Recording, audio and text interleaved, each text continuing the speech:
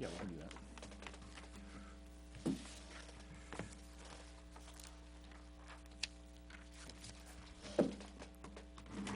Was that the one I had a question about? Yeah. Why do I feel like I'm missing? Okay, she's got it. I'm like, why do I feel like I'm missing, like, something that's thick?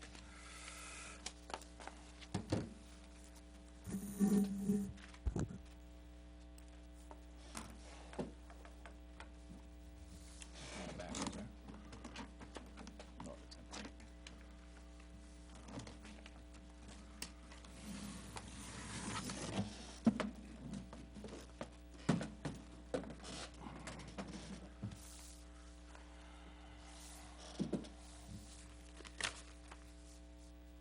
Yeah, he goes to 3 on. Is this one? Is this one at 3? Oh.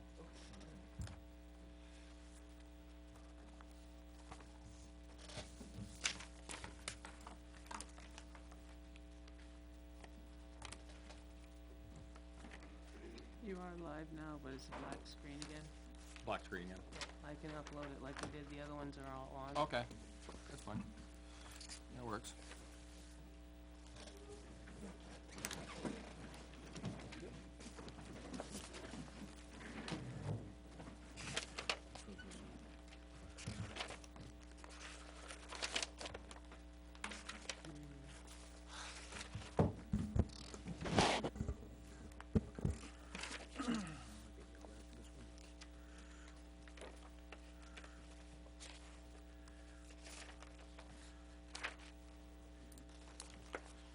Janice, signature on the first one, please.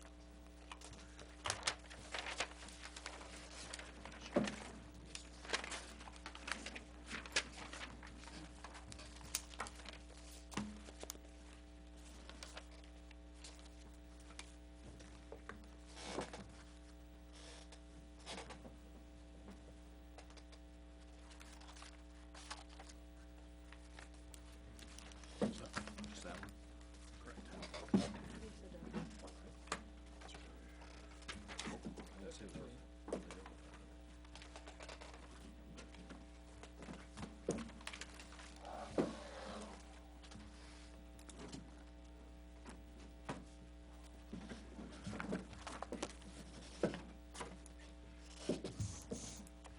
All right, good evening, everyone. Welcome to the meeting of the Ware Board of Selectmen for January 8th, 2024.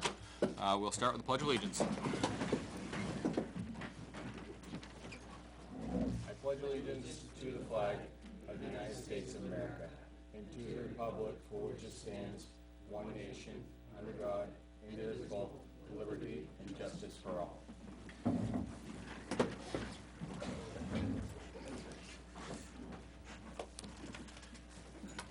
Public comment.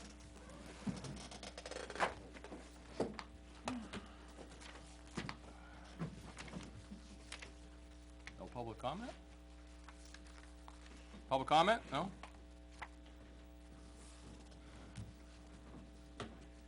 Guess I'll lead off. Frank Campana. Tonight, selectmen are gonna look at gonna do a final look at budgets. And, Police Chief Moore, I broached this subject before. Police Chief Moore has a new line in his budget for cruisers. It's 286-A. 2020, similar attempt, and the Board of Selectmen eliminated that line. I've commented several times to the board, this has always been a request through the CIP process. This is what Chief Moore wants to avoid. Let me give you something visual. This is the form departments fill out, capital improvements program, capital project worksheet. I've done it double-sided, didn't want to waste paper. The car is on here, but this is what Police Chief Moore is doing by that line in his budget.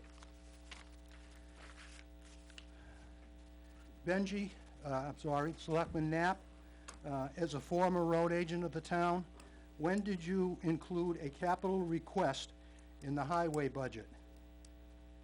I've heard no Board of Selectmen discussion of the chief's new line.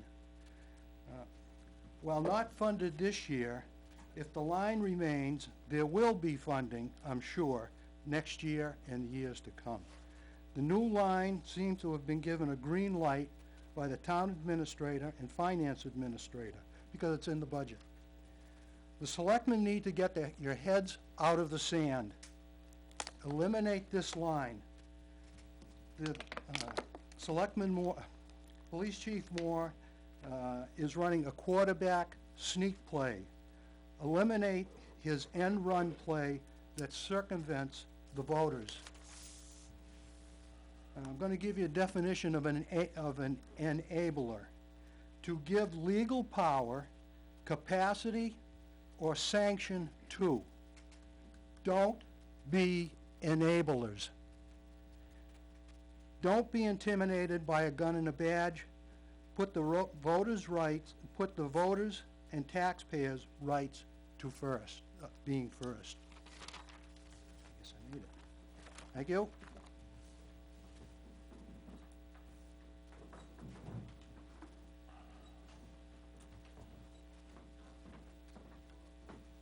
Good evening, Richard Butt.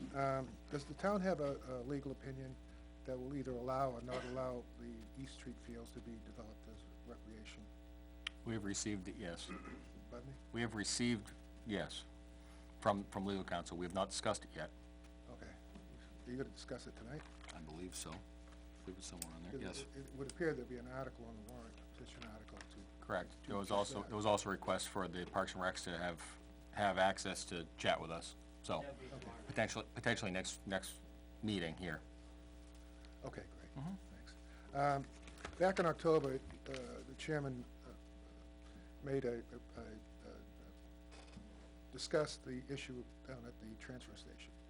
You indicated there were $26,000 short in, I believe, demolition, and there's also a suspect of dumping at night. I haven't heard anything from the board since then to address that, to indicate what was the cause, how was it determined that that was the cause, whatever it is, what process or procedures do you put in place to correct the problem, and where did the money come from, $26,000, taxpayers' money, to cover the $26,000 shortfall. In December 18th, I believe it was, I asked the same question to Acting Chairman Bloom, and he indicated to me at that meeting that he would email me, present the information to those same questions. I haven't heard anything. So I think it would be something the board would be aware of if you did do your due diligence and pursued that as to why it happened, how it happened, and what have you put in place to prevent it from happening in the future. I mean, your fiduciary responsibility is your primary responsibility, and how you handle the money and our money is really important. It should be transparent to the people, and I would hope that you would provide that information if you have it now. If not, when can I expect to receive it? It's been 3 weeks since you said I would get that information. You're either incompetent or you just don't have any control over what's going on. I don't understand. Thanks.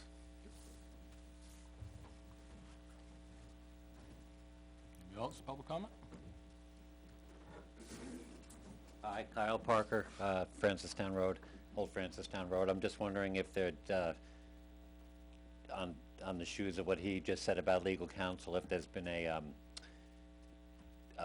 opinion from legal counsel about the stamped plans yet, and if that's gonna be discussed. I believe we did get something back about that, and we were gonna probably discuss it later tonight. Okay, thank you.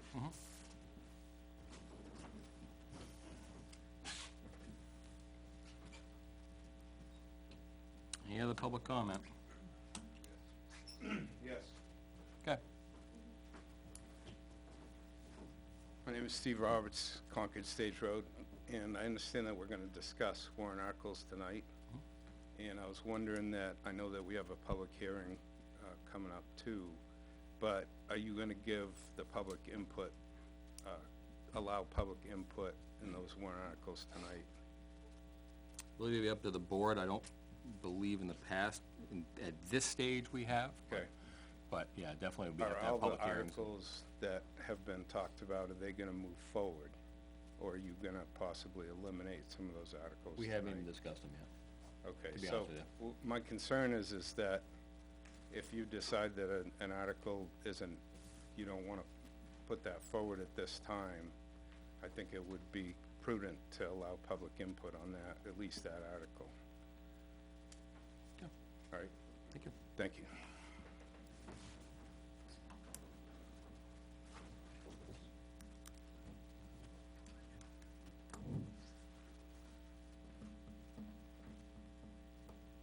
Anybody else?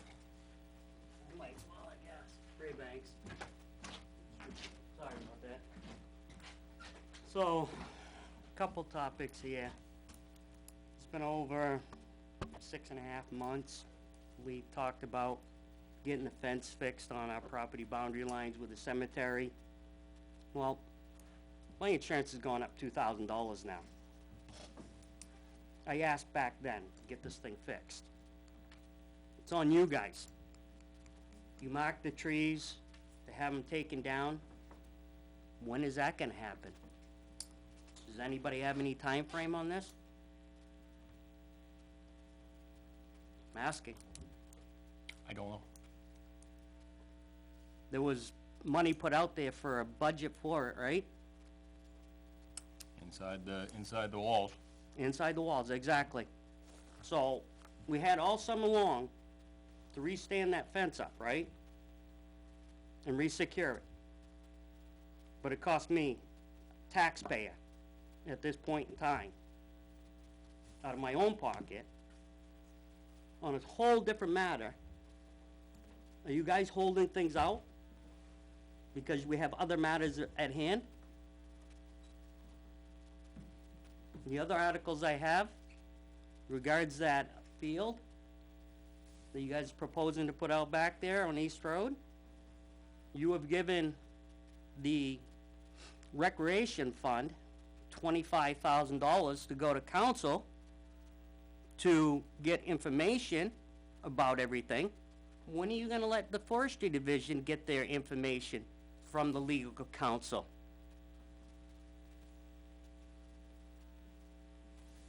My lawyer's actually asking about it. So, we'd really like a phone call this week about the whole matter. And I'll be back tomorrow. Thank you.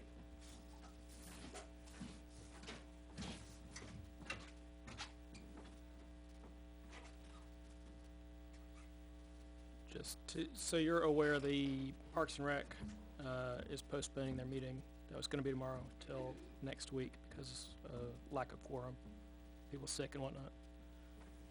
Just so you're aware. So, I can teleconference this one, because I'm gonna be out of town? I'm just telling you, so you're aware. This is my, I'm asking, is this an option for me? I don't know. Why? I guys don't never- know, I'm sorry.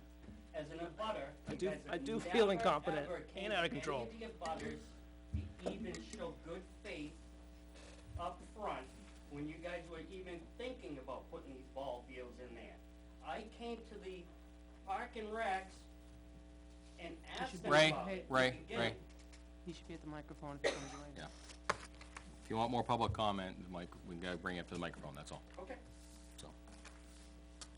All right. Anybody else? Okay. Move on to unanswered questions with the BOS, David and Jackie Pratt. Can I approach and just give you a copy of what I'm giving?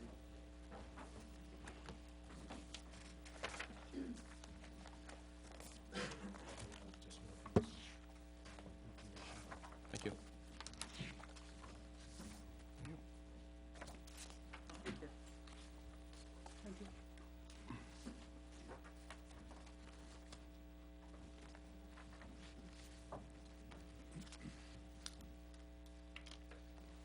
First, I'd like to thank you for affording me the time.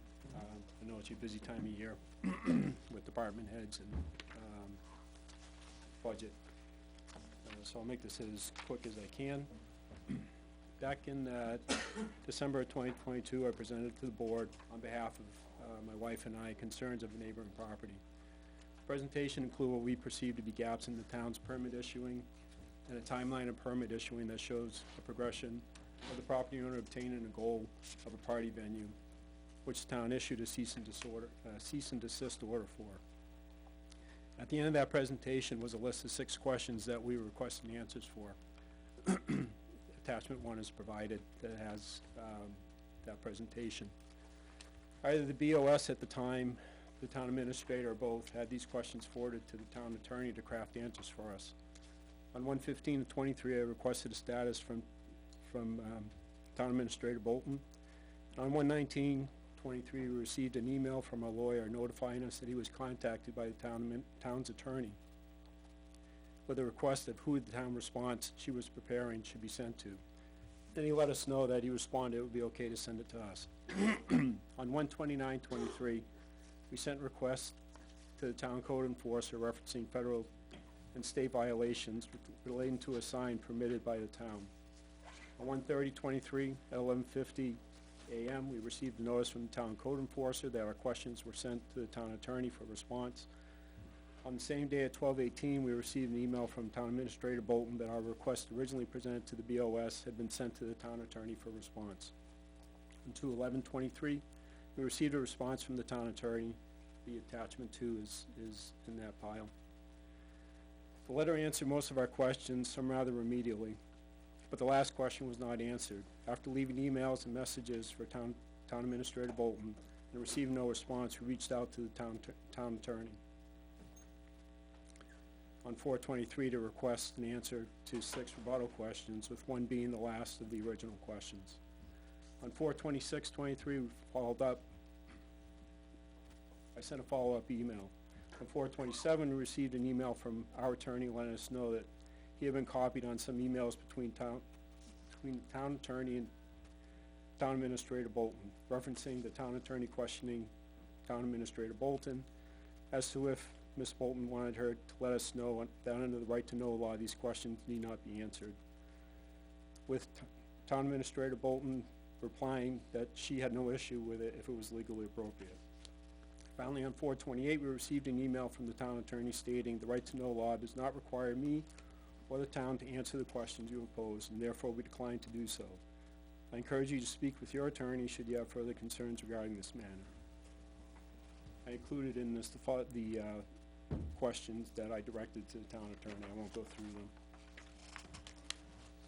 Realizing that this is not the same board as assembled when the original requests were made, and as some members of the board have made some inquiries as to the content of our public comment dialogue regarding the situation, we would like to ask if the board intends on heeding the response given by the town attorney, or if the board is inclined to answer or have an open dialogue regarding our questioning, as we would look forward to either. Does the board have any questions or comment at this time? Right now, I don't. Yes, just individually, I would like to, because you end there with a bit of a question, is the board inclined to answer or have an open dialogue regarding our questioning? I suspect this will be the first of, I doubt we will resolve everything tonight. Understood. And so I hope that we will continue to dialogue and get this all sorted out. Okay. Just individually at least. Thank you. I was also one of the people who said I would review your prior right-to-know requests, and I would like to tell you that I have not yet done that. Okay. I will get on her calendar, though, and do it soon. Thank you. And her being T.A. Bolton. All right, I'll continue on. My second concern, permitting protocol. We received a response to a right-to-know request within the last couple of weeks, and given credit where it's due, it was one of the better organized responses I've received from the town, though there is still information that I've obtained myself that should have been included. With this, along with some documentation we already had, we have a few points that we believe that there are gaps in the town, that the town needs to look at and define how to address them. 1, permit follow-through on structure setbacks. In February 2023, after our 12/5/22 requests were sent to the town attorney, we posed a question to the town attorney asking why setbacks on our neighboring lot do not conform with the setbacks set forth in Article 18.2.3 for the zoning ordinances. After searching through planning and zoning minutes and finding no references to a variance, we were responded to that the lot is non-conforming and would fall under zoning ordinance 3.5. Attachment 3 is in there, which is the response. We have received documentation from the town and have found references to setbacks handwritten on the building permit application checklist and printed out email. See attachments 4 and 5. On 11/4/2020, there was an order issued by the Superior Court of New Hampshire in the case of Travis Corcoran and Jennifer Corcoran versus Town of Ware, number 216209 CV00297, stating that the setback reductions stated in Article 3.5 are not applicable to accessory structures on a lot, and reverse the subject building permit in the case. The same order states that there was a site visit of the subject property on 9/10/2020 and a hearing of merits of appeal on 9/15/2020. Though the town's position was that an accessory structure was allowed in a reduced setback of a non-conforming lot prior to the order, shouldn't a building permit being issued on 9/8/2020 have considered, one, the possibility of variance being required, knowing that the town was involved in a legal conflict. Two, it required that a variance be applied for after the court order was handed down.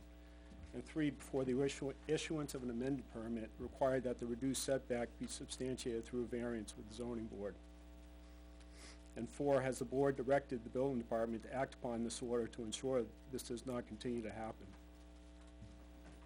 Though the town attorney responded to our question of the setback reduction technically correct, why, knowing the content of our inquiries, will there not be a complete answer, full knowing that a variance should in fact be required for an accessory structure with a reduced setback? 2, Article 4.1, Section 4.18. In the recent right to know received, there was a document of an administrative order issued September 2005, see attachment 6. And is as follows: per the Town of Ware Building Permit Ordinance, Article 4, Section 4.18, a certified plot plan by NHRLS will be required for all new buildings in additions to existing buildings with the Town of Ware. The plot plan must show to scale the size and location of all new construction, all existing structures on the site, and distances from lot lines drawn in accordance with an accurate boundary line survey. Certified plot plan must be received prior to the construction of foundation walls or framing of top concrete piers.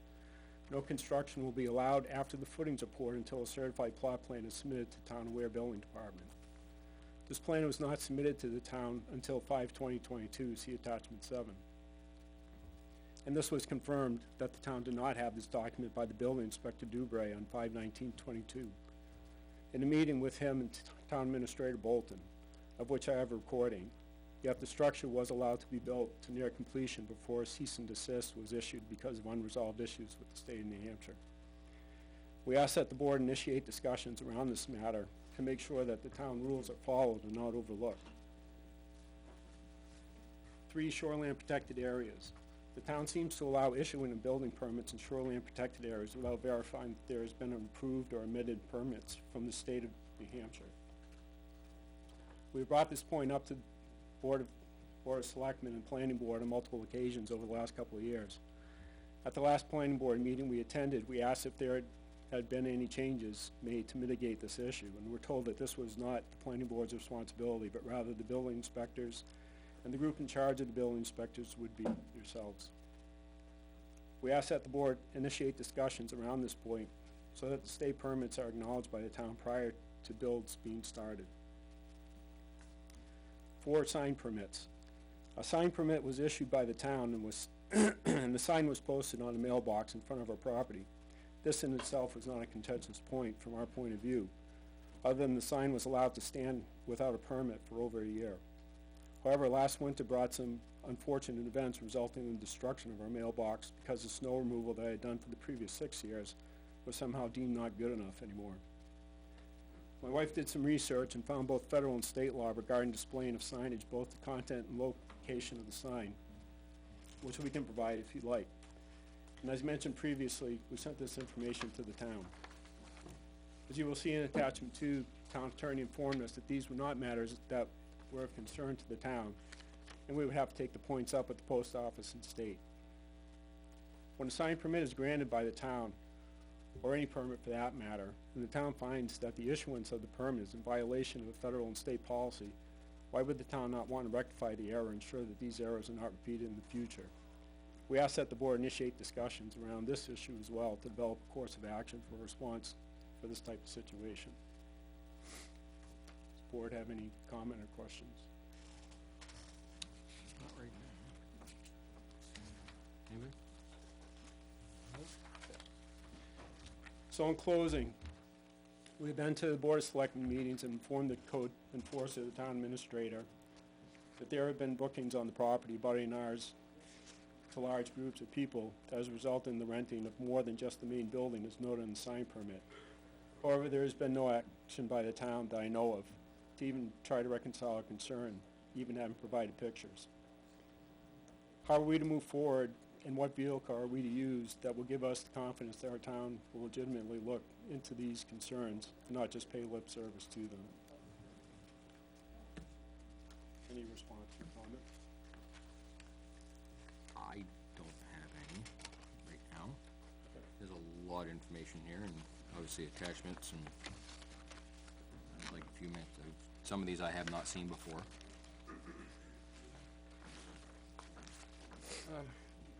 You did make a few asks. I think they're all Yep. reasonable. Do you have, I guess, And I'm not looking for an answer tonight. but are- I Yeah. understand.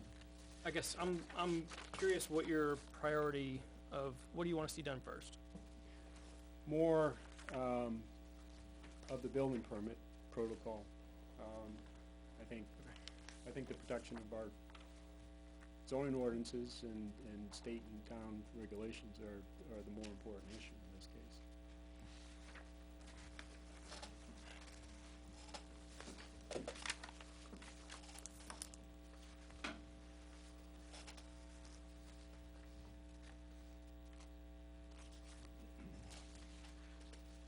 And most of those points also are what our original questions were based around.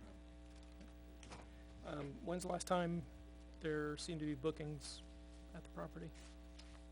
The last one we know of was, last summer, 2023.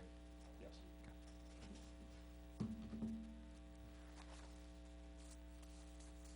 Again, I'm just trying to, sort out immediacy of things.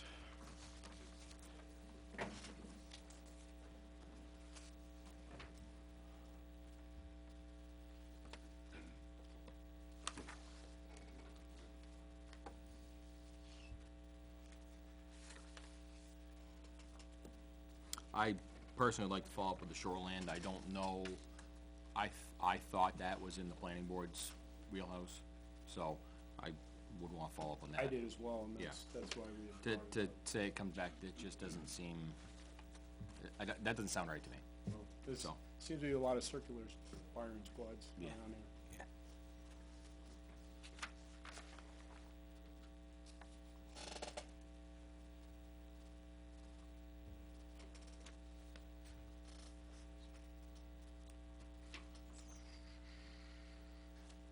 And then, do I remember right from the beginning, you said question 6 was, you were completely unsatisfied? Correct, was not answered.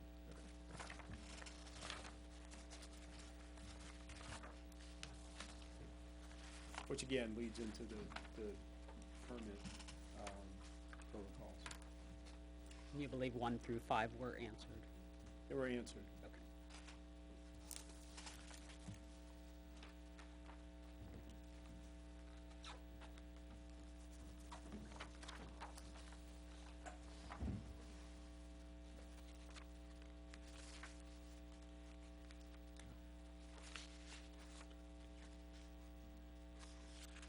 And you'll see the responses as well.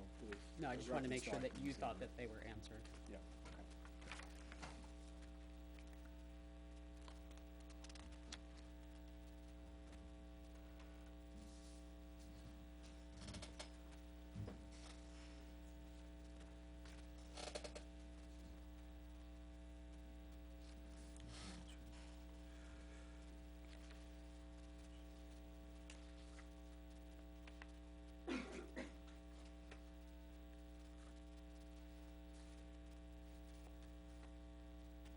also, to be fair about the bookings, there's only been 2 that I know of.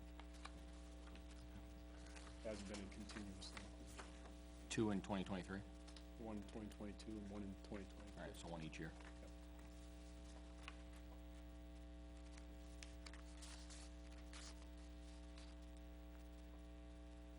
And that uses the ADU and the main building? Yes.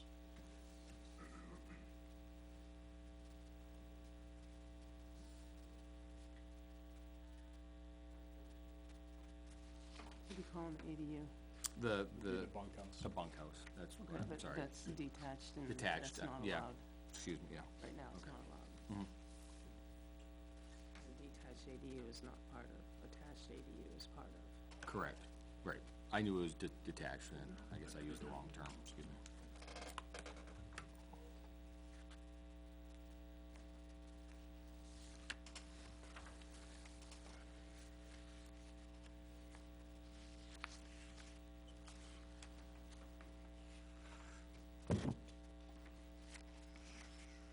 Is the sign still there, or is it gone? No, it's moved location. Okay, but it's still there, Yeah, you're still permitted. okay.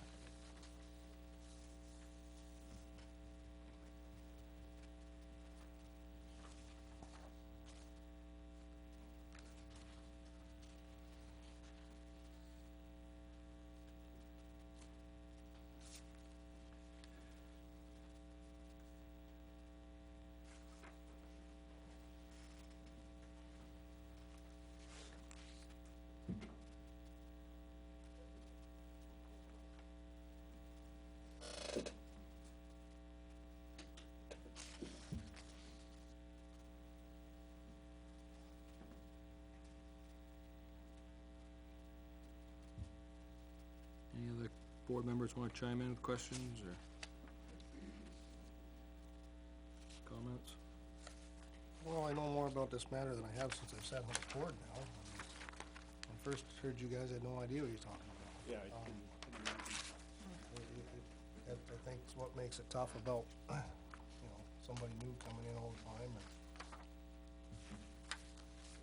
we've had, a few different building inspectors since this has come about, and Yeah, a lot has transpired in between, I it understand. always seems like something like this always comes up. It was the guy that was here before, so it's hard to hold their feet to the fire.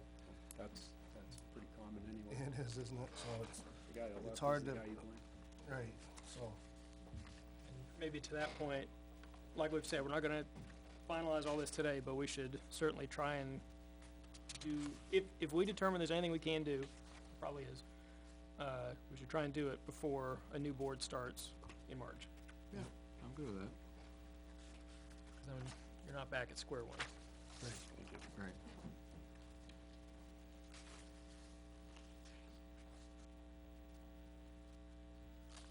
yeah, I definitely think we ought to take time, and now, I understand a little more about it, Yeah. and, concerns moving forward, I guess, just have to try harder making sure that people are paying better attention. Unfortunately, they're not renting this out anymore currently, correct? Well, till next summer, probably. Probably not trying, but Right. Yeah. next time.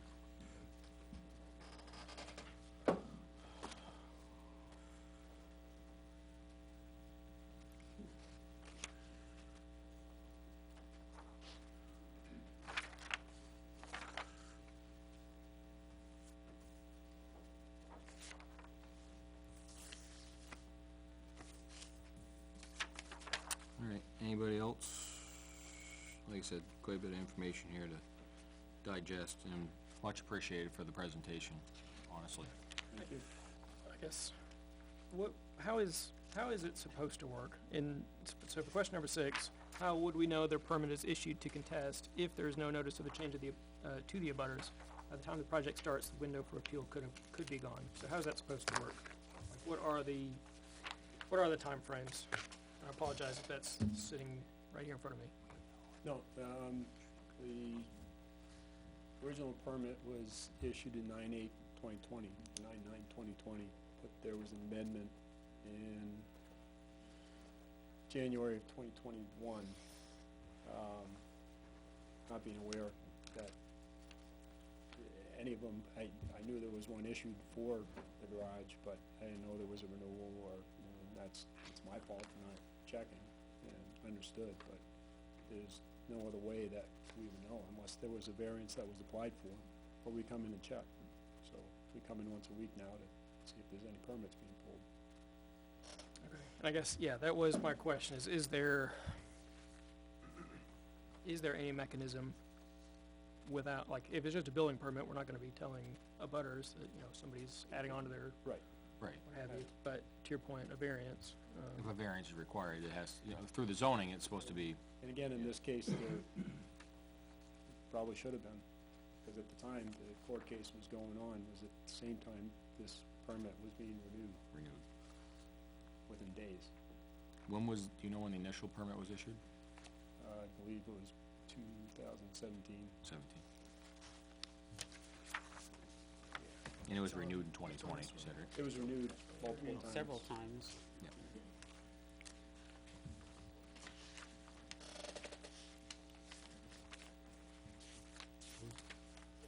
Oh, stretch one, okay.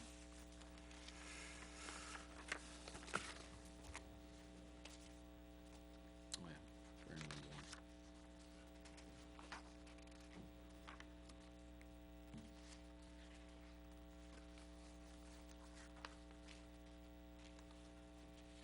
Okay.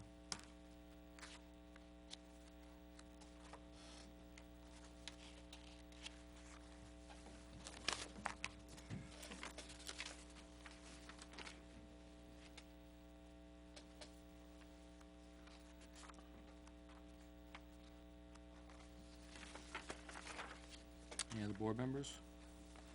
Questions, comments? Thank you very much for the presentation. Yes, Very definitely. helpful. It helps me considerably. on page 3, you talk about Article 4.1, Section 4.1.8, and how you got that out of a right-to-know request. What was the context of that? Was that, like, was this just out of one of our, so it was just handed to you like this, or was this in correspondence between a couple of people, or? Oh, that was grouped in the correspondence. I asked for records, any records or inspection records, correspondence pertaining to the building So it permit. was, like, as a record then? Right. Okay. And that was in the file. Okay. I know it's not one of the attachments.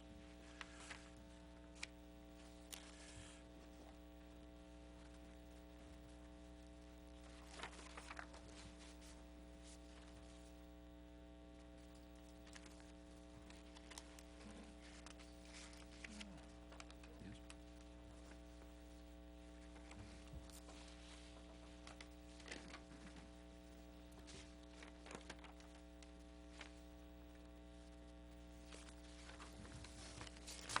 Anything else? Just, what are we gonna do next? Yeah, that's, I was looking through the administrator's report, I was thinking either, maybe not the next work session, because Next meeting, you have scheduled for your public hearing for your entire, the meeting, not the work session. well, your next meeting is a public hearing for your warrant articles and your budget. Okay, so it'd be the, That has to be held then. right, so it'd be the meeting, one after that would be a meeting. 22nd, if that's what Kinda- you're looking I at. would kinda like do this as a work session, cause I think we get more accomplished, personally. So I was thinking the work session, the next work session coming up, obviously, 3 weeks? yeah, it'd be 3 weeks, wouldn't it? 2. 2. 2 weeks. Need to be Next week, we're gonna have a warrant article. Yeah, but then we're gonna have a meeting, and then after that, it'd be another work session. Right? Yeah, it'd be So it'd be nice to 3 be able to weeks. read through this, 'cause Yeah, I haven't seen half of this. right, so it'd be 3 weeks for the next work session, which I think would be the best time You to talk talking the about it. 22nd or 29th? Today's the 8th, then you get the 15, you get 22. 22, I think. 29th. You thinking 29? Yeah, because this is a meeting. 15th is a work session, which is gonna be the public You have to hearings. have your public hearing. Right, which is gonna be the public hearings. The 22nd will be another meeting, and the 29th will be the, Work session, be a work session, okay. which Well, is, so, but what do we hope to accomplish? Well, I think we need, honestly, I think that we need to, discuss, I think we need to bring in more so for information is, you know, there was mention of the planning board in here, there was mention of the ZBA, there was mention of the, code enforcement is to have a big roundtable, honestly.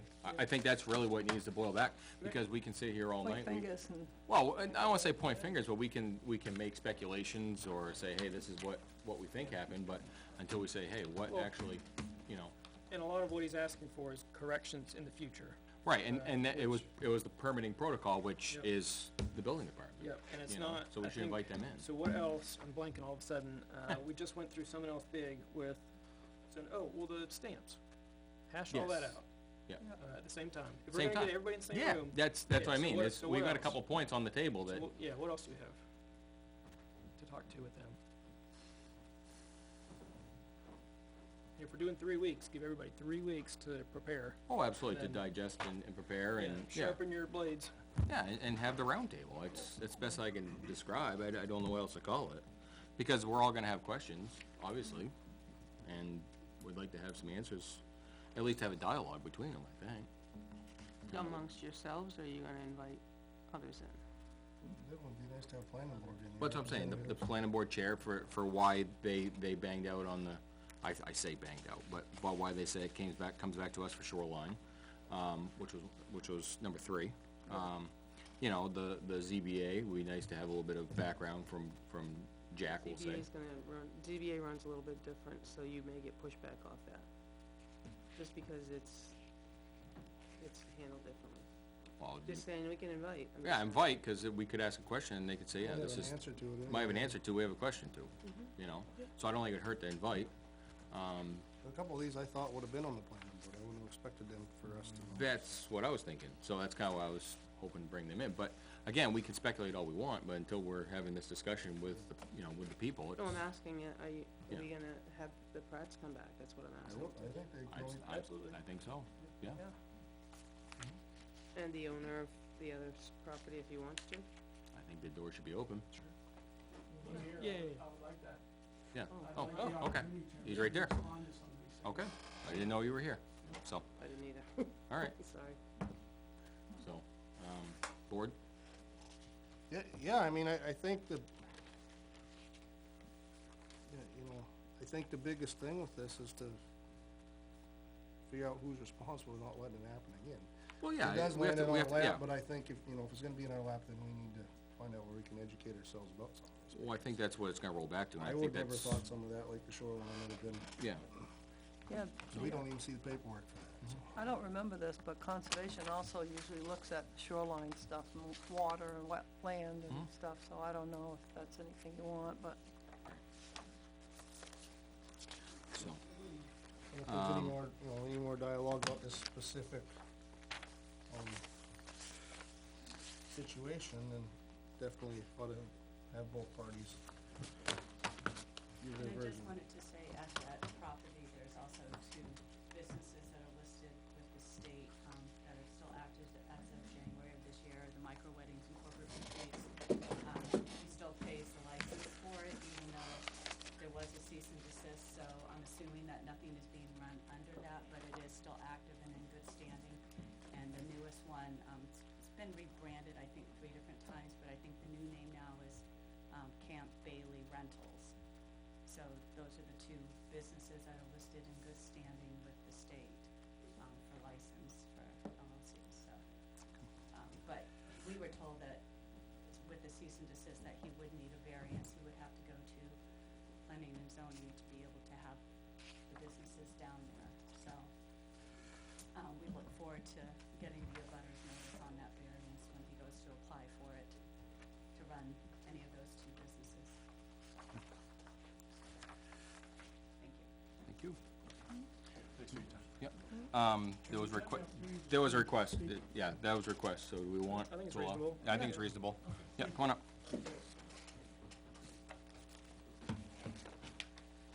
I guess just state your name, so we know who you are, 'cause we, Yeah, yeah, Mark Bailey, 55 Winter Road. I'm the neighbor of the Pratts. We share a common driveway, and that's kind of where this all started.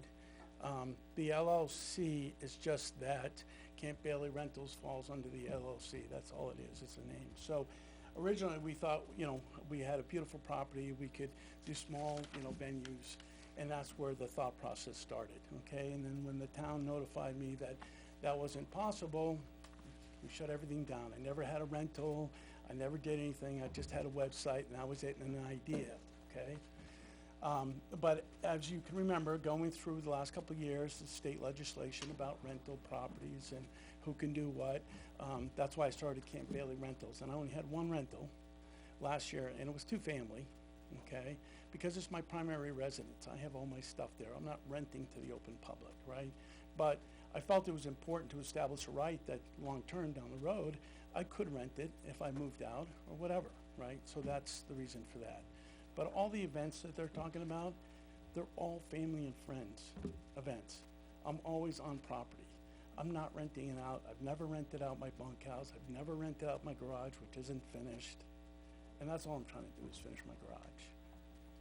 So I just wanted you to have the other side of the story, and it's unfortunate that we're here today, but I do agree with the Pratts as far as the process goes, because for me and my building team, it was very confusing. We were always in touch with the town every step of the way. We've had 3 clerks, 4 building inspectors, during this whole process. So it's confusing for everyone in town. I always wanted to be legit, always have the documentation required. I only use local building crews. My family's been here 6 generations of builders here in town. So, I just want it to be on the up and up, and I want to be on the same page with everyone. I just want to enjoy my primary property, is all I want to do. Okay? Thank you. Thank you. All right, I would say we'll continue that in 3 weeks. Hopefully we'll get everybody to come that we request, but we can only request and hopefully they show. So, thank you.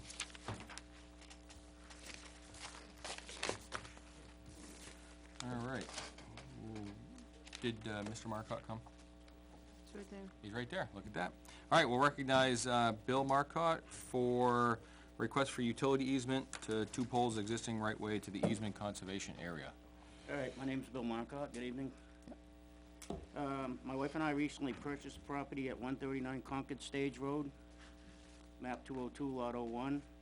We intend to build a single-family home for ourselves in the spring. There's currently a building permit on it from the previous owner and approved septic design. Obviously, the building permit would have to be reapplied for.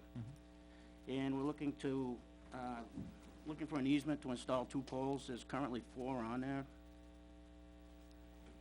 There'd be little to no impact on any trees or anything to that effect. So there's already 4 down that easement, is that correct? Yes. Okay, and you're looking to go further back, is that correct? Correct. I submitted the plot plan. You guys scanned it and sent it to all of you. I scanned it and sent it to him. Was that with the conservation question? Yeah, that was, yes. Because that's the road that goes back to the Eastman Conservation Area. Got a few this morning. No, I sent it on Friday. Should've been Friday's email.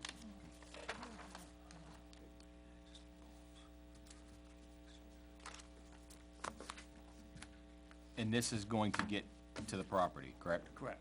Okay. So the last pole in question could actually be on the property. Okay. And lot 2 is occupied, I assume? Yes. Okay. Yeah, that's the greens. Okay, yeah, that's what I thought. Just wanna make sure.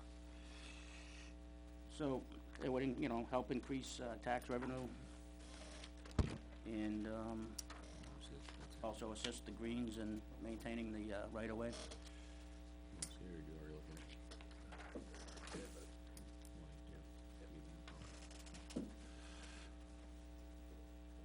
Janice, did you see it? I did. Okay. All right. I guess my question is that ours, or is it conservation? Town-owned. Okay. Conservation manages it. So we would approve because we own it. We're the owners We own the technically as the road. board of selectmen, I believe, okay. but we rely on them to And manage, is this to the last reinforce. pole on your property? It could be.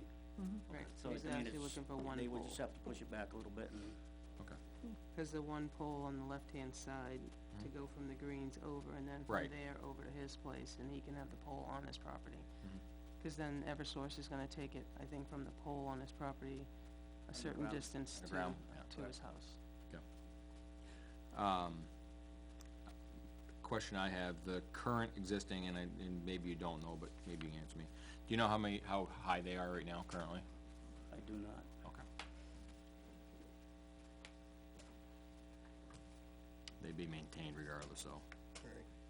Whatever's going in, it'd be maintained that height. I know there's logging trucks going in and out right now. Alright, so it's gotta be Yeah, at least consistently, it's gotta be at so- least 14 foot then, probably. Yeah, cause they'd have to get under that one crossover. Right. There's already a crossover there also. Right, there's one, and then you'd have to go Right, back and correct. then over, right. Right, yeah, to get to the green, so there's already Yes. one there. So it's gotta be at least 14, cause the trucks are 13.6, so. Okay. I don't have a problem with it. You guys got any problem with it? No. No? Conceptually, it sounds fine, but since conservation manages that part of the property, I would like to hear from them before I say yes. Okay. Well, they're meeting Wednesday night, so maybe conservation's Would, meeting Wednesday. would 1 week put you off? No, not at all. Okay. Let's go that route. I don't have a problem with it. I would request that that last pole be on your property. Okay, Just, to me, it makes it cleaner. right, exactly. But, any other comments? Is that agreeable I to the guess- board, or? So for that last poll, you're saying it could be on yours, but it doesn't have to be? Correct. So, and would that mean it's across the street, or still on this side of the street, No, it's- or driveway? No, it with would it? just be, So, does that one have to jump all the way over, or could it be? Yeah, I think it has to, because it would be just to get away from that property. Well, that's why I asked the question, if that one didn't have to be on their property, why doesn't that same condition exist right there? Instead of having to jump back and forth across driveway. the road, yeah. Is there many trees on that right side as you go up that would have to I be believe, altered? I believe there are, and that's why Eversource One, spec'd it yeah, out like that. Okay, so this was Eversource that said we're gonna jump side to Right. side. So there you go. Yeah. I'll stay out of the way. No more re-engineer the wheel, right? Yeah. So, alright, yeah, I don't think you're gonna have any issues from this board, but I think we, again, to Janice's point, probably just present to conservation, so, Okay, so Wednes- should I attend the conservation? Wednesday night, 7 o'clock. Yes, yes, yeah, next, on this Wednesday, the This- 10th. yeah. This They Wednesday? start, In this room, they in the start at same 7, room. correct? Okay, They start at 7. They start at 7. okay. But, as it stands now, this board, by consensus, doesn't have a problem with it. All right. So, I'll give you that back, that's yours. Does he make sure he gets on the agenda or anything? Yeah. Is there gonna be a Andy- public comment? or- Naomi will. Andy just emailed, We haven't done the agenda No. yet. okay, I'll do it tonight before I leave. yeah, perfect. Thank you. That's it, all right, thank you. Thank you. Thank you. Okay. Move us to the department head committee items, which would be the 2024 proposed budget discussion. Yeehaw.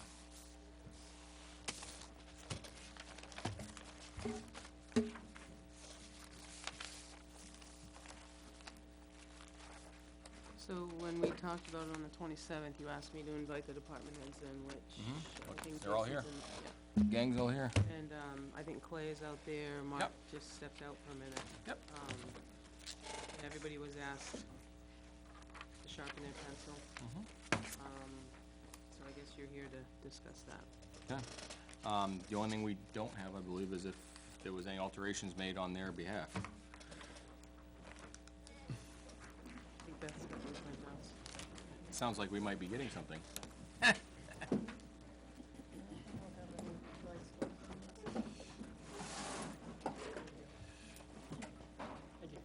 Thank you, Beth. Thank you. Thank you. No, Thank you. close.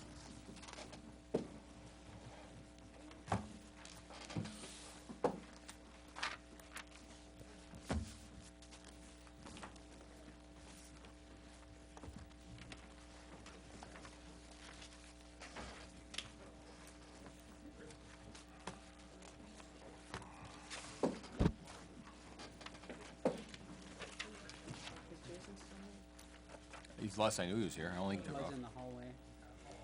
6, 2023. Oop.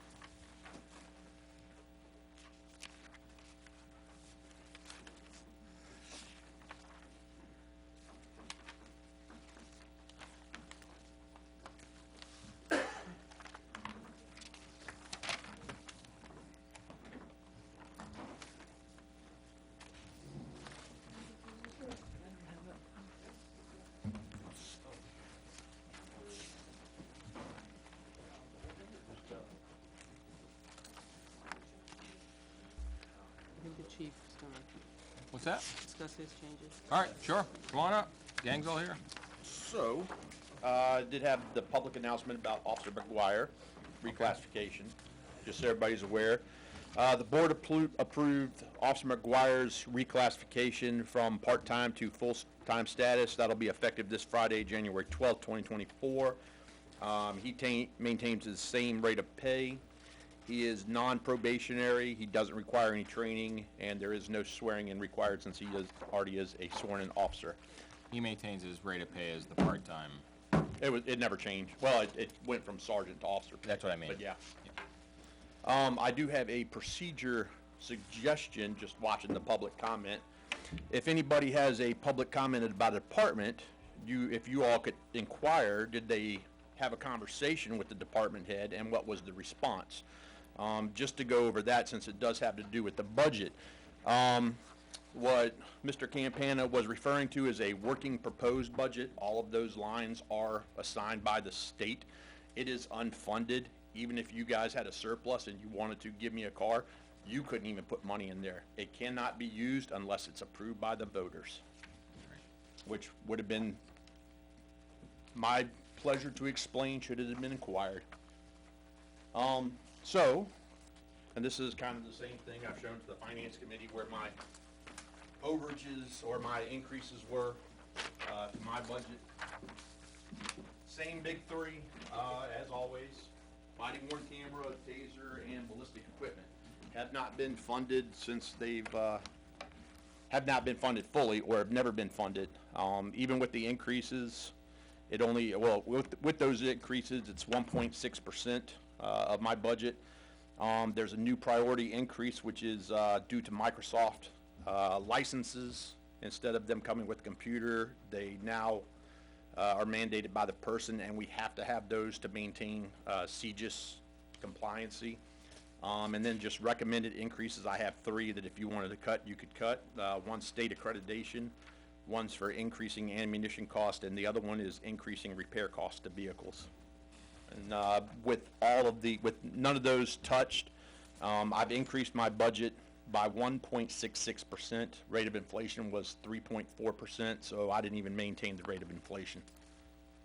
So overall, I think I did a pretty bang-up job, if I do say so myself. So the line is there, but there's no funds in it. Which one? For the vehicle? Yes. Correct. It's in the proposed budget. It is not in the... It's in the proposed budget as Line. No, it's in the working proposed budget. It's not in the proposed budget, which would have to go to the voters for approval. There are 0 funds in that line. Right. Funds cannot be added until the voters actually approve it in any way, shape, or form. which is still not this budget. Correct. Yeah. I was looking at a warrant article, but I couldn't find a way to do it, so I didn't propose it. We are the exception as far as a car not being in the budget. Most departments around us have the car in the budget. We're one of the few that doesn't put the car in the budget because it is an annual expense. Understood. Can you say one more time? This isn't funded, but why is the Just to line create the number line. there? So there are a ton of lines that the state creates. Because it should be in the budget, it's in the proposed budget, but it's not in, it would have to be approved by the voters to ever be funded. I can't put So funds, it you would- can't put funds, I can't put funds, nobody can put So funds in, in until the voters approve it. say 2025, you would craft an article to fund the line. That's what I was looking at. I don't think I can do that legally. I think I actually have to put it in a working proposed budget, If it passes, Put it it's through good. put it through the finance committee, put it through you all, whatever the amount is, it'd probably be in the $50,000 range rather than the full amount. And then it would go to the voters. It has to go to the voters for The problem approval. is though, you could put it in a proposed budget for $1 and make it up out of the bottom line. Right, once it goes, you can't add it to $1, but there's zero funds in there. But once it's, but to his point, once it's in the budget, if you had whatever at the end of the year, you could take it and you could buy one. 'Cause There has to be $1 in there, Right. Right. which So would not- have to so get not in through you all and the 2024. finance committee. Right, so Yeah, not- I can't touch it unless there's $1 Not in in there. 2024 because it's not It's funded. zero. It's, there's nothing in it. Correct. So if we remove that line this year, what implication does that have? None. None. Well, let's do it then. And I'm fine with it being, it doesn't matter to me. All right. And Cut. just to We're making clarify, cuts. this is not a new line item that was added this year, No, correct? it's been in there since I've been here because I've always stated that the vehicle should be funded. Right. So it's in the proposed budget, not in the 286, working right? proposed budget, not in the proposed budget. Right. It's only in the working proposed budget. It is not in the proposed. So 286A has been in there for years? Yeah. I don't know what line it is. 286A. 286A Oh, has been in there for a okay. while. Because there was thought of putting it in the proposed, and then each year he's taken it out. Okay, And that warrant article has gone to the voters. okay. So it stays in there, but there's zeros across the whole line. Yeah, the zeros across the whole line, right. Okay. So that was the, I So guess that was just to consensus. ask one more time, there is absolutely zero impact to the way you're operating today if that line item is removed in its entirety. Yeah, it's irrelevant. It can be removed, no problem. Thank Yeah, you. I only had it in there because I was gonna propose a warrant article, but I couldn't figure out how to get the warrant article Correct. legally structured in a manner where it would have been, it could have been held up. So once I hit that point, yeah, it can be removed, no problem. Till next year. Right. And the handout that you just gave us, the third set of boxes, recommended increases, Correct. and is that saying that if we find money, you want more? No, that would that should meet my budgetary needs. State accreditation, I believe I mentioned to y'all, that could actually go down. When I was at the Chiefs Conference in December, the state believes it obtained a grant that would fund the application process for the accreditation, which would knock $800 off of this. Because essentially the state would pay for any department that wanted to become accredited. Then also, and I don't know how much this was, when you do become accredited, and this might be held up, because Chief French was the driving force behind this, and obviously he passed away. He was the state's accreditation liaison manager running all the programs, but he was in negotiations with his team with Primex to determine a discounted rate for departments and towns that are accredited to get a reduction on the town insurance. So I know that's still working, but I don't know how far they are because he passed away. So the third set of boxes, this is from your original discussion that you had with us? Correct, The increase. correct. Okay. Nothing's new. It's just a rehash of what Thank I've been proposing all along. Okay, well, was it last week? the- What was it, Mount Pleasure that came in? Was it last week? Mm-hmm. He talked about a $5,000 ammunition cost. That was, end of year purchase. Oh, just in the year, okay. Yeah, that was just the end of year purchase. Okay, just double checking. So I guess I need a refresher, I guess, cause Sure. I've been here before. 6, 12, 13, 15, 17. Yep. Why were those not in the budget last year? They were, you guys pulled them out, and it was miscommunication. So I had funded these with end-of-year funds, and because they were end-of-year funds, you took them out of the budget. We left $1 in there. What I didn't realize was, because I didn't have advance notice that that was gonna happen, I could've researched it, those were actually 2022 purchases, and they should have remained in the budget. But I didn't have time to research, because it wasn't brought to my attention that was gonna be brought up that meeting. Just like when you just, approved the, body worn camera contract, it was from November, same thing. all of those purchases were like that. They were all 2022, but because I didn't really look at it and I didn't have a prepared answer for you because I was hit with it. Understood.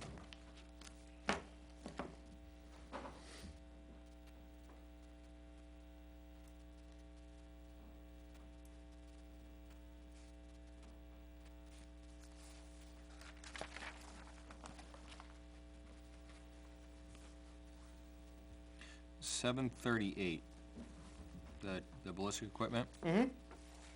What is the additional, $10,000 going to get you? So what that gives me in the total line is 3 vests per year, because obviously I'm fully staffed now, so that's 14 officers, and I base everything on 15, which is increments of 3, because all ballistic equipment expires after 5 years. So 3 being the number I need 3 a year, 3 ballistic vests, 3 helmets, 3 trauma plates, 1 ballistic shield, and I believe that's everything I get in that line. So it'll give me helmets, trauma plates, vests, and 1 ballistic shield per year when that line's fully funded. So hypothetically, budget passes, the line goes to 12,000. Mm-hmm. You buy the shields and all and everything. What's the lifespan on the shields? Still 5 years. Anything ballistic's 5 years. Even if it doesn't get used or juggled around, or still 5 years? 5 years. Unless we were using ceramic plates, which we don't, those you have to get x-rayed, because if there's a crack, they're done. Yeah, But we there's- don't use ceramic. Okay. My old department did.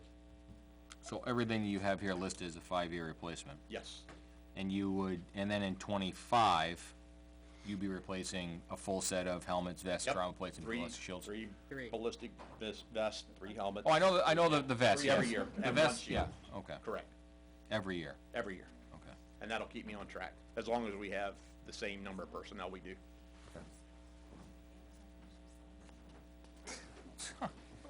UPS or FedEx or something. Amazon. Somebody, Thank yeah, you, I Jack. couldn't tell. Alright. Okay. So you're talking every year, we're gonna do this for Ever. 3, forever? Yes. And by the time you get to the last group, then you'll start back over again? Yep. Yeah, it'll stay constant every year. Yeah, and that's the principle of life cycle management. Yeah. So the costs don't fluctuate, you just have that straight line across. Okay.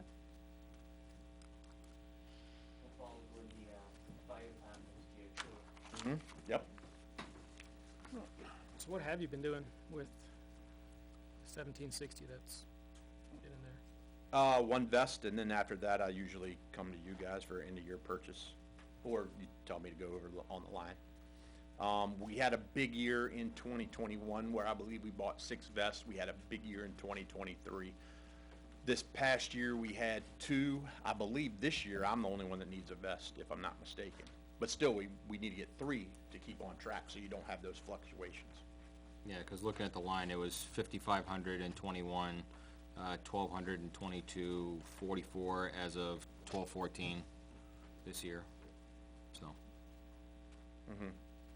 And we've talked before here about how the vests are sized to the Correct, for the person. You I s- can't I use them assume to the other helmets people. are as well. No, helmets are small, medium, large. Okay, and what about the plates and the shields? Plates are universal. Vests are the only thing to a particular person. So does everybody need one? Well, also on that board, I have when theirs expire. They would need one prior to it But do we expiring. need 15 at a time? No, you only need 3 at a time. 3 Yeah, this isn't, Not 3 new ones, but you're He's saying you does want- all 15 of you need to have one, right? Not right now. So I'm the only one that would need one in 2024. No, but I mean, On the On- shelf, do you need 15 of them on any given day? Yes. yeah. If I'm fully staffed, yes. I have 14 people, Yeah. so I have a 15 is Yeah. my closest increment. Yeah, of 3. everybody needs one, yes. I get Of 5, that I'm it's, sorry. it's ideal that everybody has one and everybody can respond at the same time. But like, if we're just talking, on a worst case thing, you get a call, like, okay, let's talk about the pipe bomber. Mhm. Everybody show up with all the gear. I can tell you, everybody showed up all their gear for McGuire shooting. regardless if they just got off, day off, whatever. Every single person was here. And the majority were here, yes, at the pipe bomber. I'm not sure, I can't tell you if every single one was here, but I would say probably, yes. I can vouch from any military working on any case, on any 9/11, any bombing situation. They have backups, they have their vests in the car, they're ready to go when they need it. Yeah, the department phone, we're all in text groups. The text goes out and everybody responds. Chris, are those the ones that you wear all the time? Even when you're on The duty? vests? Yeah, Yes. Yeah. When they're on the street, yes. yeah. So when you're stopping traffic and everything else, you still need your vest on? Yeah, I'm Yeah, not, the- I wouldn't argue the vests, and it's devil's advocate a bit for the other ones, but Until you're getting shot at. I know, and that's, well, but that's, I mean, it sounds brutal, but like, are all 15 people being shot at? Do you need 15 helmets? That's the question. So which person's gonna get shot on which day? I know, that's why I asked, are they sized? So I'll give you a good, we had training on the Parkland shooting, which was Parkland, Florida. Yeah. Parkland, Florida, everybody familiar with that, and I forget, I think it was 17 wounded, 17 killed, and it was in a span of like 3 or 4 minutes. That year of that shooting, Parkland was designated the 15th safest community in the country when that happened. So, where isn't it gonna happen? We have to be prepared. Right.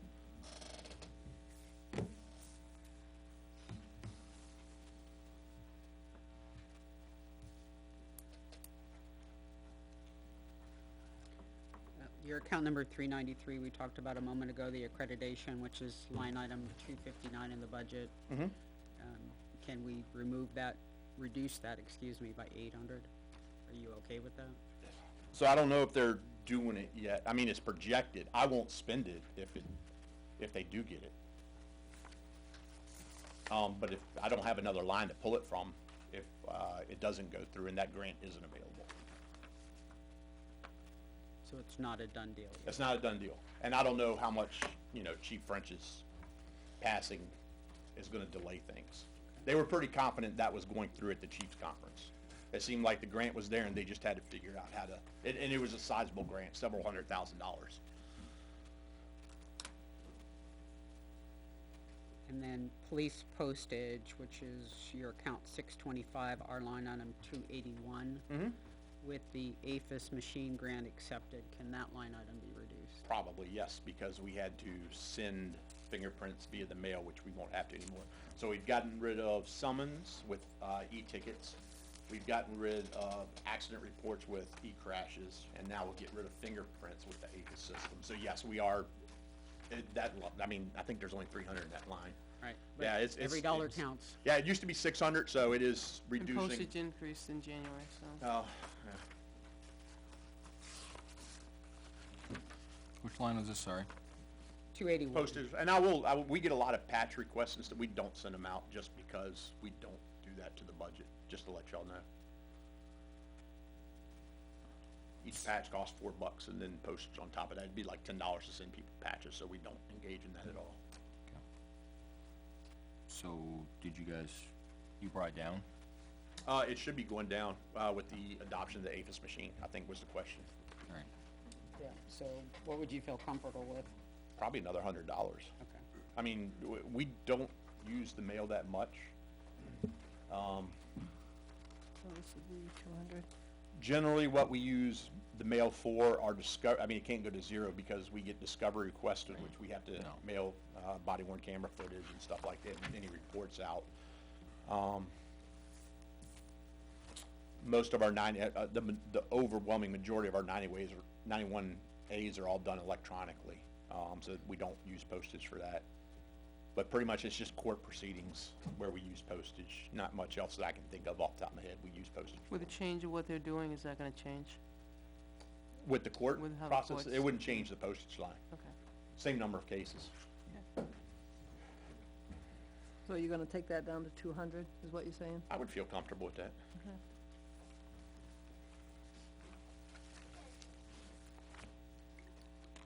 And on the state accreditation, back to that, anything you feel comfortable removing now or not? I wouldn't feel comfortable yet, just because I don't know their timelines. I do think it's gonna happen. If I were betting, it would be removed by next year at the latest, the 800. But, and again, that's if you guys want us to try to get accredited this year. We can wait a year and get accredited. I mean, if that helps. What's the implication of not doing it? So, obviously, this town's had a lot of lawsuits. Whenever you have lawsuits, it's essentially a third party who has reviewed your policy and procedures and say they meet the national standard for law enforcement performance, which helps you with court cases, big time, as well. And that's why the insurance companies give you a discount. I was because gonna you're say, it doing the also right drives thing. our Right. insurance rate, correct? Correct, yes. And I don't know how much that is. I never got those numbers. I don't know if we'd had them when we were Kalia, what they were.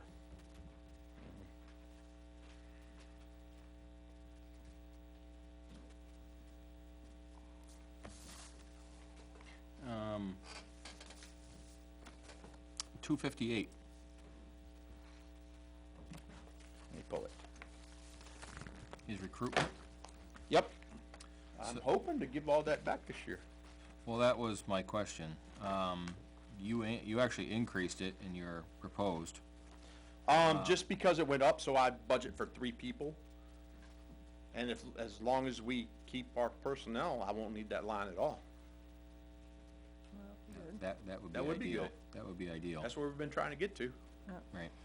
The 2021, obviously, we were looking, 2022, not so hard by the numbers. 2023, not so hard either, and now we're full staff. I know that could always change. I hope that we keep everybody we have. I think we have a damn good department. But do you feel you still need the $300 where we didn't even come close this year? So we lost 2 last year. I haven't done our attrition rate. I don't think we're losing anybody for several years. We might lose one. It's a good feeling, I know. Yeah, I think we're pretty stable. Okay. I'd rather give it back, have it and not need it and give it back than take it out of the budget where I might need it. You know, especially if something happens. You know, one thing on the horizon is police salaries are skyrocketing. Oh, yeah. Crazy. We You know, realize and that. if we don't remain competitive with that, you know, maybe people start looking. That's my biggest fear. Oh, I 'cause, think you know, we're it's- seeing yeah. multiple departments going up to $90,000 for officers, which is.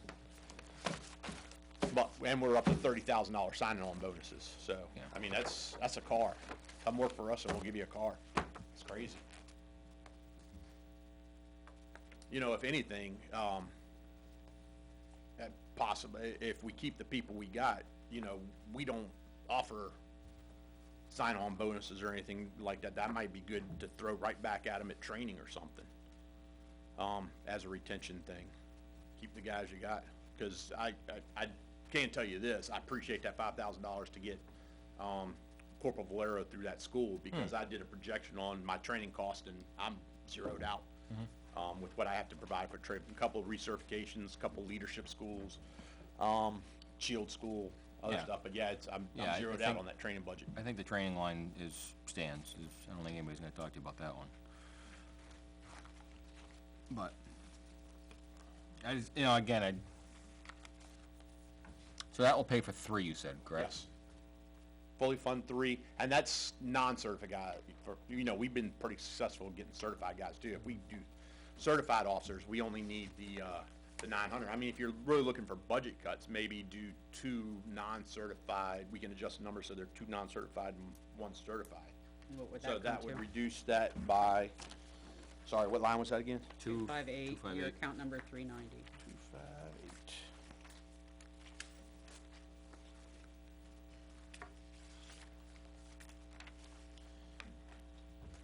So 1,850 per candidate, the background is 900, so we could reduce that one by 950.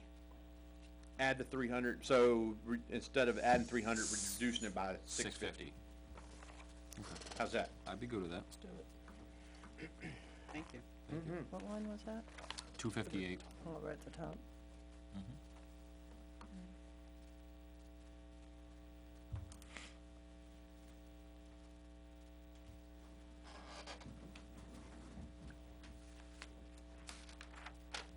Just a question, Chief, 288. The defensive force equipment? Yep. You've been hovering pretty good around the budget. Why so low this year?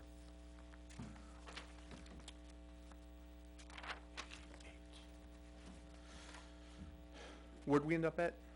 557, and you're appropriated 2,400, and you've been 2,340 and 2,780. So you've been hovering right around the number, but kinda seems low this year. Probably an oversight. I thought I'd spent that, quite frankly. Okay. Because Too late usually now. we will, Too late. yeah, I mean, too late now, but, typically, when we need ammunition, Yep. we'll drain that line first, then if I still need ammunition, so instead of asking for 5,000, I should ask for 3,500 and just drain this. Drain that. Okay. But I mean, I'm not trying to get it back or anything. We're But not yeah, get- that was you're not getting that. oversight, yeah.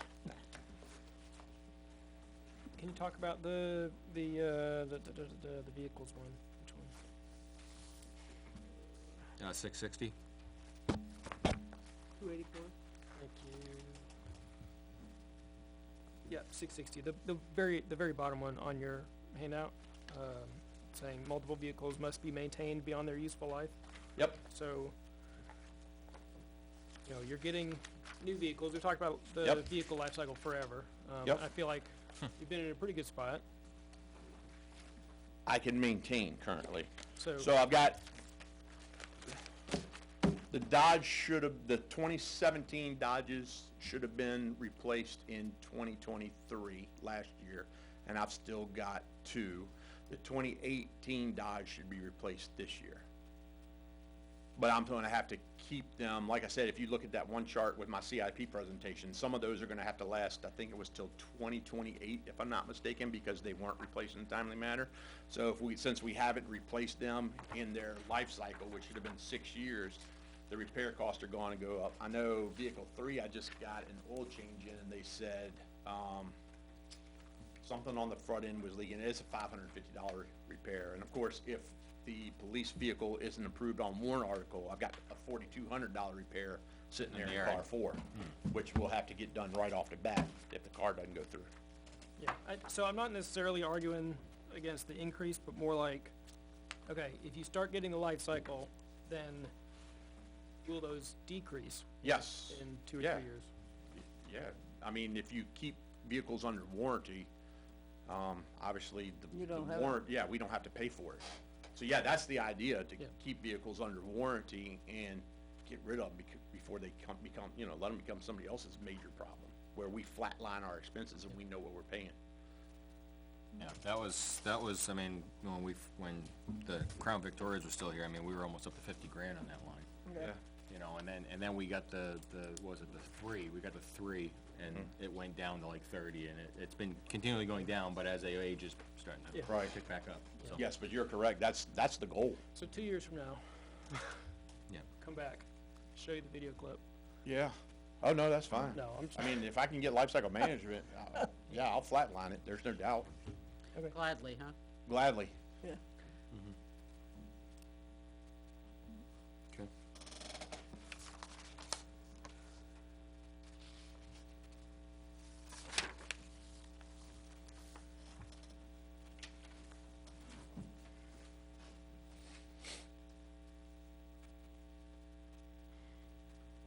And how many body worn cameras are you gonna end up this year with, new? New, we usually order 3. And that's 7,000? So you're talking about the, media storage, that's the contract.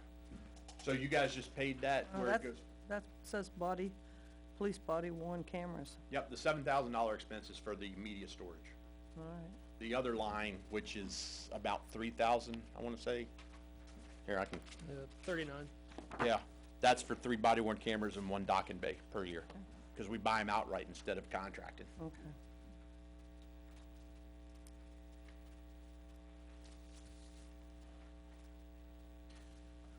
Uh, 238 and 251, I believe they're gonna go hand in hand with the answer.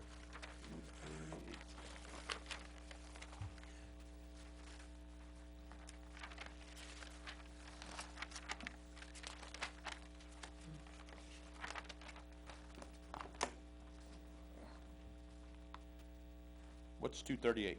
238 is your line 113, police wages, full-time officers.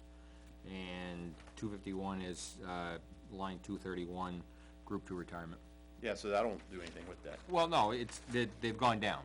And I'm just asking if that's been adjusted for the new position that we have. Is that correct? Okay. With the recent promotion, it's a less of a step than what we had. Yes. Because we had sergeant. Yes. But we end up putting a Yeah, there was corporal in. cost savings on that. Right, just wanna make sure that's what that reflects. Thank you.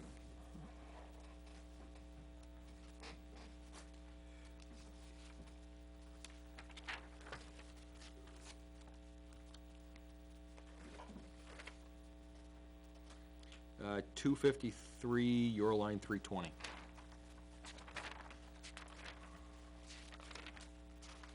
Okay? 22, 23, we kinda hovered about just a little over half. Can you reflect on that a little bit? So, obviously, we did about 60 DUIs this year. Okay. Phlebotomy charges are $100 each. Anything else we need for prosecution, tows, lab work, what have you. I mean, it all depends on what we have. We had a dog case that we didn't have to go forward with, but if we would've hit that, that would've been tens of thousands of dollars, just to let you know. It all depends on what we hit as far as prosecution wise. Right now, our biggest thing is DUIs, Okay. where it's just $100 per. Okay. We are exploring an option we think we found under state law where we can get that back too.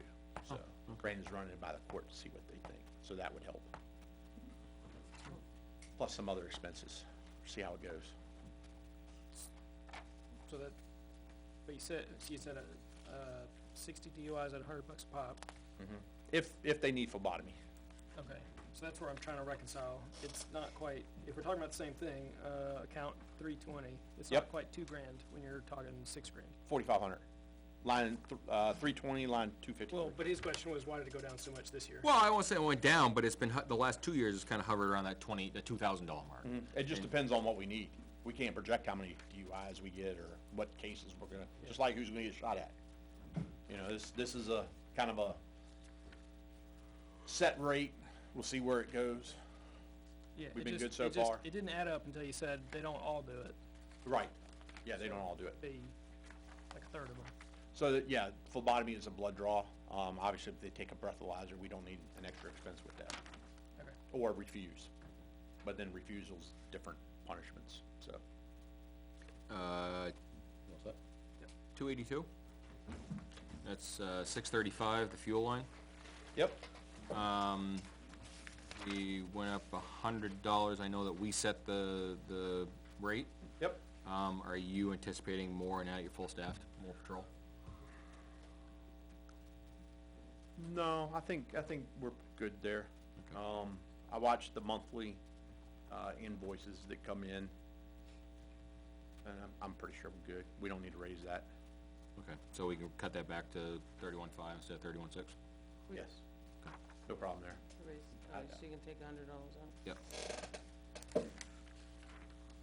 I mean, what I spent last year, I think you can take more. 20, you spent 28,000 in 2022. The only thing is that fuel, you may be, I mean, we estimated We $4, estimated, yeah. but you may end up at $5 or $6 if Okay, fuel goes yeah. up. It's a guess. It's not, I'm just we're thinking not, But that's on us at that point. Yeah, right, but we're not etched in stone at $4. Okay. but I don't think it needs to go up per se, it's just 31.5. I mean, that's still more than the last 3 years, so. And again, we don't know where it's gonna go, but I know we anticipated high last year, and it didn't go that way, so I think we just leave it at 31.5 and call it good. Yeah.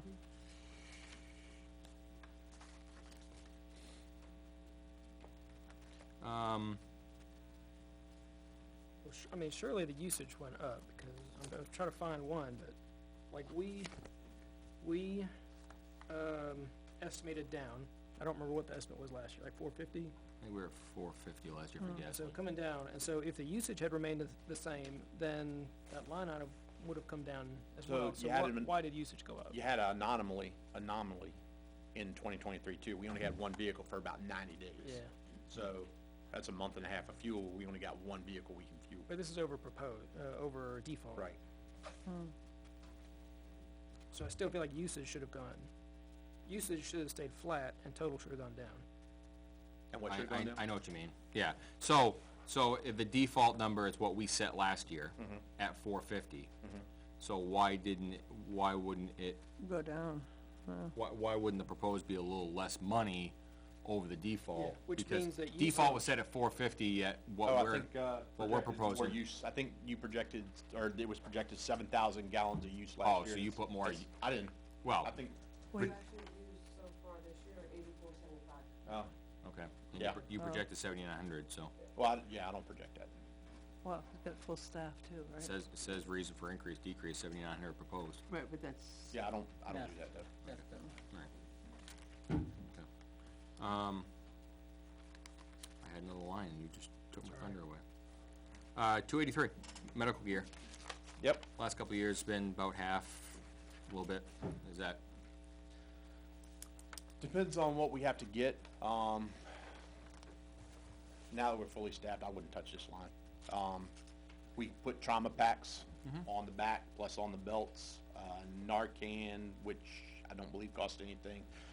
But I haven't been getting AEDs. I know I'm gonna need to get AEDs. I've just been focused on the minor first aid rather than the big stuff, just because we haven't had a lot of money for it. Don't you have AEDs?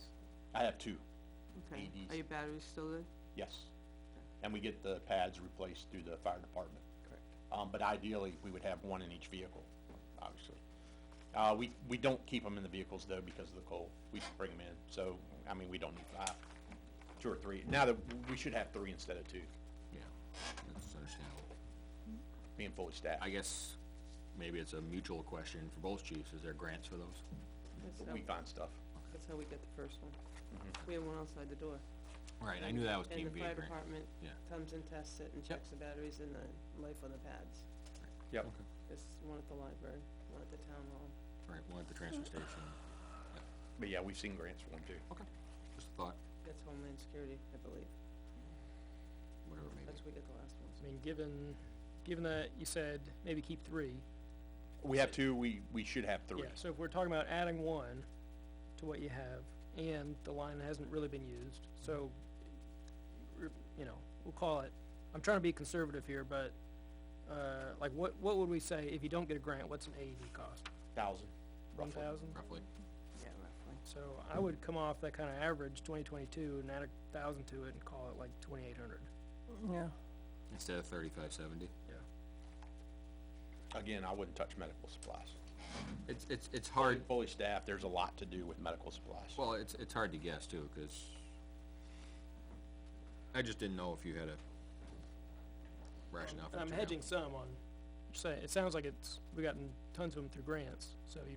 Well, that's just the Got AED, some. but this Yeah, covers. so then it's 1,000. I know we put in for a 5 guys grant, we didn't get it for those. That's why we didn't spend it 1 year. We tried to get them, and we thought we would, but we didn't. We thought we had an inside track on them, but didn't pan out. So if you do get a grant, you'll give that money back? Oh, yeah. Yeah, I mean, how many hundreds of thousands I've given back since I've been here? But I mean, the other thing is too, I mean, the tourniquets come out of that line, But yeah, all the first aid yeah. stuff, And and it's a lot. And those are rub items that get rubbed on the seats and get frayed. Yeah, another, matter of fact, I had an item after I went to the Chiefs conference, because most people are putting a trauma pack, a blood clot agent underneath of them, so everybody has them, which is a good Blood clot, idea.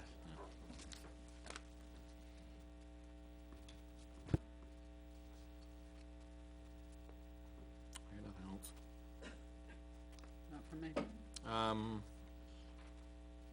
Can you, 294A? That's a grant reimbursement, Yep. and that is for the traffic. Yeah, that's just in case we need it. Obviously, if we put in for grants, we got the speed equipment, and we had to have a funding source for the 25%. Being fully staffed, I don't really have a funding source, so we need to create one. So this will give us the potential to get up to $20,000 worth of equipment in grants, which of course we would take away from other lines, because we wouldn't need it. We have a good source for, tablets in the cars, which, you know, we usually pay about $8,000. Goffstown actually went to a new tablet, which is a lot cheaper. They're about 52. But we found a grant. We haven't put in for it yet. Speed equipment will be consistent.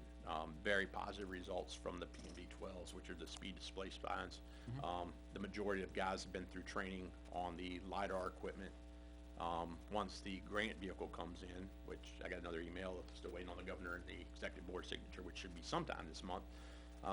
The radar's sitting there, and that's from the grant. So we're pretty aggressive with grants, and you guys saw the totals from last year.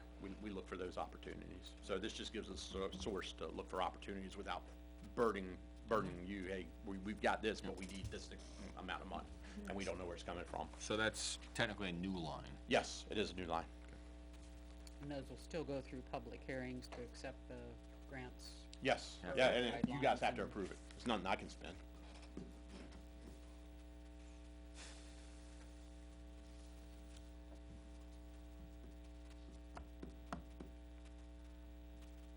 Anyone else? This might be a Beth question. So we talked about 286A, how it's an empty line, and we're not gonna include it. We have a couple of lines, for instance, 294, which is empty except it's there to show like the 2022 expenses. So is that gonna show up on the So what is budget it? as, The one-time purchase. 294? I'm just looking. So that, like, when you approved end-of-year purchases, that's where that gets funded from. No, but my point is, There's nothing for, on it. for these lines that only have something from a previous year, are they gonna be included with zero, not zero, but these dashes, or are they just not gonna be included? So it has to have a, Anything in the proposed column that has a zero, you will not see after the budget public hearing. Great, okay. And every department kinda has one of them year-end purchase, not a year-end purchase, a one-time purchase. I don't really care about that line, it's just, Yeah. it was the first one I saw that had, was zeroed out otherwise. Oh, so. okay, right across the board, yeah, okay, I got you. That's just to be able to answer the question in the future, like we were talking about 286A, as zeros, well, what happens? Okay. Any other questions? Moment? Right side, left side, no? One-time review? So we did Beth, do you have all the corrections? 750? $850. Do you have all the corrections There's that 100 they? somewhere. Yeah, it was $100 from phone, from postage, and $100 from the fuel, and $650 from the police recruitment. Okay, so we did cut fuel. Yep. How much? 950? $850. 850 total. Now, do you guys want to go to other departments regarding operating budget, or do you want to do warrant articles per department? What do you want to do? Would it be prudent if they're here, and then they can You know, kinda we just finished each slide out? department head and Yeah, I'm then- kinda thinking they can slide out afterwards, would be kinda my thought.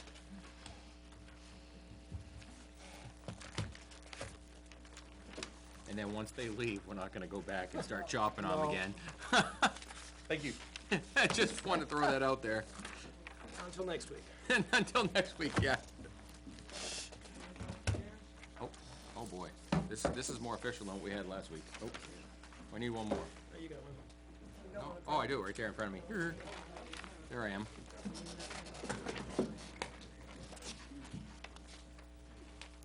Article 1, that looks horrible. More and more every day.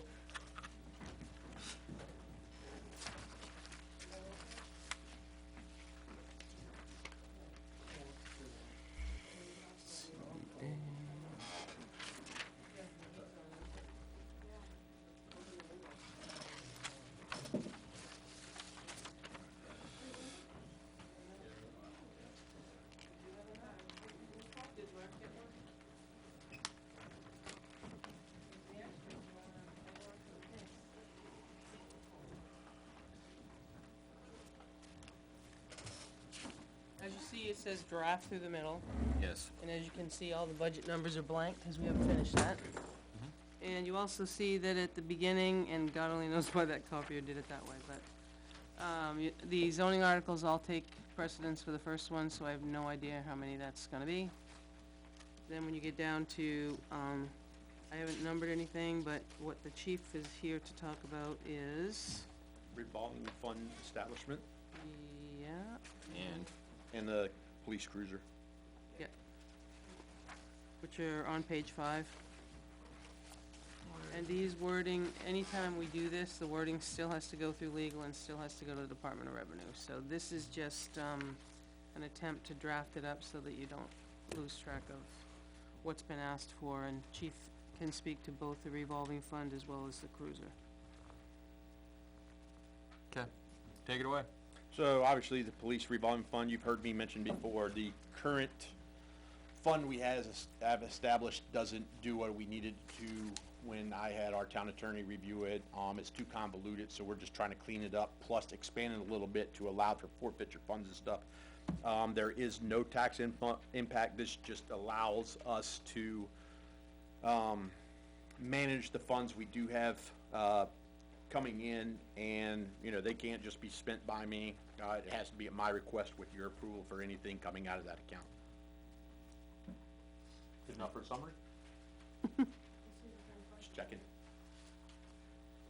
The money comes from, Different, so for instance, we do dam patrols now. If they do police details where we get cruiser fees, we have a forfeiture case we're working on, where the town would probably get some funds, but that has to be used for particular purposes.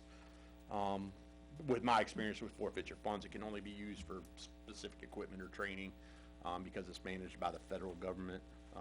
We have to turn in paperwork with that. If you didn't put forfeitures into this fund, where would they go? We don't know. We don't have anything set up. Right? Yeah. so say it doesn't, if the funding's adequate, would you forecast in future years for your maintenance and safety equipment lines to go down in the budget? Yes, so I've been talking to Beth, like, police cruiser fees, obviously. It's not just the vehicle that gets, contributed toward, I guess. You know, you have gas fees. Well, a certain portion of that fund should go back to the general fund to reimburse the citizens for the gas used during the detail. Examples like that. So yeah, we're looking at all kind of avenues where we can take those funds and reimburse, just like with our cruiser, this year, which we're getting ready to talk about. In the past years where details were used, we were able to offset that warrant article by 19,000, and then another 16,000 where we do the dam funds. You know, and that's using the funds how we can, but it was hard to establish getting the 19,000 to use for that. It took several years. We're just trying to clean it up, so whatever we get in cruiser detail fees can be used to offset future warrants for cruisers that we ask for, a request. But it says at the end, then, it would be approval from you and us. Right, my request, but your approval. Right. So for the purpose of purchasing a new vehicle, would this language make it okay for us to allow you to purchase it through this money, or for us to allow you to put it on a warrant article and put, say, 0? Like the fire department does with theirs, right? They have that special revenue fund, but it has to come for the voters to purchase a vehicle out of it. Right. I mean, we'd still have to go through the voters to purchase the vehicle. It just, I don't think we'd ever get enough in detail funds or any other funds to totally offset it. Right, but how that's worded, I don't really word it that way, is it? So which part exactly do you have a concern with? So if I can, try and It says paraphrase for you. What he's asking you is if there's any scenario in which we could say out of this revolving fund that we're gonna buy a police cruiser without going to town vote. Yes. The way I read it, yes. So If there were enough funds, you could. Right, that's the problem. Yeah, it says pursuant to, for the purpose of purchasing, outfitting, and maintaining police vehicles. So right there on the second line, it says we can. Right. Because at the bottom, it says that the chief and the board of selectmen are the approval. Right, that was my. Yeah, see, yeah, I guess, yeah, that was my question, is, you know, I'm okay with all of it, except certain portions of it need to be okayed differently, you know? If you had enough money to fund all or part of the vehicle, and you wanted to go to the voters and say, I wanna buy a cruiser for 50 grand coming out of this, you know, it'll be used Fund, as a zero tax special revenue impact. fund with zero tax impact, and perfect, you know, voters say yes, but, you know, I like the idea of being able to possibly maintain your vehicles and reduce your operating budget in future years, but we can't have I don't know how you have both, I guess. But I have a different scenario for you. Cruiser gets wrecked, right? We get insurance money. How does the cruiser get replaced? Does it have to go to the voters, or can we just buy a cruiser? Same difference. That's Well, it's different not, because of the though. insurance. Well, it would be different. So essentially what this vehicle would do with detail fees, we use the vehicle enough to say the use of the vehicle was enough to offset the cost of the vehicle, and you have earned the right to a new vehicle based on how much you've used it for details. Is that gonna happen? No, that would be a lot of vehicle uses for a detail.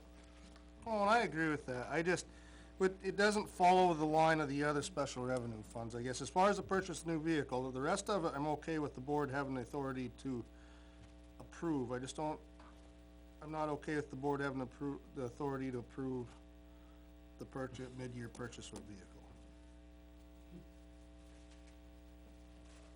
And I don't know how to word it so you can have both. Probably somebody does. I just wanted to see what you or Beth had to say about that. the wording. Could- For the purpose of outfitting and maintaining police vehicles and other safety equipment as needed, and for offsetting voter-approved purchases, possibly for cruisers, you know. Yeah, something like that'd be fun. Cruiser purchase, Sure, sure. Yeah. So we can throw that language in. This all has So to go to did- council and. Yeah, I know, yeah. It's a revolving fund, so I'm kind of, Yeah. because what fire has is a revenue fund, special revenue. That's right. This is a I revolving keep fund. calling it different, I'm So sorry. it's gotta pass state and town council. Yep. You can throw that language in before it goes to them. Yeah. So what you just said there, did that scratch purchasing? Yes, it did. Well, it didn't, it put it. What in- what I mean is like Puts it from on where the it vote. is. It puts it on the vote. Yeah, Ra- so it rather than didn't jump hands us, it twice. puts it in the vote. Additional caveat on right. purchase. Yeah, the top one was removed and it was inserted further down. No, yeah. Now, a great example of this line, and correct me if I'm wrong, would have been the ticket printers you just got on grant. If we had to buy those. Yes. They could come from this, and Perfect. we could, you'd be the agents to expend and say, yes, chief, we agree, you should have the printers in there. I know it's a grant, but just an example, and say, yes, we agree, it's gonna make your job easier. You know, the five of this board, we approve from this fund to buy the printers. And this- That would be a good use for this fund. Grant reimbursement would be a good use for this fund too. Yeah, I'm not too torn up about, it lines it up with like Parks and Rec, where they are incentivized to have like Chase Park, that people wanna come and spend their money, and then that means Parks and Rec gets to spend the money. And like the transfer station, they're incentivized to encourage recycling, cause they get half of that money. And for the grants and the cruiser details, I'm with you, I'm not a fan personally of civil asset forfeiture. I don't love that we would be incentivizing that. So, shocking, I know. Yeah, I know. I know that throws a wrench in what you're talking about, but I don't love that being there, because another one, if we're going to be saying, hey, each department, as we kind of keep splitting this out, like I say, we had transportation, we did Parks and Rec last year, we're talking about having a police one here, to say, hey, if you're making money, you get to keep your money. I'm not too upset about that, except that you're incentivizing that particular behavior for each department. In that one, I think we should absolutely be incentivizing grants. Cruiser details, as long as, that doesn't roll over into some kind of overtime, but I don't think it would. Well, it could, if you make an arrest. Depends on what it was. You could make an arrest and then go into overtime from the detail, but you can't double dip. You're either getting one or another. Okay. So, it's still, okay, that one's more on the fence, but the forfeitures, I don't like the idea of saying, hey, you get to keep money by going through forfeitures. That's kinda why I asked, where do you put it if it's not here, and he said he doesn't have a mechanism, so where do you put it if it's not here? Where do you put it? Don't do them. Don't seize people's stuff. I don't know that sometimes you have a choice. I don't think you have a choice sometimes. Yeah. If you're a big drug dealer, then you seize whatever. If you have been actually found guilty, sure. Yeah. But for civil asset forfeitures, you do not have to be found guilty. You just have to be accused. And you Sometimes have not to sign it over too, not just accuse. For civil asset forfeiture, Sometimes you don't you know have what to do. essentially plead My guilty point and is, give up your you do not- assets. But essentially pleading guilty is not the same as pleading guilty. What we're it's a looking at it slippery for slope. hasn't And I'm not nothing saying, to do with any of like, that. if I was gonna trust anybody, I would trust y'all, but I don't like having it in writing, because what happens after you? Right. Well, again, anything can be adjusted. Well, I'd rather not put it in there. So, what's the mechanism to receive it? Right, wrong, or indifferent, what's the mechanism to receive it? That's what I'm saying, don't take it. Well, civilly, yes, but what if it's proven in court of law, Or then give what do it- you do? Give it to the state, the feds, I don't care at that point.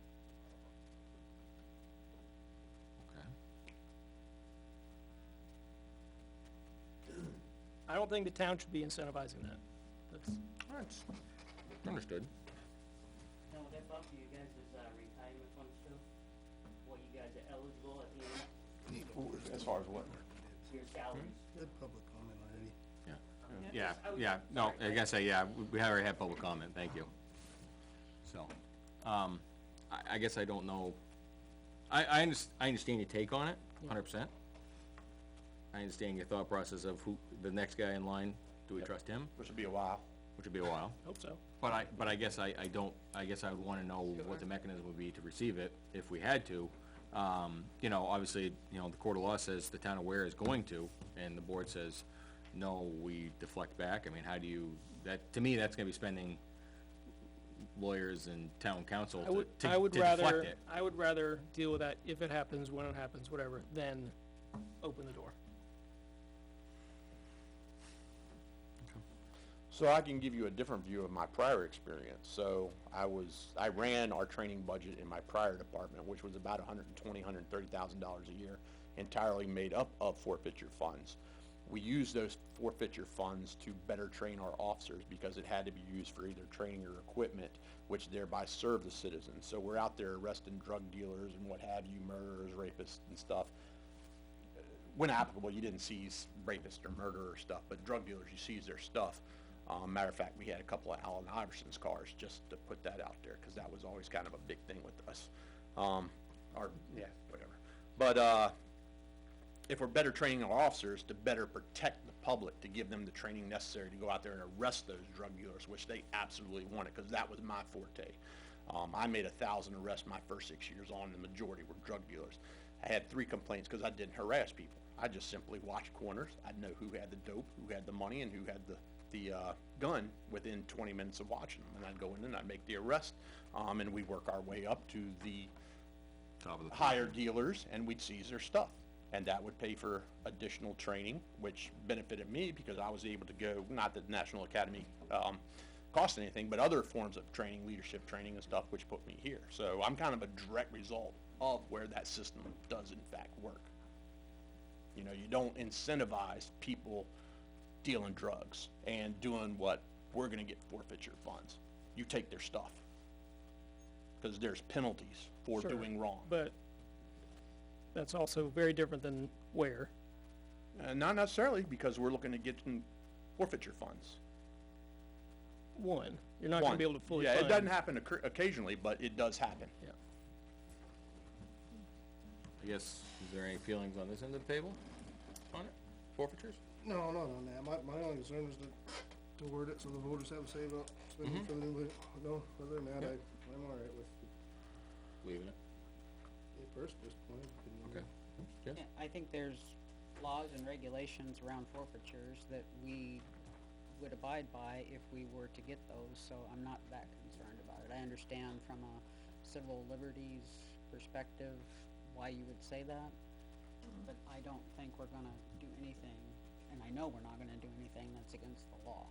Correct. Yeah, there's state policies and federal policies, and what we're looking at is a federal system of forfeiture. Sherry, anything? Yeah, I don't think I have a problem with it, really. I mean, you could put a clause in there that has to come back and be reviewed by the board or something.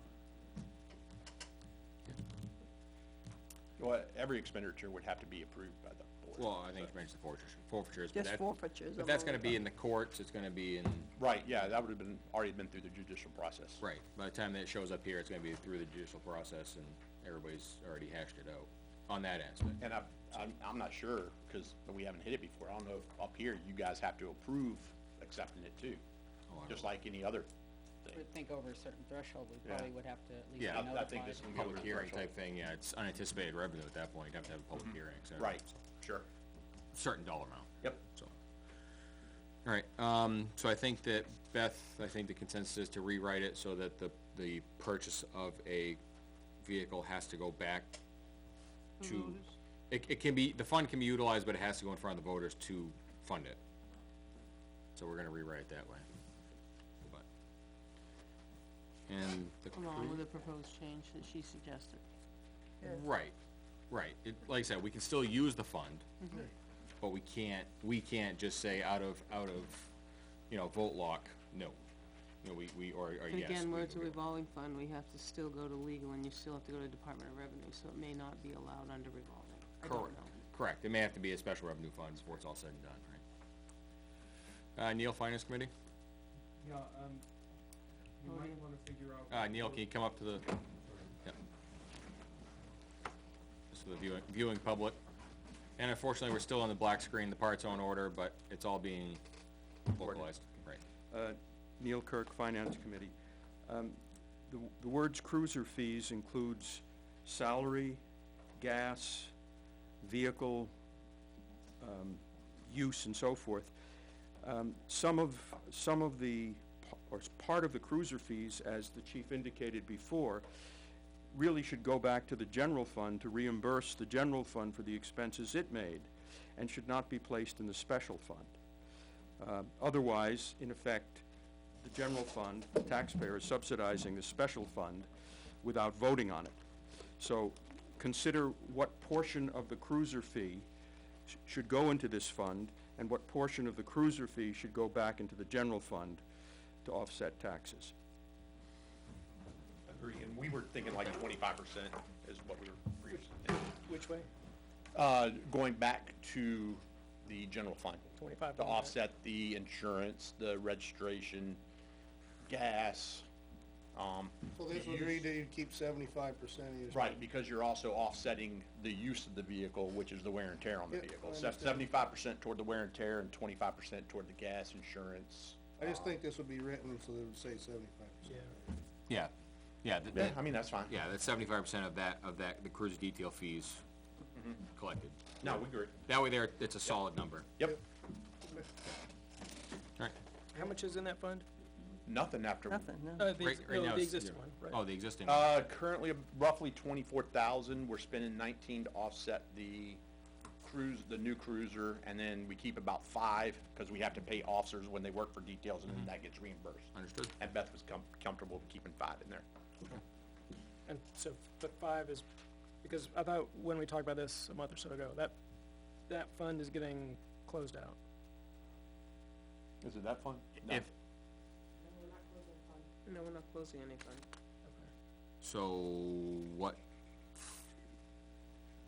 so what fund was he talking about that we couldn't expend the correct way? Right. 'Cause, which has That's the one $24,000 that we're in it. talking about. Oh, I thought we just said we were gonna close that out. It'll still, If this use- passes, It'll be used for officer salaries, right? Yeah. okay, so then there's that 75% change because we have to have money in there to pay the officers. You're putting 25, huh? That's why when he says he's gonna start this fund, he's Yep. only using 19. Yeah, that's, 5 in that fund. and the 75% is, we get $20 per hour for use of the vehicle. It's 75% of that It was 25.75 of the cruiser stays fees. in the fund, and then 25%. So essentially, every hour that a vehicle is used on a detail, $5 goes back to the general fund, is how it would break out Okay. for gas and what And your have you. labor still goes to the existing fund. Correct, Yeah, the labor goes there, and then this would be everything above and beyond. yes. Just Right. So just the cruise, 75% Well, of the cruise. cruiser, dam funds, yeah, that's yeah, not special. Yeah, you're right, yeah, that's this new fund. Okay. All right. Good with that? Okay. Cruiser. All right, so.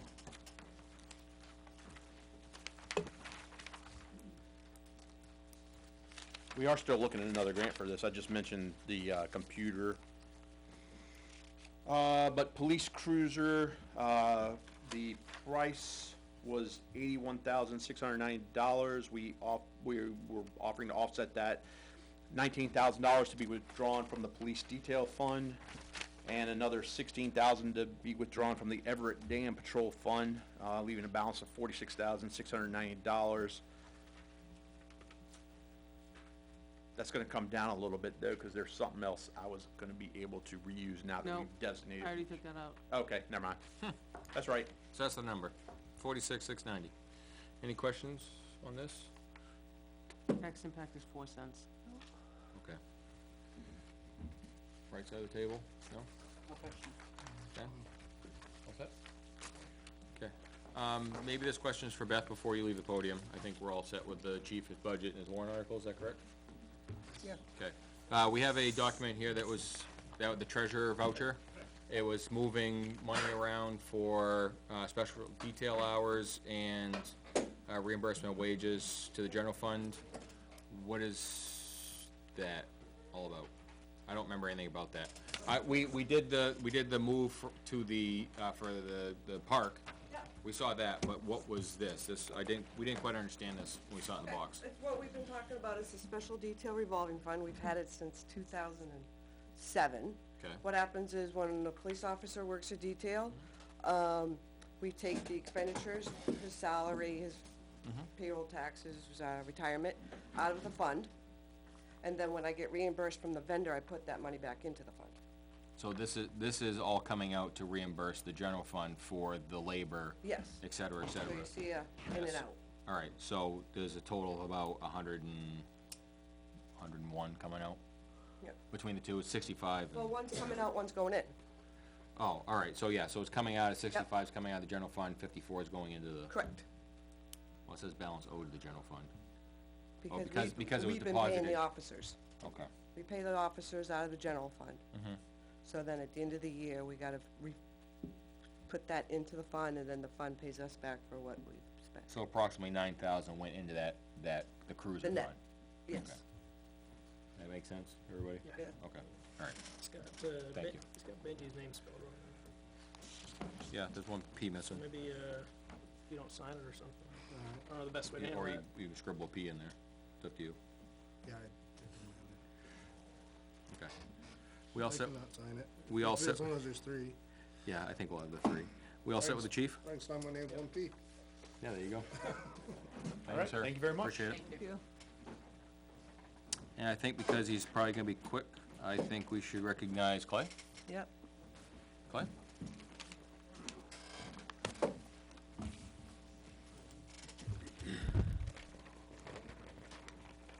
Thank you. Here's, I'll pass it out again for your reference. Rounds. Yeah, I should take one too.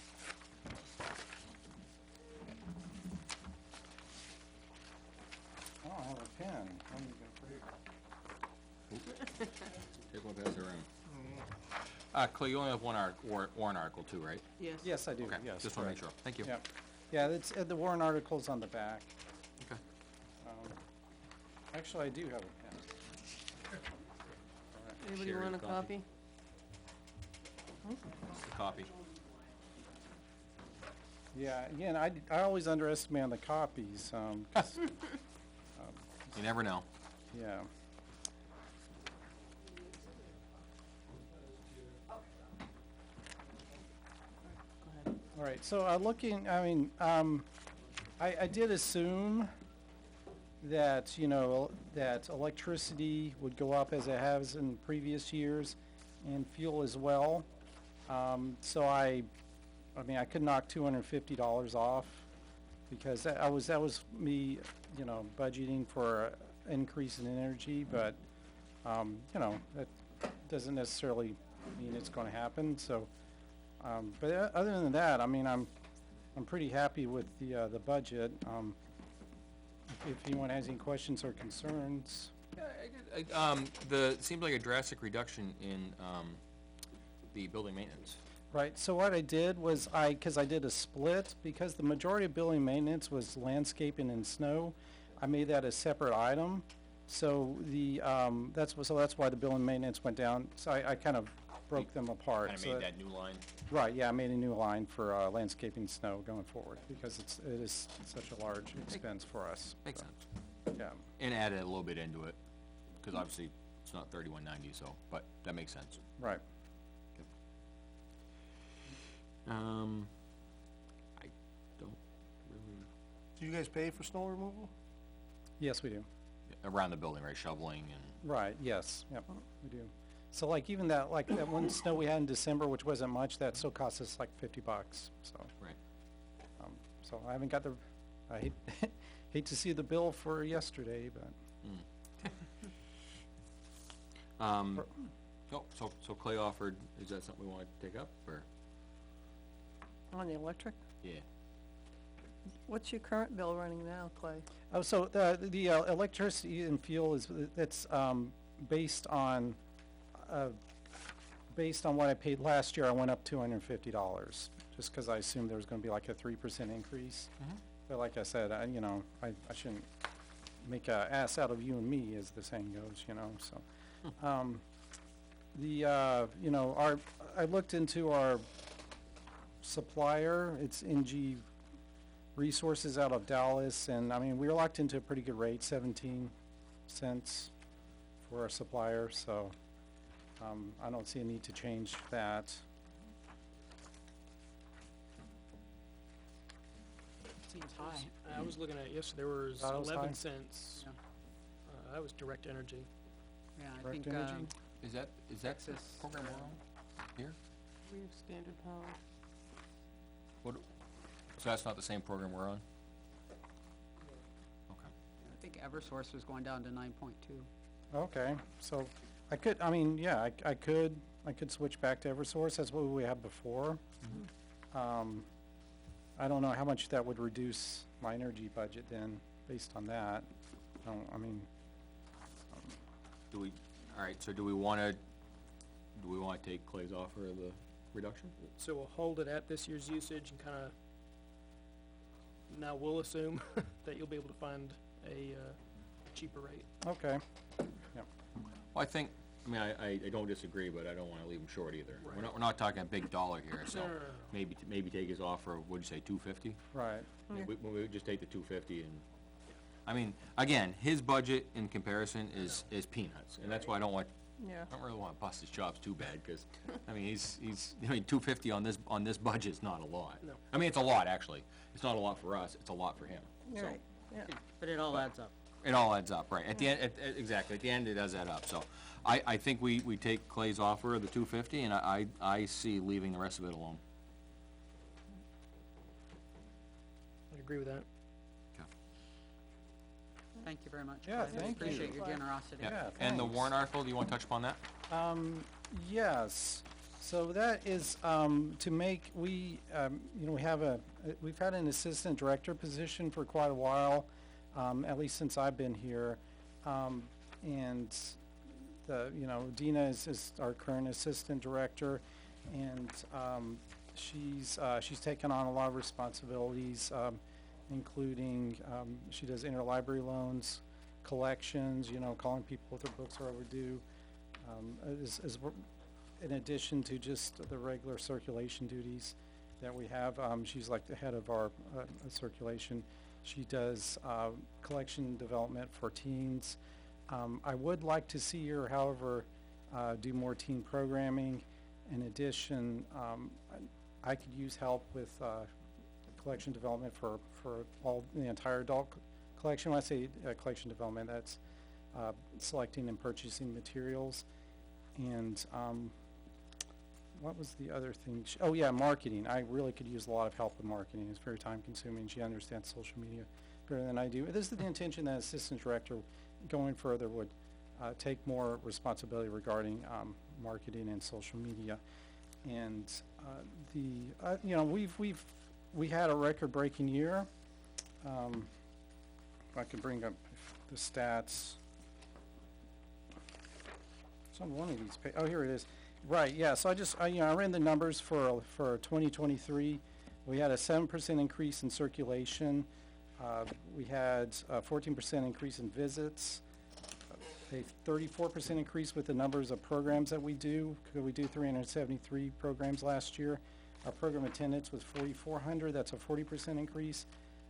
So with, you know, with all these, so we're getting busier at the library, which is a great thing. All these are, library records, you know, so it's the best we've ever had. So, you know, with that, it would, currently, our assistant director is working 32 hours a week. This would bump her up to 38 hours a week. And then she would, have access to benefits as well, so. Beth, this number reflects the benefits availability? Yep, the only question I would have is, Beth, he has 8 months, I have 9 months. It's always been 9 months, yeah. 9-month reflection. Cause the one that Clay has here says it represents for 8 months, and yeah. then the warrant article has 9 months. So I think we should probably Round it change that up. to 9 months. And does that I change just the didn't know if number that changes also? the number. I don't know, we have to, Okay, Yeah. thank you. and I guess, Oh, okay. But the warrant article that I wrote says 9? Yeah, yeah, So it's 9. okay. 9 months, All right. okay. Okay. Mhm. And I can see the eyeball from Frank back there. It does have a annual cost associated with it as well at the end. So.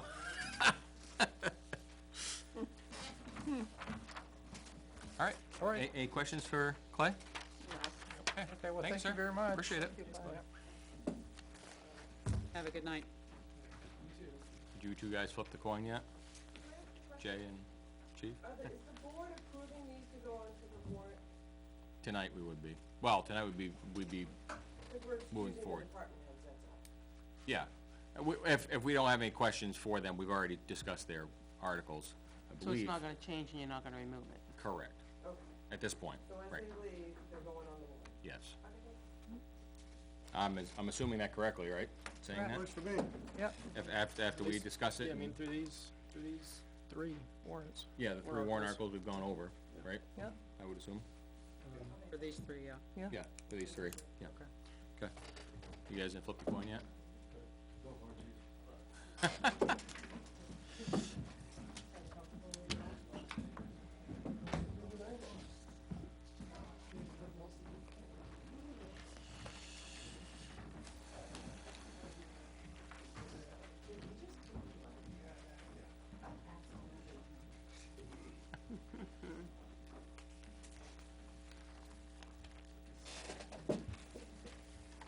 Let's do the quick one. Do you have any problem with emergency management or forest fires?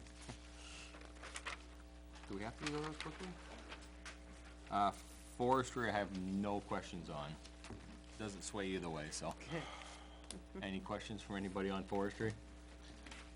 I don't even have a forestry one here, so you're Yeah, better informed forest than I am. forest fires. Yeah, It's on page 8 of 13, it goes on to page 9, and the increase is, 0. 0, Oh, right. I'm working off my Oh, you probably should take a new one. sheet.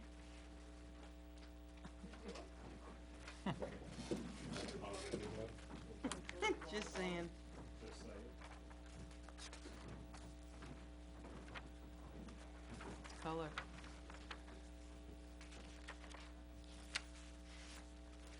So the forest fires is just at the bottom of code enforcement. There's no change, so. Right, there's no change. And it's hard to predict, I mean, you can attest, Yeah. Chief, it's hard to predict what you're gonna get. You could get no sticks on fire, you could get the whole forest on fire, you don't know.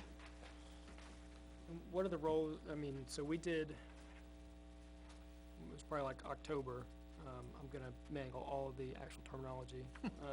We Appointed him What the did- warden. Thank you. And so I would assume that's the wages hourly, and then what's the stipend? Or which one is which? Which one does the warden get, and who gets the other one? So the wages hourly would be, that would be for the deputies and the warden, and correct me if I'm wrong, but that would be for issuing permits and Yeah. inputting them into the system, et cetera. And the stipend was for the same as well, right? But it was more, that was more for the warden. The stipend was for Yeah. the warden. The stipends for the warden, the deputies do get, money for inputting permits, but that has been, pretty much decreased quite a bit, because now everything is going through the computer, and people are signing up online. Obtaining. So before, you used to have Ray out back writing a written permit, and he would get 75 cents a permit for every permit that he wrote. Now everything is all online, or if people come to the fire station, we do the permits and it's no charge. So we don't collect for that anymore. So 398 is the stipend line, which we've spent nothing on. It's new. It was in the 2023 budget. And the same amount is proposed for 24 budget, but we've never spent any of that money. In 3 years. I couldn't even tell you. I just became the warden, November. yeah, like a month ago, or month and a half ago. So I don't know, what that stipend, like, was spent on in the past. I have no idea. I wish I had an answer for you. I don't. I could find Beth, that. come on up. Come on up. You, Beth has the A couple of answers. years ago, and actually I think it was last year, the Board of Selectmen, offered, Bobby Richards a monthly stipend. Right. So that was approved, went into the budget, but then he became like the acting or interim, so he was never paid for that. Oh, okay. Okay. All right. I remember him So asking it's in for there, this. but So with that, I guess the next question is, I heard Sherry over there voicing under her breath. Remove it, because it seems like it moved into, for a better term, fire chief responsibilities. Does that sound right for the thought logic I'm getting from the left side over here? Yeah. If we're not spending it and it was kind of a special case, let's just Yeah, get rid of it. let's remove it. Cause at the time, Richards was a part-time employee. Right. He never was a full-time employee, so he was collecting the stipend because he was inputting all the handwritten ones Right. into the computer system, but now most everybody, and correct me if I'm wrong anytime, but now most of the people are obtaining them online. Correct. Yeah. And even if if they're getting written, the full-time staff is inputting them, which is far and few between anyways, right? Correct. That is correct. We should be able to remove it. You gonna remove all of it? I believe, yes, that was the idea. And there's still enough money in there to cover the wages, et cetera, with that missing. So, let that go, okay?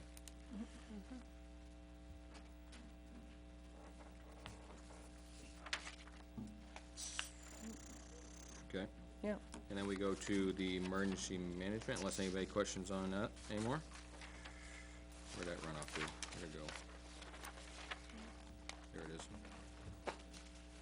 So I know we had talked about, Chief, about the, upgrading for the internet, et cetera. Correct, We approved that the new server and everything, is that gonna cover these proposals, or no? It will help out. It will help out for sure. The training room still has to be outfitted with cable drops and things like that, from either Comcast or from the phone company. The new server will definitely help,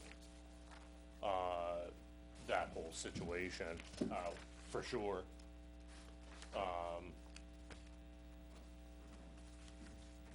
I have to double check, but we went through, when we did the Comcast re-up last year, they had a That money. decent list, but the money, yeah, but the list of town-owned properties that they would supply drops to. And if they have to add one, and it's on that list, it should be free, I hope it is. covered by Yeah. Comcast. I hope it is.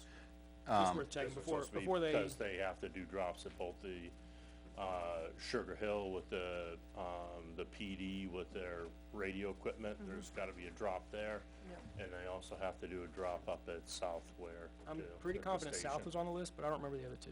I remember I you actually told me talked to the Comcast guy when he was here and doing the proposal, and he just said, get hold of him and he'll drop whatever you wanna drop. Okay. Nice. So hopefully that won't be any cost. I can't say the same for Granite State. telephone or whatever they have to do with their stuff. So the telephone was to add a line in there? You gotta have multiple lines. Oh, Have to add multiple lines, and the multiple lines you get a fee on those, you have to pay for them, whether you're using them or not, you know? But we have to have them, you can't not have them, and then something happens, and then, right? So I see. that's kinda all into that line. Again, I put that number in there, I don't wanna say assume, but, probably after seeing, if this gets approved, once they do the work, that could certainly drop down to whatever, you know, just to maintain it, you know what I'm saying? I mean, this is just to initially get things up and running up there, and after that, I'm sure that number could be lowered. Cause it would just be to maintain it, whatever those costs end up being. so I had a hiatus from here for medical reasons, but I was listening to all the meetings, and it was brought up and the question was raised, and I just kind of want a little follow-up by Neil, the fact that because this board made you the EMD, it comes along with more cost to the town, because obviously you're a Group 2 contributing member, so there's retirement, there's FICA, there's et cetera. So it added, you know, it brought it up about $3,000 rough, actually more than that. So I remember your take on it was, you know, 90% of the time that the fire chief is the EMD. But it doesn't necessarily have to be, am I correct in saying that? It doesn't necessarily have to be, as long as the person you put in there Competent. is trained, and so I would think that it really doesn't, taking me, the person, out of it, the position requires you to be trained, requires you to do that work that's behind all of that, and if you know, if someone is capable of doing that and has the right qualifications to do that, then absolutely they can do that. Okay. I just, you know, and the only reason I asked that is because I know in the past we had an individual, Mr. King, that was our EMD, and he was a full-time, I believe he was full-time Nashua, if I remember correctly. So, man, whatever, he was a full-time, and we had him as a stipend, basically just whatever. Yep. And in theory, I mean, it could be the police chief that has this too, correct? Not ideally, I'll say, but it could be. It could be. Okay. Yeah. All right. Yep. Just And again, you're still. Just want some answers, You're you know. still, it's not the person, you gotta take the person out of it, it's the position. It's You're the gonna training pay- that's- You're gonna yeah. pay someone that either way. Okay. And for either the training or to do the job. So Rick, were you talking about line 299? No, the salary really didn't change. It was the 301A that got added to it, and the 301A. So my question on 299 was, if we're already paying you to be the fire chief, then why are we also paying you to be the EMT? The salary line 299, isn't that already included in your pay? No, it was not, and that was even before when it was Chief Vazina. Chief Vazina got a stipend. He was receiving a stipend for this position as well. So why, if it was a stipend then, why is it a salary now? Well, I think you had someone that was not part of the retirement the last time. So Chief Vazina was a retired. So I guess I think the question is we cannot pay stipend to a contributing member without paying retirement? I don't know, I'm asking. Yeah. Okay, there's your answer. There's the answer. Okay.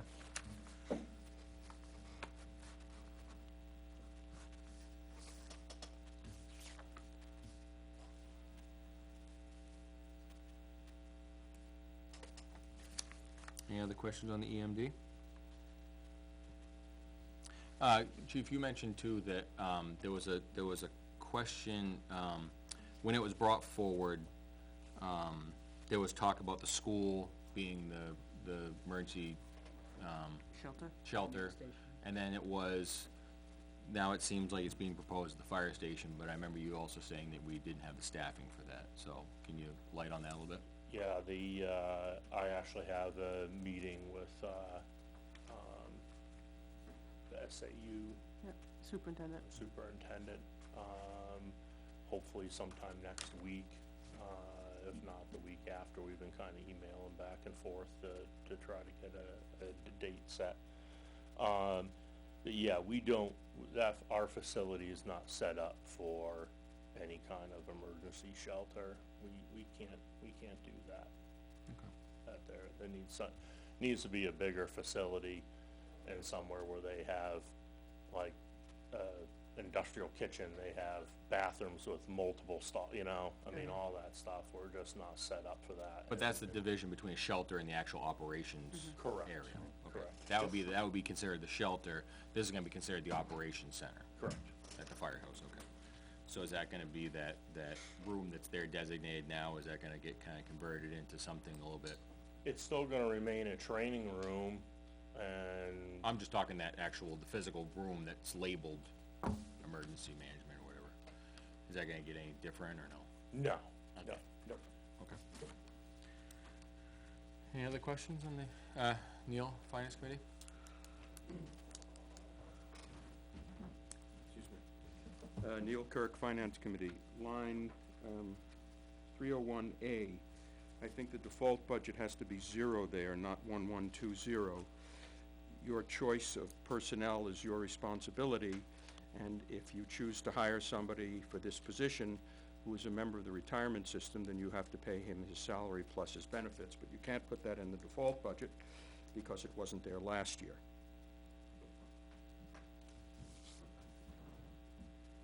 I would disagree, but.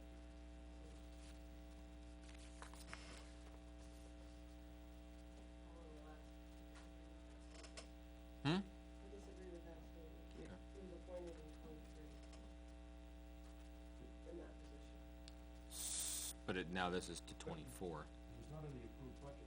In 23, it was never approved. Right, and that's the point. I think you're gonna split hairs on that, because if you're gonna do that, you gotta do it with all your other, whoever you hire for your plans and everything else. You hire for what you have for staff.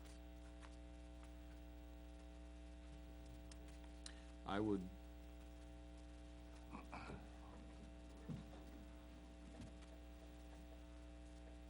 wanna run that one by council. Personally. When we run it, Position that has that specific. stat specific, yeah, that's a specific question, yeah. Many of them in there. Yeah. Yeah, there is, there's a lot of them in there. And you take the downs, you just don't take the ups. Right, well, no, just, Seems to be the conversation. just that specific one is my question, Yeah. so, okay. Anything else on the EMD? Okay, we'll roll back to fire. Well, roll forward to fire, I guess it is. Ta-da! All right.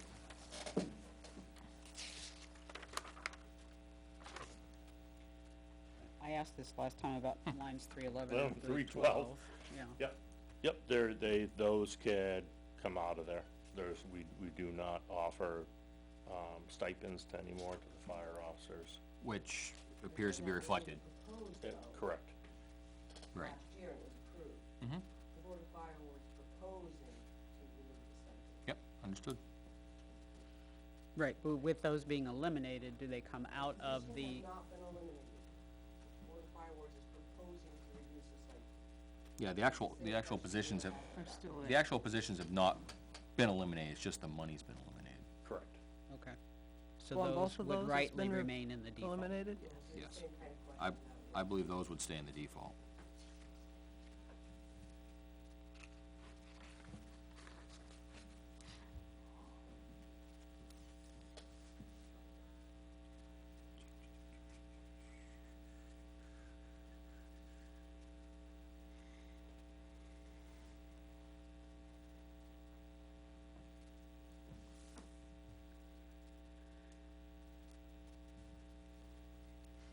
Can you explain? Cool. Go for it. No, 325, Group 1, retirement. I guess my question is, I know that we've had, Group 1 employees for more than 2 years. Why was there no contribution for those 2 years? That was, Okay, another bet, that was before me. I think she talked about it before, she used to have a retirement, now she's on a Group 1, Group 2. Oh, okay. yeah. It that's was all all I'm together. So now you just That's all separate it. together in one You just line. separate it. Okay, that's all I need to know. Thank you. The money hasn't changed. Thank you. Salem, take it away. Can you explain the big jump in cisterns again? What line? Assistance, 339, account 591. Okay, so the past couple of years, we haven't done any maintenance at all on the cisterns. And the town owns 30-plus cisterns. We own them, the town owns them. And there's been a huge lack of maintenance done on them. You know, we went out and we go usually once, if not twice a year, and try to pump the cisterns. We add chlorine to them and identify any problems that need to be addressed. Whether it's painting, whether it's rust removal, and then priming and painting, and a lot of them are gonna probably have some type of sandblasting done to them. A couple will need covers. The covers are cracked. The covers alone are like $250, $300 just for a cover, for the cisterns.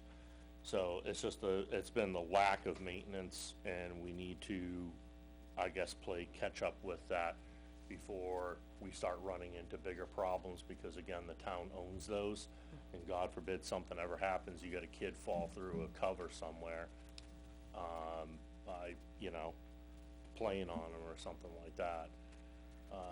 So that's the increase of, why the big increase. So how many years would you say we'd have to spend $5,000 before, okay, this isn't... Multiple. 5, 6. Would this be something that, I know over, as long as I've been around, anytime a road job was done or anything, the cistern was always fixed up and paved, and any tree or brush cutting, such as like on, Pine Hill, and, that'd be something that could help reimburse the highway department if they do it on the way by. Cutting brush? Well, lots of paving, probably put 100 tons of pavement out on them over the years and stuff. Cause they're the ones that have to plow and really maintain the area, and they were all in bad shape, so anytime a road job's ever been done, it's gotten fixed up and got paved as the road got paved, Yeah, I mean, we could work something out with highway to do that, to incorporate when roads get redone. This is, a lot of this maintenance that has to be done is actually the iron pipes that come out, the large iron pipes that we draft out of, a lot of them are getting severely rusted. They're beyond the point of taking like the wire brush and wire brushing them down and throwing paint on them, which we do, okay? But a lot of them are way past that life cycle. They've been in the ground for, 15, 20 years now, and they really are going to need probably someone with a portable sandblaster, company sandblasting, to come out, sandblast the pipes down, prime them, and then repaint them. And then after doing that, that cistern should be good for, we could keep up on it, but there's 30-plus cisterns that we have to worry about. And none of them had maintenance. We also have cisterns, there's one going up on River Road that needs to be fixed. We have the cistern, well, it's really not cistern, but it falls into that, the same budget. The one right by Lane Tots Plaza that the strainer came off and went down, that went down the river year and a half, 2 years ago, and it's still out of service. We rely on these to be good and be good to go. If you're looking to cut that, if you wanna cut that in half and see what we could get done with that this year, I'd be willing to do that because I actually added that number in there, and just by looking at, you know, a quick thing on how much it would, you know, what people were getting for sandblasting and stuff like that. So, I mean, maybe we only get 1 or 2 done over the next year. But Yeah. it's certainly, When you start saying 5 or 6 years at $5,000, that, I mean, that's hitting, it's almost like, do we just do a CIP to do them all?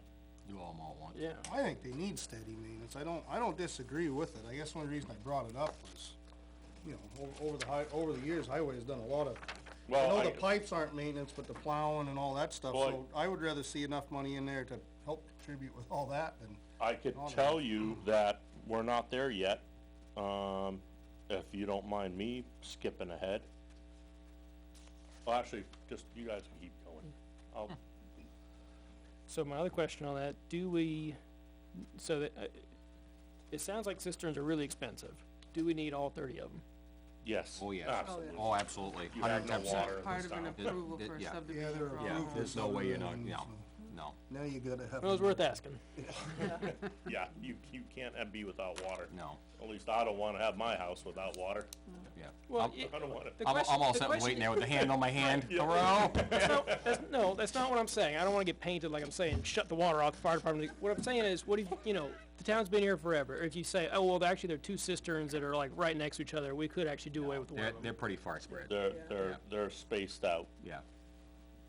Yeah, and I still, see what you're saying, and most of the time, they're not used, and they go to natural water source, but I think once they're in the subdivision plan, you kinda, we own them, and if we own them, I feel like we're So supposed to make sure they were. I'll just bring it up now because. I just soon not see them in the plan, because Right. they never go to Mount William, but, which I would too, but. But, if the town owns them, they kinda supposed to work.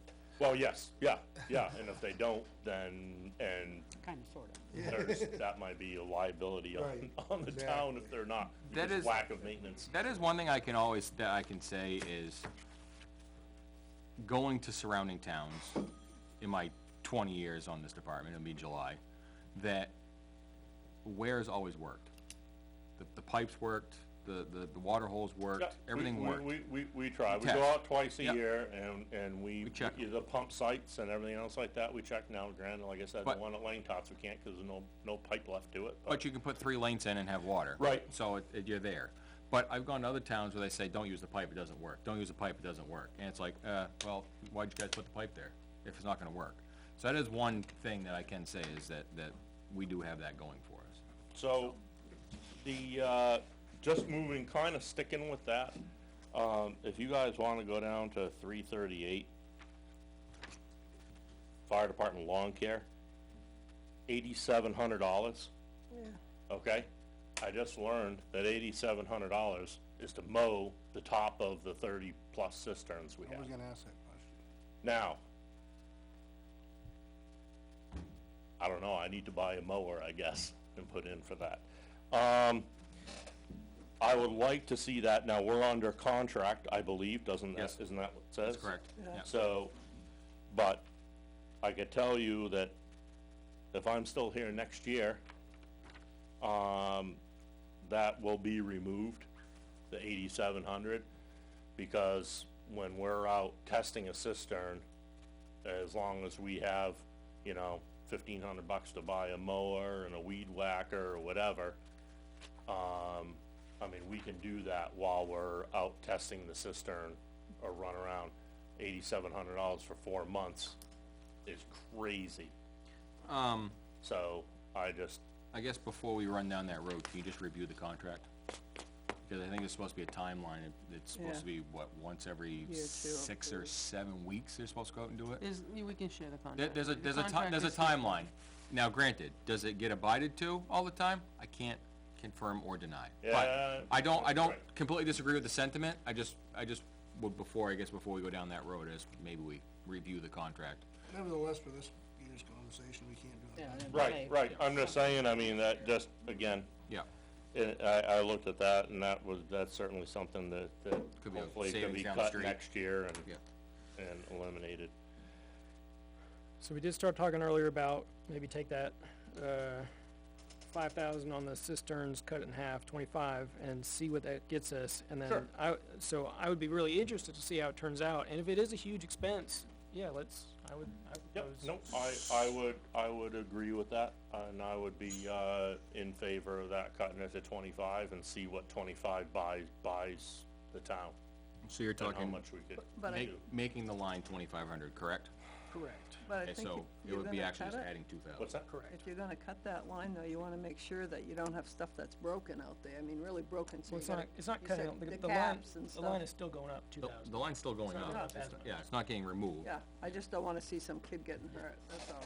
I think this would be, Yeah, no, I mean, everything worth is, $2,500 all if somebody the drowns. cisterns, when everyone went out and pumped the cisterns this last go around, and we added the chlorine and everything else like that to them, the cisterns were identified and any problems were identified, and I have a list that basically prioritizes which cisterns are in the worst shape. Yeah. You know, I mean, naturally, we have a lot of cisterns that just came on in the past couple of years. Stuff is now going, some of the stuff may be going to fiberglass or whatever, so it's a little bit of plastic, so it's less maintenance and stuff, but we'll see where the 2,500 goes, and we'll address it next year if we run out of money.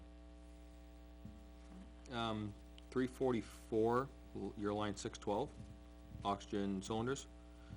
21, we were around the money. 22, we were about half. 23, we were about a third. Is there any reason why we've continuously gone down the last 3 years? Or 2 years? I believe that we had changed vendors, Okay. so we're actually getting a better price. Okay. But all that is really, I mean, that's call dependent, you know? We also get our nitrous from there, from the same supplier, which enables our advanced people to do pain control, with nitrous oxide, laughing gas, so we get that from them too. So with that, do you feel that that number could go down a little bit, or no? It's been on the decline for the last 2 years. I mean, maybe the 725 is a bit drastic, but If, what were you proposing to lower it to? 2,000? 2,000? Sure. Yep.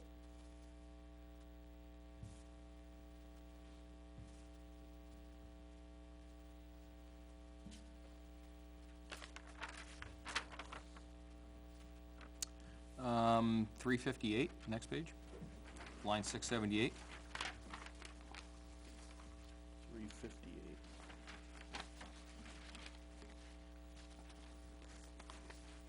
Yep. I think since that has changed with the current laws, and also I know the board has changed their thought on that, I think we should probably put that to $1. And can you just tell me Well, what that is? the people who hold the CDL license now and you go get it renewed, I hold my CDL license, and I get it renewed, You get reimbursed from the town? I get reimbursed from the town. That's what it is, okay.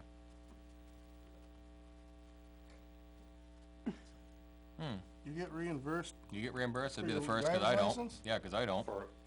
For my CDL portion, I don't drive a dump truck, I have a Ford Taurus sitting in It my don't yard. matter, it don't matter, your license, the endorsements don't matter, once you're driving a snowmobile, you get a CDL. Yeah. What's that? I said, it doesn't matter what endorsements are on, that's driver's license.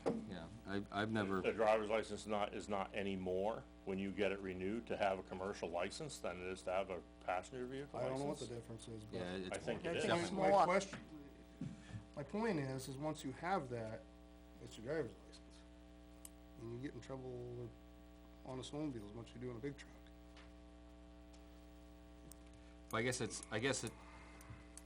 I think where you're going with this is it's your license in hand. Right.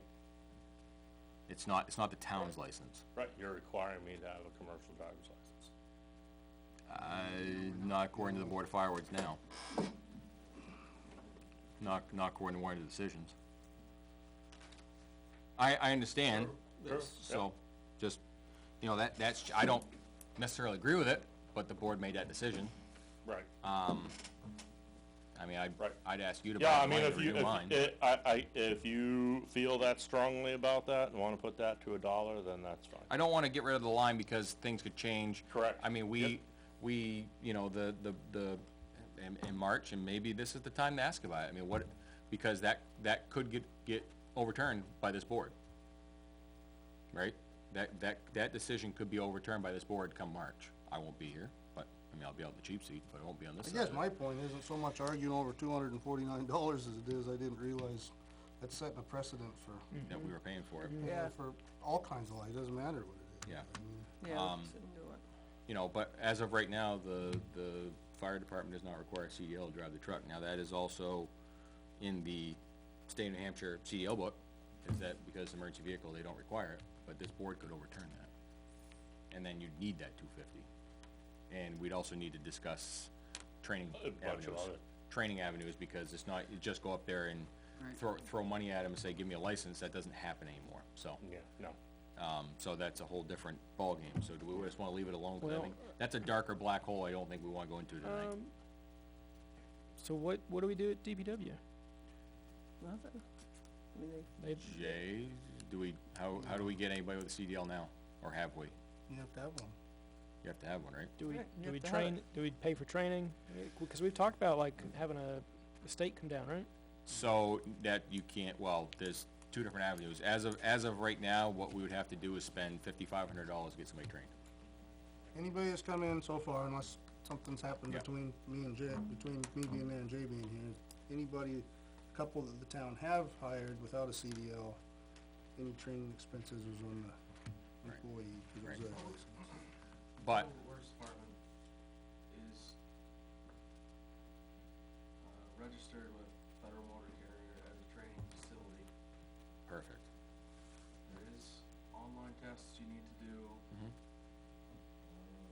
You pass those tests. As soon as you pass those, you pass tests at DMV. You can get a learner's permit and go through all that stuff. It is way more hoops to jump through versus previous avenues, but it is possible. It's more difficult, but it is possible. That is information I was hoping to hear that I hadn't heard, that I knew was in the works, and that's a discussion this board needs to have, is about that later. Not tonight, but at a later date. That's Anyway, I huge. guess back to So- that line, but I I think- don't care, it's just. then I as think we thought. leave it If alone. you want, I think we leave it alone. For moving ahead for this year, I mean, if you wanted to drop to $1 think- just to keep a placeholder I think we there. leave it alone, to be honest with you, at this point, because there's bigger fish coming on the pipe. So, Yeah, but I mean, we we can need a have, precedent, like you say. Yeah, but it's in there now anyway, I guess. well, I think that's, again, CDL license, I think we use that for training, material, cones, stuff like that. I don't ever remember the department offering to pay for my CDL when I went up to the license facility, but that's just me.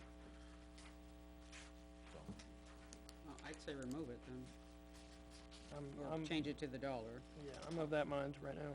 to change it to $1? Yep. Okay.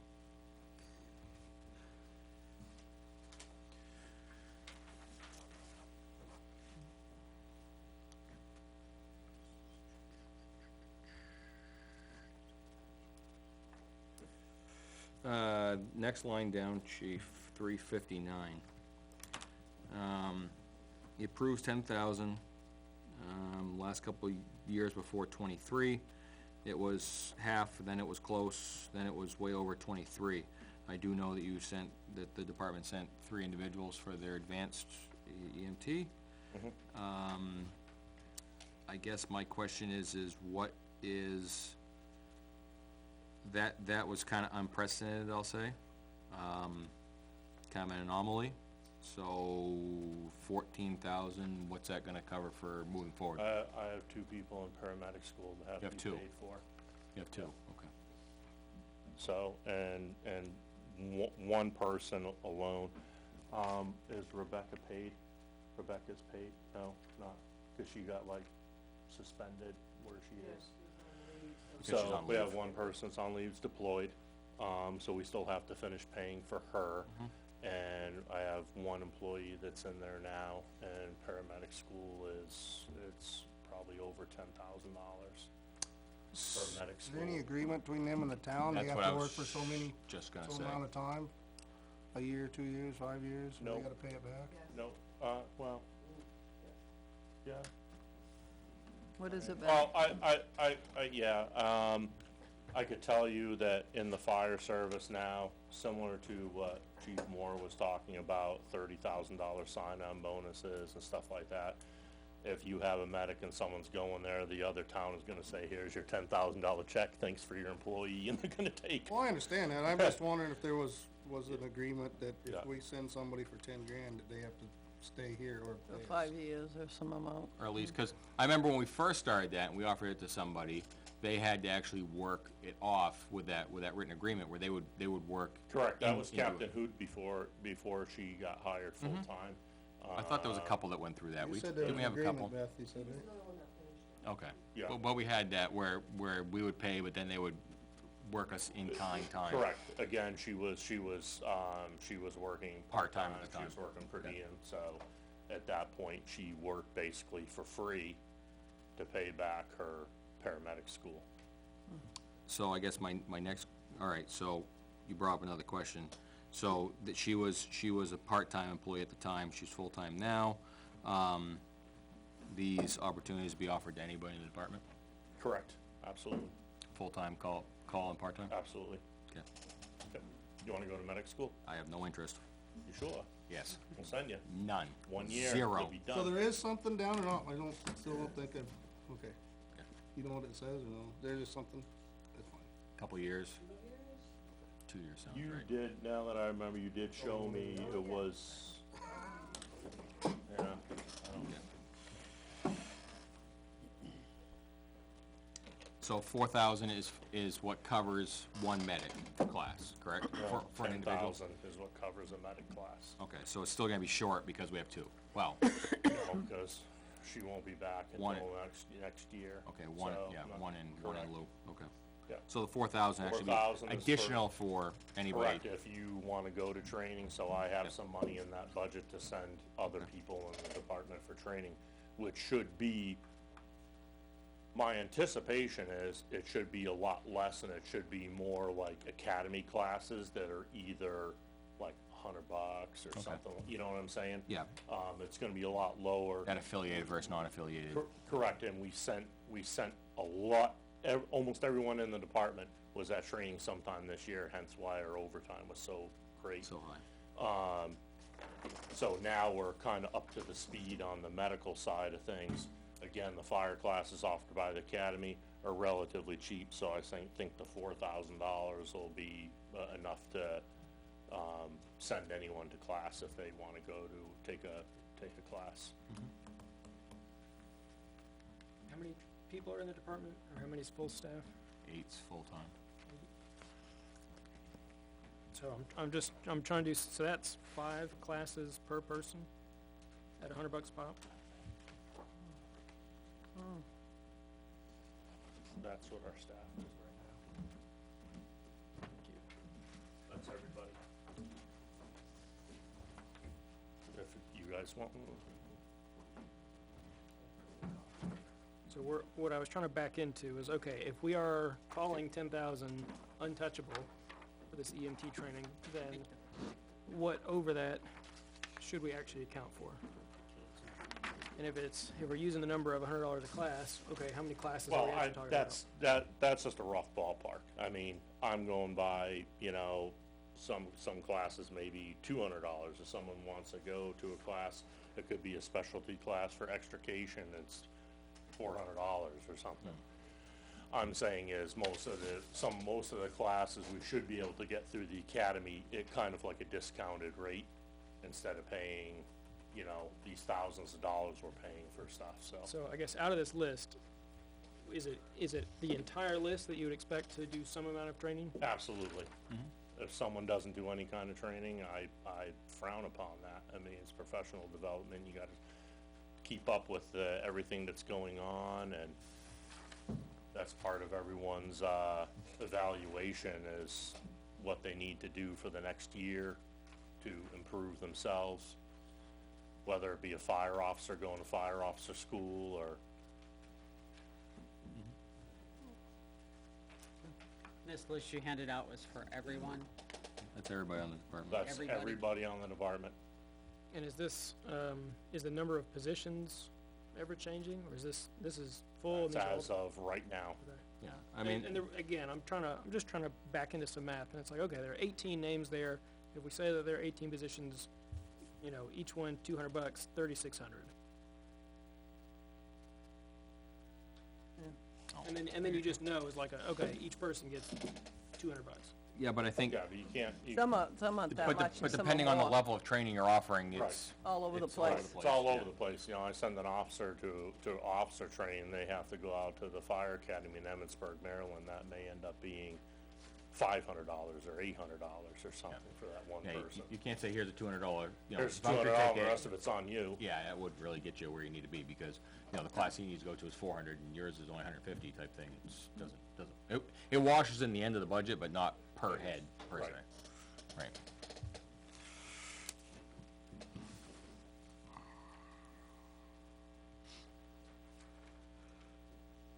So I guess I'm okay with that, even though I brought it up with the Ben and Beth discussion of that there's at least something, retain them for a little bit of time.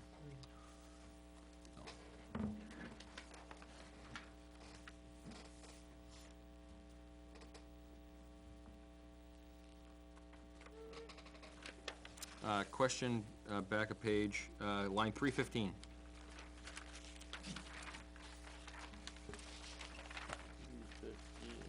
Wages overtime? Correct. Yep. So if you go in the middle column, the approved for 2023 was 84,719. There was a proposed number of 88,955, and I'm wondering how we got that as a default number when the approved budget was 84,719. But I guess my question is I understand that, but how you can't,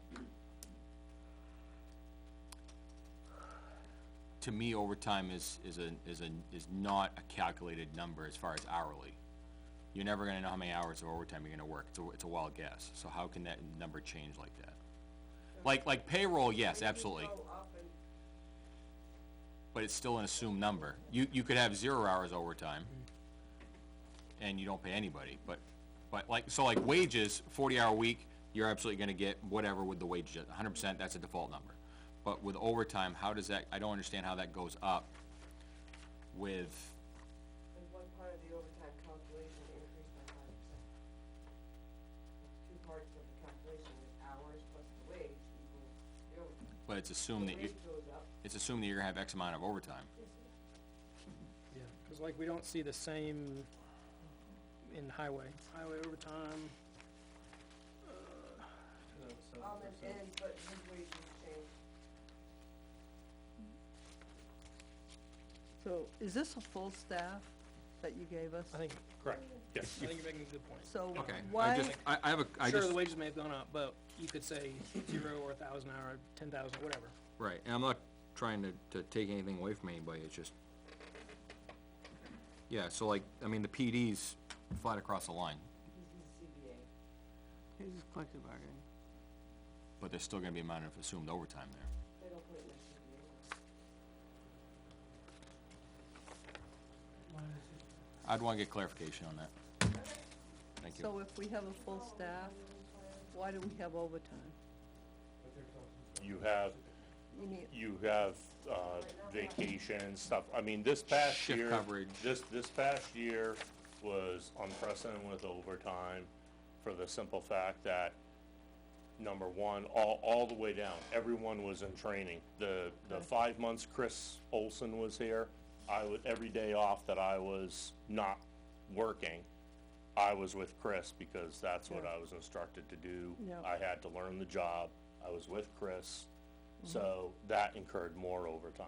Yeah. We had our, excuse me, our employee that was deployed, actually took between drills getting ready to be deployed, was off a tremendous amount of time, which required overtime to fill her position.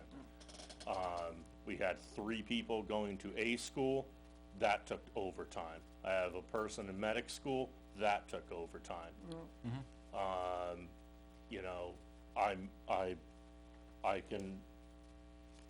can't be 100% sure, but I can assure you that the overtime is gonna be a lot less in the upcoming year, because it'll just be for normal people going on vacations and sick time and stuff like that. Yep. All right, yes, we will have the occasional person out for training and stuff that we have to cover. And we still have, Lieutenant Charest is still in paramedic school, she'll be in paramedic school for a whole nother year plus. So, you know, there is gonna be overtime when every day that she works, there's gonna be overtime that she's in class. So, but it should go down. Yeah, and Steve just said that that's also for callback when if we have either multiple incidents going on, we don't, you know, the call department, as you see on there, a lot of those people, you know, either work out of town, they're not available, I put them on, they are on the call department. Are they super participating in callback? Not so much. We rely on our full-time people who live in town to come back for callback, to take the second ambulance, to take the, you know, those other calls, or to come in when there's a bigger incident where we need more than 2 people or something like that. So we're relying on our full-time people to come back and supplement what we have. It just seems like there's a lot of money being spent on overtime. Is there a better way to manage the labor force than paying all this overtime? Well, I just explained to you, I know, I'm asking though, is there a better way than what you've been doing? not send people to training. Our people were so undertrained, that it needed to happen. It needed to happen. And, you know, it was known that it was gonna be a big chunk of money to send people to get up. Nothing has happened, no training has happened in the past 4 years at that fire department, besides just regular stuff that you would do on a monthly basis, on monthly training, EMS training or whatever. There's been no advancement, no one has gone to anything, or to advance themselves. And that's unacceptable. You know, the people need to keep growing and get better for the town so they could service the town better. Again, we had basics that are now ALS providers. That's boils down to even, you know, more revenue, better patient outcomes. So I guess a lot of training again happened this past year, that probably won't happen. I mean, everyone's at a decent spot right now, where now everyone's kind of up to par. Now it'll just be, you know, the one class here or there or whatever moving forward. So at what point are we paying for something that we do or do not need, and do not need, I guess is the correct way to phrase it from my standpoint. Are we upskilling the department so much beyond what we actually need?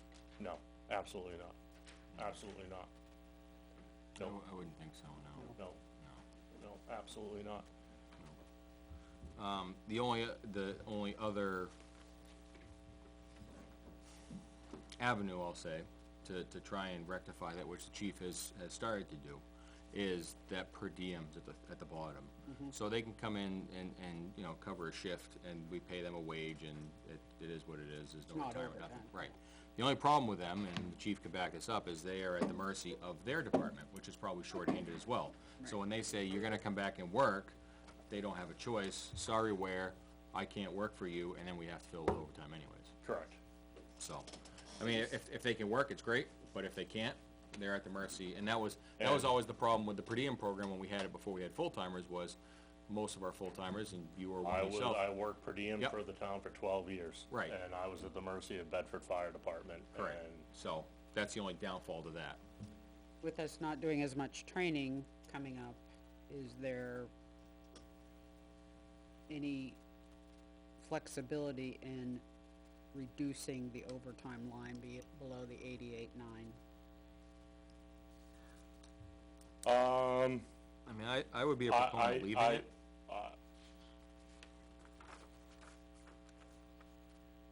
You know, I'd be a proponent of leaving it for the fact of 2022's number was 75, I get that. 75. And 2021 was 54, but you also have to remember too that in 2023, we added the additional 2 to complement the 8. So 2022 was only 6 members, 2021 was only 4 members, 2023 was 8 members. So you're Yeah. gonna get a bigger mix-up. Yeah, people are getting, as they stay on the department, naturally you gain time. Also, you gain more vacation days, you gain more time off or whatever also. Yeah, I would wanna leave that alone. The only thing again, with the exception of, I wanna make sure that proposed default number is correct. But, that's just my own feeling. I mean, it was 75 with 6, it's bound to go up a little, so that was what, 15,000 between the 2 years?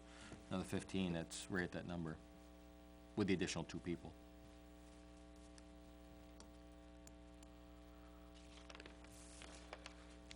I don't know what the rest of the board feels.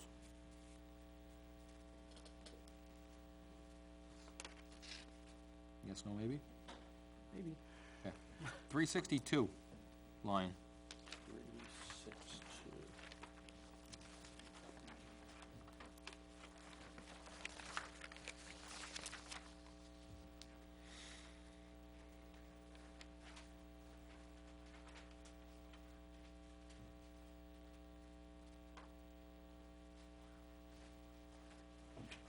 So radio repair? Is it, I don't think that's a new line. No. We were under a maintenance contract until we joined capital area. Which Correct. that kind of fizzled, as soon as we joined the capital area. 21, no expense, 22, no expense, 23, $1,500, I'm assuming that was for reprogramming. And yet it's $5,000 across the line. I guess my question would be where, cause to me, this is just me, if we had a radio crap out, it would come out of 361, which is equipment. You'd be purchasing another radio. So, repair, I guess, I just don't know. Radio equipment is to buy radios. But that's why. Radio repair is to repair the radio. And I understand that, but if we had one completely crap out and we had to replace it, it would You'd come be from buying it. 361, not 362, which is repair. If we sent it to our vendor and they said, no, you can't fix this thing, Correct. you'd have to buy one, it'd come from 361. Mhm. If we had to repair it, yes, it would be obviously if you had to put a new knob on or a new antenna or whatever. But to me, I'm just wondering if that number's a little bit high for what we got, What's the price of a new radio? like 4 or 5 grand. Yeah, it's more Well, than you- that, 6,000. So you- 6,000 for a mobile. I So just do you bought think 2. you're gonna get more than 2 this year? Cause you got Which- 14.6 in there. Okay, you're at Well, the other yeah, one. you're at the other line, I'm not at that line. I'm I know, I'm you're just the one referencing under. it, I was at 362. Yeah. If you wanted to just cut that in half, and make it 2,500, I'd be good with that. I would feel better at 3,000, just, I don't wanna kill it that bad, just a little bit back, that's all. What's the rest of the board think? I mean, if it hasn't been spent, It hasn't been spent in the last 3 years. We do have older radios over there, they're from, like I said, I was telling you the other day, the most XP, Yeah, so they're yeah, older. that's the thing. So That's the biggest problem If they we're need having batteries now or something like is- that, we gotta purchase batteries, and that would be to me, that'd be under repair. Correct. So, I would wanna leave it a little inflated, not, I say inflated, a little bit more than half. So, I wanna talk about 361 at the same time. Yeah, that's what I do. That's a bigger conversation Well, for me. but if we are not buying more and we are leaving more older ones, then I could buy, okay, we need more in repair, We need more money left in the repair line Repair line, huh? because we have older radios hanging around. So something you said has really stuck with me on if you go to grab somebody's radio and it's not what you're used to. So that stuck with me on why like, let's buy them in bulk. Right. Get a whole bunch of them. So the conversation I had the other night, and this is the avenue we're gonna obviously go, was if we buy 2 radios, as of right now, everybody except for 2 have the XTS 2500 Motorola. If I grab yours, I know exactly what knob does what, etc. in a situation. Now, if we replace them 2 at a time and the technology changes, and I grab yours and I have a 2500 and you have an Apex, I don't know how to run yours in an event emergency. Yep. So that was a concern that I had. That's a good question. The new Motorola's that are coming out are very similar to they still operate on the same way the old Motorola's run. And again, my thought process was instead of buying all this brand new equipment at one time and spending the CIP for next year is $95,000, instead of spending that, don't spend it and buy a couple of new radios a year. And yes, the technology changes, but we're gonna end up sticking with Motorola, and those radios have been the same. I mean, I used the same portable when I was in Bedford for 8 years, and they didn't change when they bought new radios every year. And so that's why that line item is why that line item is the way it is, so I could buy 2 portables every year. So, I guess I also I agree with you to an extent on the Apex versus the XTS. Because I couldn't figure out how to shut it off the other day, because I turned it and it kept Well, I don't turning know straight. there was one radio that I got that was actually in the cruiser, and when I got that, and I don't even know what the radio is, but I gave it to 4 people and they couldn't even turn it on. So I just left that out and took one of the old ones and put it back in there. Right, that was probably the Apex. Yeah. So, and that's my point is, 4 of you couldn't turn it on in an emergency. If 4 of you knew how to run it, but 4 of you didn't, is that a safety issue? You know what I mean? That's my question. Yeah, so that tied with, I had an outstanding question on, can we use ARPA money for fire radios? And if we can, then okay, I got a little pushback on, well, the police aren't done with ARPA money yet. Fine, but it has to be allocated by the end of this calendar year. So we get towards, so I would probably leave both of them alone. I'd leave it 36 and 5, $3,600, $5,000. Okay. Get to the end of this year, this calendar year, 2024, and say, See what okay, the here we are with the number is. ARPA, here's what we can do. Can we do a bulk purchase of radios for fire? If not, then we can make a decision on, okay, no, these should not be purchased piecemeal, and we should do it, CIP, or, okay, then we start into this life cycle. No, let me ask you this. The 95,000 that you had in the CIP, was that for mobiles and portables, or just for portables? I believe that was just for portables. Okay. 95,000 wouldn't cover for doing mobiles. Right, Out of okay. $6,000 a piece. Okay, just a question, I just wanted to see what that covered. I'm not in favor of buying stuff in bulk. I'm not in favor of doing that at all. But if we can Because do it then- with grant because money then that has every 0 time- taxpayer yeah. dollars. What's that? But if we can do it with grant money, with 0 taxpayer dollars, direct taxpayer dollars. I would rather, if we're gonna do it with taxpayer dollars, then buy 4 and I'll put 2 in the budget for next year. And I'm trying to space this stuff out so we don't have this giant spikes. We always have these giant spikes in the budget every time, whether it's air packs and we gotta spend $300,000 on air packs, $100,000 on portables, or if you just buy the stuff little by little, I don't need 19 new portables. I don't need that. Yeah. Well, and that's why I made the remark. 2 people on duty during the course of the day, and if I buy 2 mobile radio or 2 portables, those 2 portables are gonna sit in the day room, and when the 2 full-time people come in the morning, they pick up a portable, and that's their portable for the day, and then they put it back in, and then the next person comes in, grabs that same portable.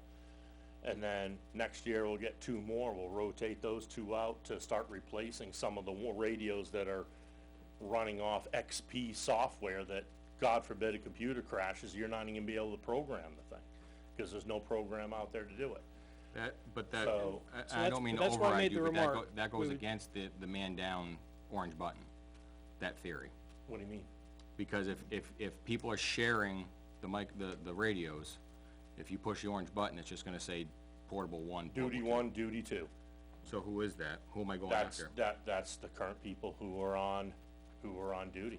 But who am I going after? Am I going after you? Am I going after one of the The current lieutenants? people on duty. But I don't know who duty 1 and duty 2 is. That's why. I could follow my tell point? you that every, pretty much almost every full-time fire department has a bank of radios, and when you go in, you pull out a portable. And when I worked in Bedford, I did 23 years over there, and we had a bank of radios, and you pull out a radio, and you were assigned that radio, whether it was duty number 1, 2, 3, 4, 5, 6, 7, 8, or 9, and you pulled out a radio, and that was your radio. It's your officer's responsibility to know where you are. It's the incident commander's responsibility to know who you are. And where we only have 2 people, it's pretty easy to tell who the 2 people are who are on duty, especially if you're signing in, you're giving your tag to somebody, and they say, "Where portable number 1?" Well, portable number 1's the officer. There's always an officer working, right? An officer and the fireman, or the junior person on that shift. So you have the officer, it's portable 1. The second person is portable 2. That's how it's done, like, I would say 90% of firehouses, Some firehouses have, they issue you your radio, and it's actually yours, and it's keyed in, like we have right now. Right. Like we have right now. Yeah. But again, I'm just trying to avoid these spikes, I guess. I can appreciate that, but I think right now, given where we're at with the fire department transition, to make all of these changes in the middle of a transition, or which should be in the middle of a transition, might not be the best thing. What do you mean by that? From the Board of Fire Wards over to the Board of Selectmen. That has to do with what? Understanding what the department is doing and how you're operating. I don't know that we should be going and making all these changes to how you're operating. To make radio grabbing one versus assigned, there's a whole change management plan that has to go around educating people on. Right, well, I was put in a is. position of being the fire chief, or the acting fire chief right now, and I'm doing that. I'm taking on that's part of my responsibility. Okay. I don't feel I should just sit back and just let things unfold willy-nilly.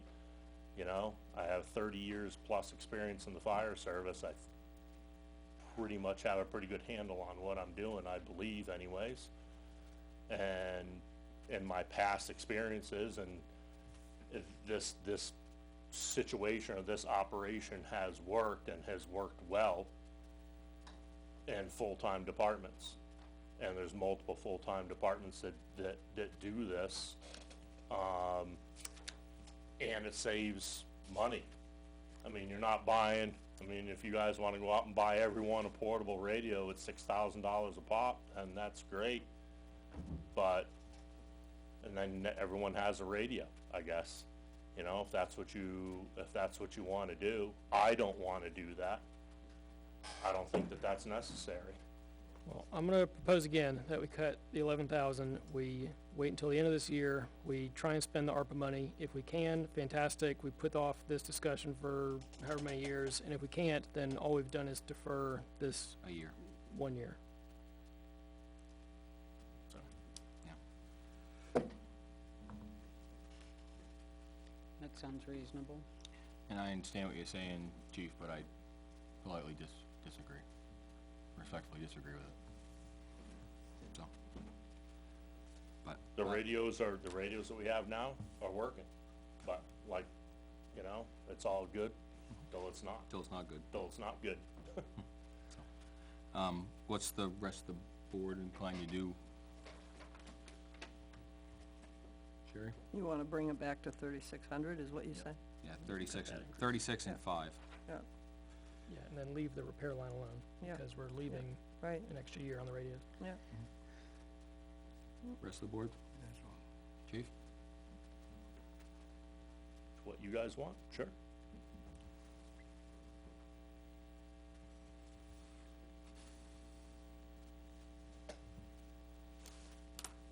Um, 365, the required testing. Mm-hmm. And I know there's a couple different schools of thought here, but I know when Chief Vazina was proposing the full-time staff, hose testing was going to be under their umbrella. Ladder testing was still gonna be subbed out, pump testing was gonna be subbed out, but hose testing was gonna be kinda under the umbrella. Yeah. Has that changed?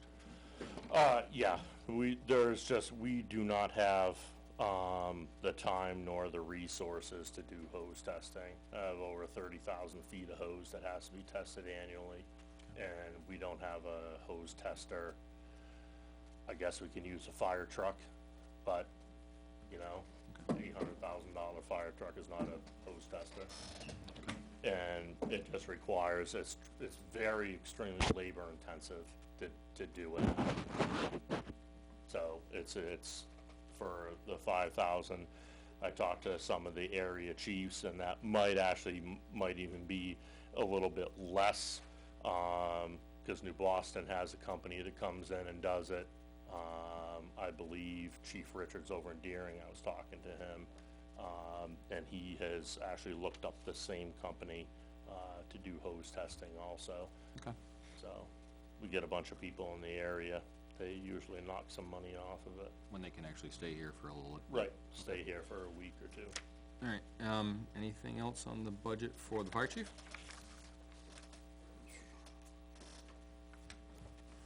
The, uniforms, can you explain that one more time? Line what- 360, uniforms? 60. It's going up by $6,300. Yeah, so I was just told the other day, someone wanted to buy a pair of boots, town offers boot policy, $250 for a pair of boots. And I have those amount of people that I gotta buy boots for at $250 a pair. So, I mean, that equates to almost $4,000 worth of boots I have to buy.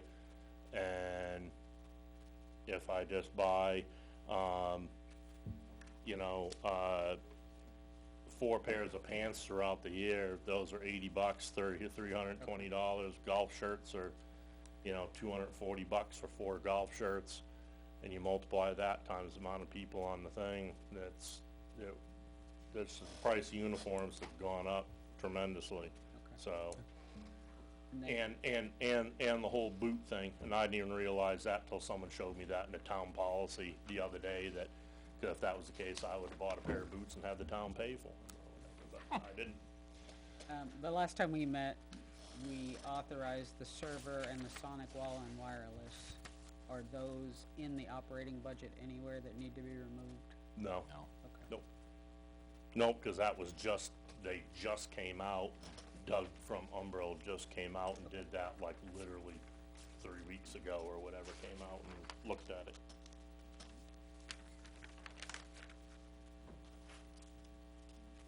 Okay. Anything else, the chief, on the operating budget? The last thing I have is, food. It was line item 330. $1,200. Yeah. Yeah, we. I don't know what we buy food for. I'm assuming there's some amount of Well, snacks when and we stuff. have, when we have trainings to entice people to come to trainings and stuff like that, we did when we did the Santa ride this year, I could tell you, I bought the food myself on my own dime for $55 each night. So, if that was towards the town, then But that could that's also, where, that could also cover if we had a mutual aid event where we were trying to feed Right. the mutual No, aid Yeah, you go to a large fire, you gotta buy a box of Joe or some coffee or whatever. Pizzas or something, yeah. Yeah, Yeah, we just never come close to spending $1,200. It's, 350, 9, 640, and 212. yeah, I think it probably just got absorbed in some other part of the budget that fell short, you know? A lot of the lines here, you know, some of those end up doing that. So we need to put the money somewhere else, if something happened, and we need to put the money there. I think, and it was for a while there that basically every EMS training we were providing food Yeah, for. yeah, Chief Azina was buying I think if you dinner went, I think for- if you went back a year or two, it'd be high, close to that number, so. Not saying it won't get back to that number, but, I guess a couple $100, but not, I wouldn't go much below 1,000. I was kinda staring at Hmm? something below 1,000 feels, more palatable. Say, man, it's over $1,000 on food. Well- When we can see the previous 3 years. Figure it's only $100 a month, Yeah. on a 12-month calendar. Yeah, but $100 a month. What can you get for $100 nowadays? Box of Joe's $25. Yeah. For a box of Joe, and $25 for a If you dozen of ever had a donuts. big event or a big. Yeah, if we had a mutual aid event, it could be You're feeding I mean, it, $200, yeah. $300. I mean, put it this way, I have, the, capital area is coming around, they host the dinners and stuff, I mean, that's coming around, and I'm gonna be one of the months this upcoming Host. year, the host this year. I mean, I don't want that coming out of my pocket Are we doing to the, feed 50 people. are we doing the Central New Hampshire wardens too? Yep, I think we are, the schedule came out on that, I don't know what day it is, No, or what month it is. I think it could get consumed rather quickly, honestly, Yeah, personally. Spend $100 just to buy pizza, put it in the stomach. Exactly, that's, right. and that's for a month, so, yeah, I think, and again, if we did that and had mutual aid event, could be a couple $100 easy. We don't have many fires, thankfully, but if we did, it could get easily consumed, oh yeah. so. Anything else? So it looks like we've only removed, and I say only, and I apologize for saying that, we've removed 14,000 approximately from. Yeah, the budget. 149 is what I get. Okay. I mean, I think I had a pretty lean budget going in. That, Oh, I think I did, really. Mhm.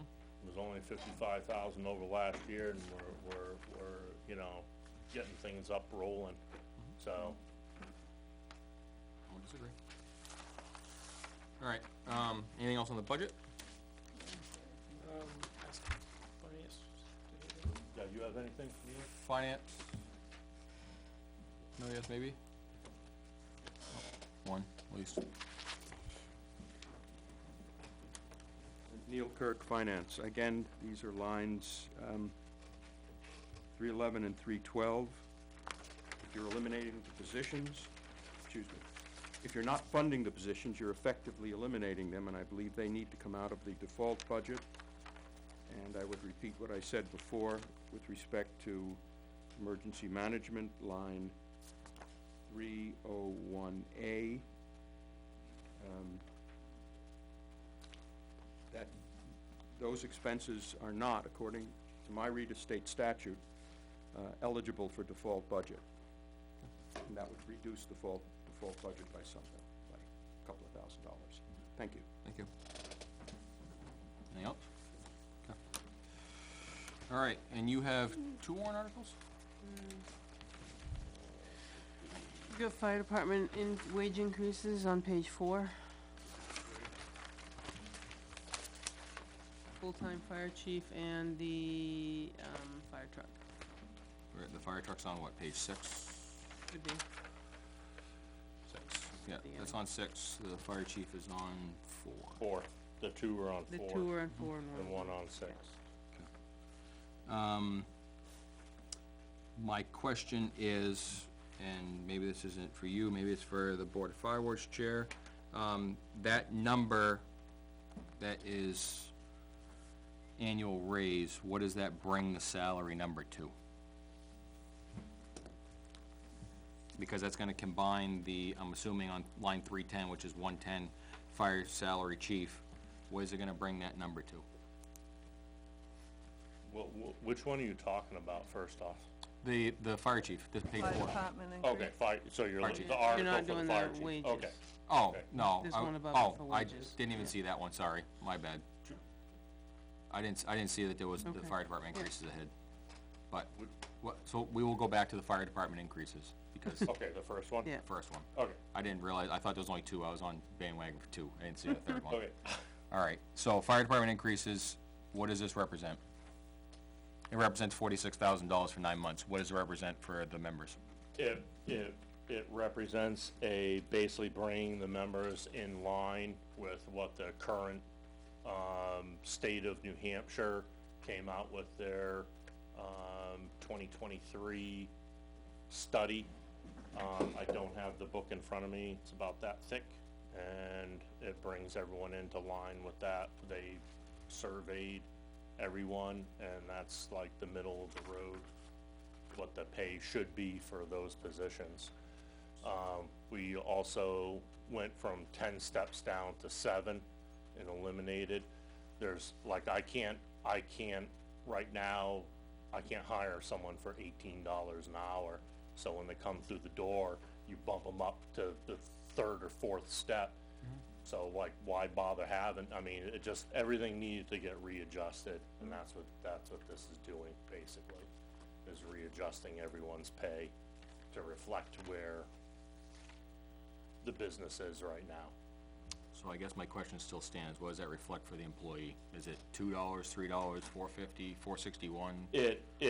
It varies on where they are now, you know? It's roughly, I wanna say, thought it was like 6%?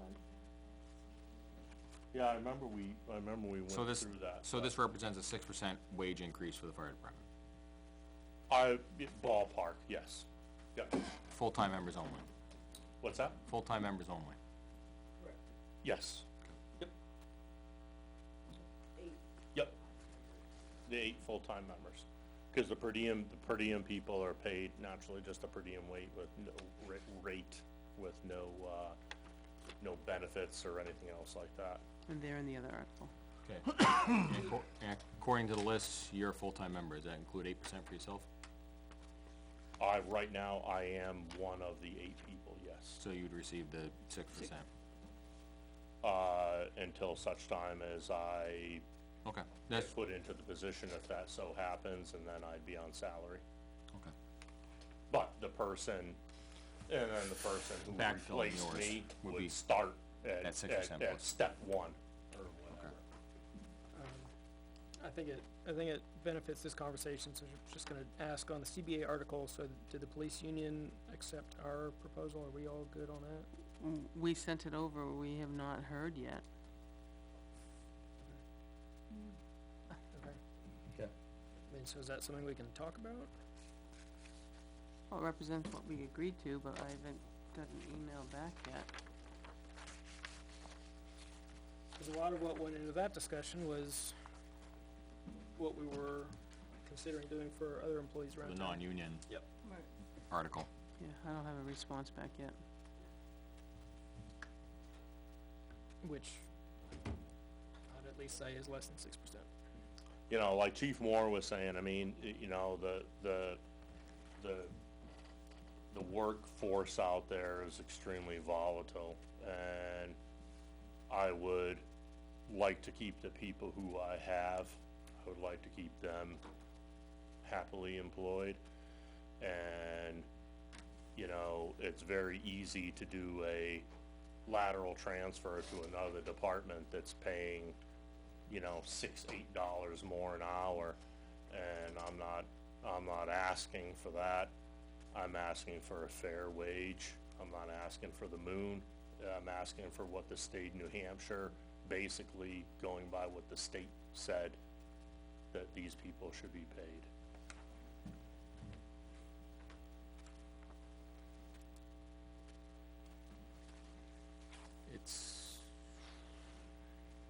It's pertinent to the conversation. I'm gonna ask Jay, what was your warrant article based off of? That proposal that I gave to you Okay, but it was an hourly rate adjustment, right? It was $3 on the base. What percentage was that approximately? Yeah, I wouldn't know either. I think probably roughly the same, honestly. $3 out of 20. Yeah. Come on, it's too late. 1.5? Huh? I can't decide if it's 1.5 or 15. I think it's 15. Maybe it is. Yeah, it is. It's 15. 15%. 15. Okay. Yeah, I mean. I just didn't know what your number was, that's all. And it's very, I could tell you it's unfortunate, but that's what you need to do to keep employees. And you're gonna, that's just the nature of the game nowadays. You know, everyone is leaving to go to other places, and it's all about, it's all about the pay.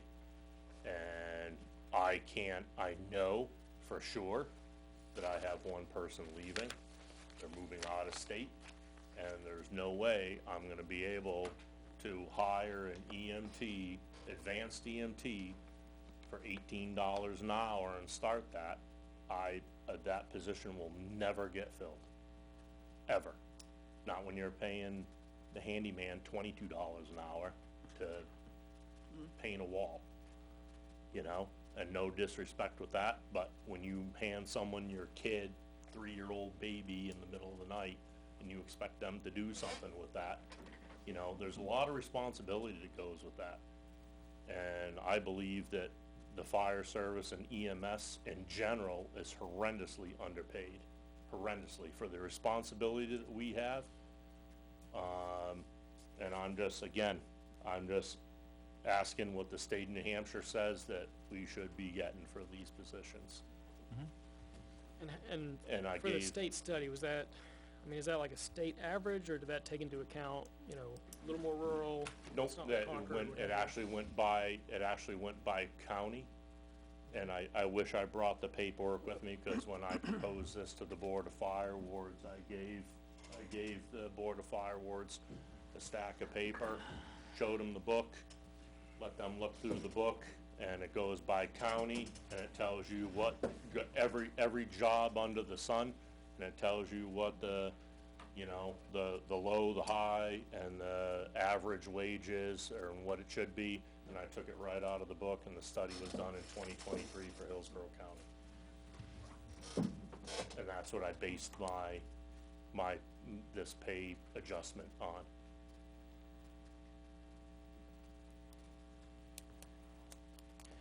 So I have a question.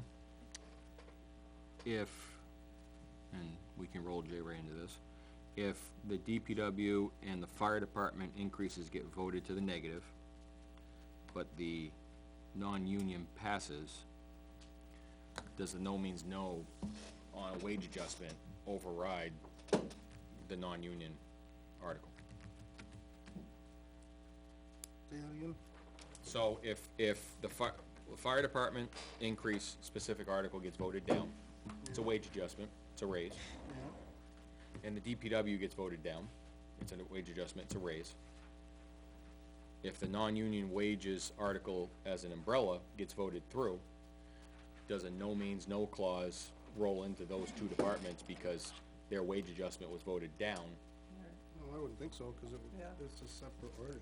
You know, It's they're still a wage full-time adjustment. versus part-time, Just, the voters said no to a wage adjustment. but this one is for full-time. The article specifically says full-time, But at least the- for the DPW it does. But the non-union wages is for everybody that's encompassed in those two articles as well. No, it says part-time. Not including previous warrant Part-time articles. fire and rescue employees. I believe they're separate. So 'Cause I think part-time at fire least and fire and rescue rescue, employees, that would be not the call DPW. department. You have two non-union examples in your packet. Yeah, Includes DPW one and includes the highway, one doesn't. It was a choice. So you could do one inclusive of fire and everybody, fire, highway, and the non-union, or you could leave separate warrant articles alone. Like, that's why there's a choice here.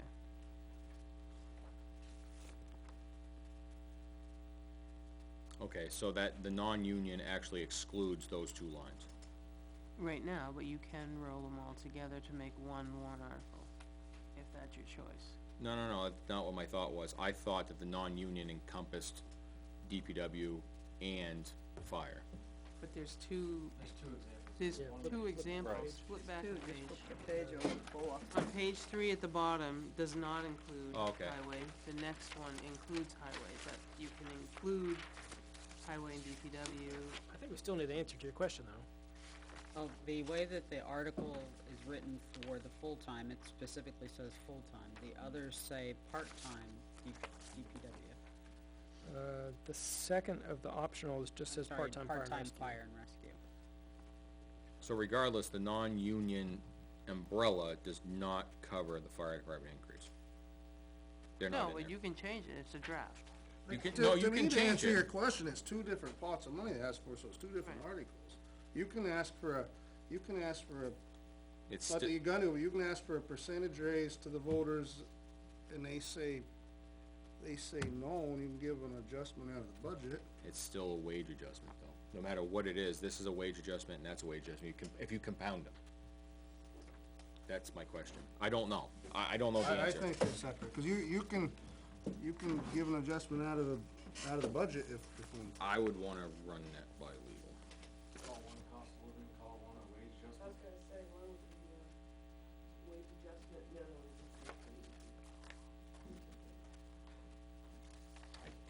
It's the same thing. Sneaky. No, it's, to me, it's the same thing. And I think it would be looked upon the same. I just wanna confirm, because I'd hate to have even just say, you know, the DPW one get voted down, but yet non-union passes if we write it as such to include highway, and because no means no, they don't get any of See, that we did pot this changed one other over. time though, I guess they both It passed, but Right, it so, was written, they both passed though. right, but it was written, so if one did and one didn't, that you'd have got the one that did. Cause one was the percentage, how it was written, cost of living or whatever, and then the one was specifically stated that DPW was, I forget how it was worded, adjustment. it was I an think it was a adjustment. wage adjustment. Wage adjustment.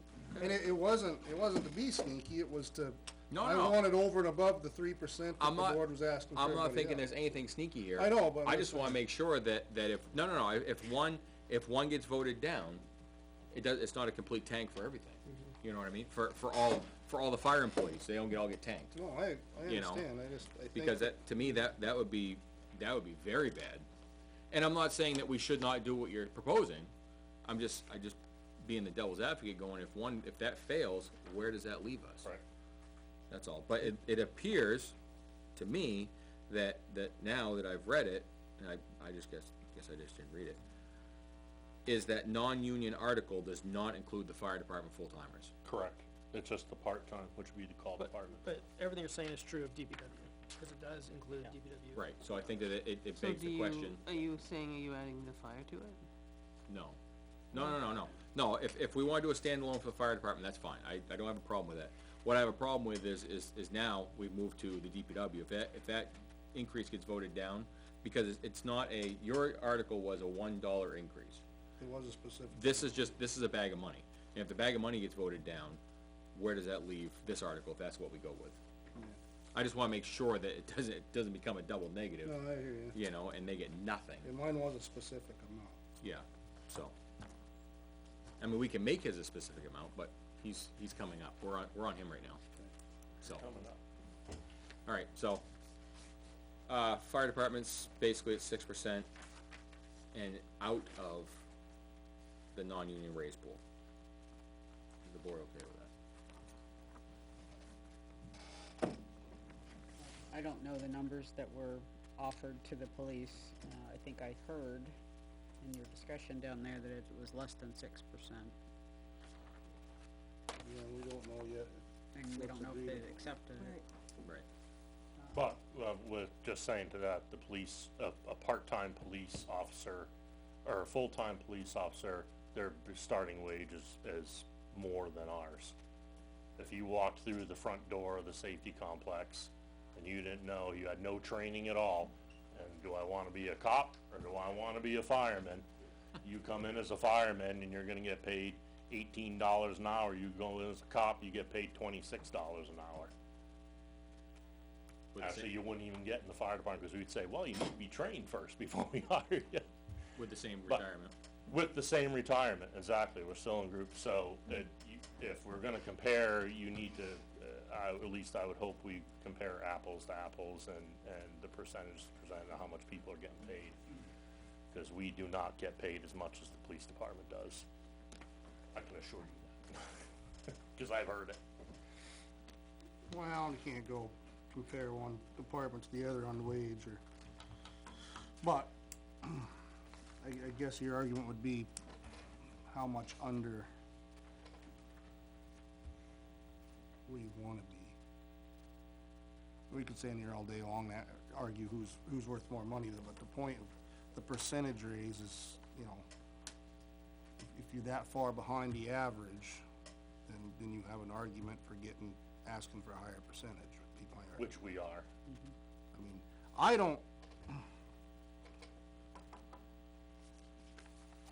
I guess I don't ever really have a problem with what you're gonna ask the voters, it's up to them, as long as it's spelled out what you're asking for. I've always been the advocate to at least ask for non-union what we're gonna ask for union, to make it fair.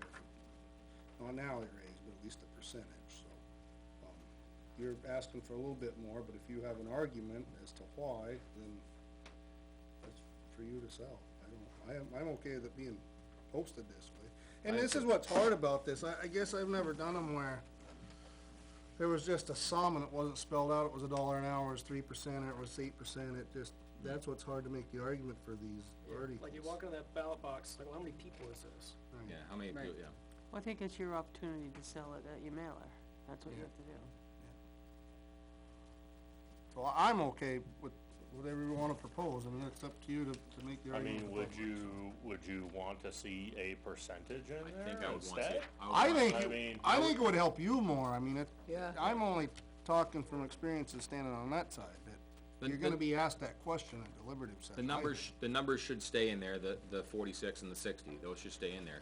But somewhere in there it should say, you know, wages and benefits for 9 months represent, or, you know, pay increases for the full-time staff representing a 6%. Whatever 6.2%, 5.89% I raise, just, or I whatever. think it would fly better if people had that, and then it deliberative when you're asked that question. Because the way you set it up is not able to give the same percentage. Right, because of the qualification. You know, an EMT basic. Do we would be average? Yes. Do we average a percent? Yes. Chair? So, the wardens looked at. Identify yourself, and please. approved. Steve. Oh, I'm sorry, my name is Steve Robertson, I'm the chairman of the Board of Fire Wards. Thank you. And so the board, looked at the numbers that the chief showed us and adopted basically like a pay scale. I know from experience that, personally, that, you know, you talked about different types of pay, and most places will separate out your pay scale from your cost of living. So if you're talking about, you do have two different kinds of increases, most places. And so the way I look at it is what the town usually votes for, I would consider a cost of living. But as you, like the chief said, developing your career, your experience, your training, just your education for the town, you know, obviously firefighter EMTs have to know, you know, the roads, the layout, the neighborhoods, where the water sources are, all those things that the longer you're there and the more you participate in that training, the better employee you are. And also it costs a lot of money, as you know, to lose people that you've got, especially people that are well-trained. And so this pay scale that we adopted was, I believe, like maybe at best middle of the road of towns of similar size, et cetera.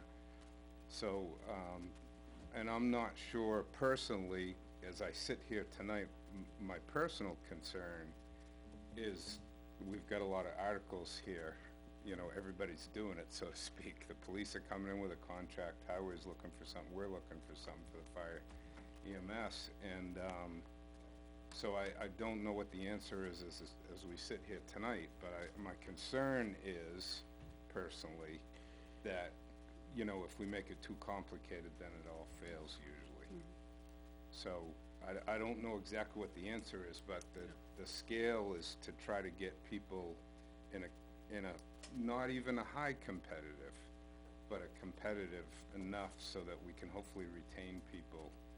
You know, when you, as an employee, when you look at your situation, you say, well, maybe I can make a little extra money there, but you know, I've got some tenure here that gives me a little more vacation, et cetera.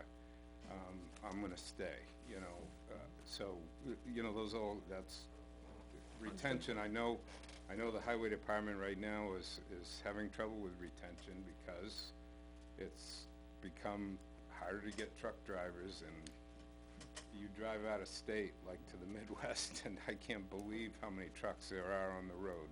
And they all gotta have CDLs, and all the companies have signs on all the trucks that are saying, work here, you know, we're hiring. And so, we gotta get through this, this time, and still provide the service that the townspeople are voting for. So that's just all I wanted to say. Sorry. This is my Yep. Thank you.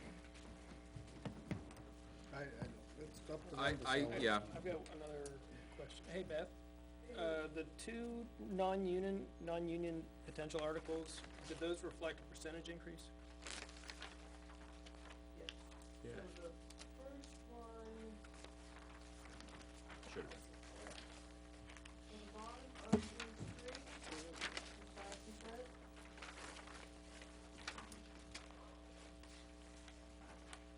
Yeah, same one for, It just includes the DPW guys in the second one.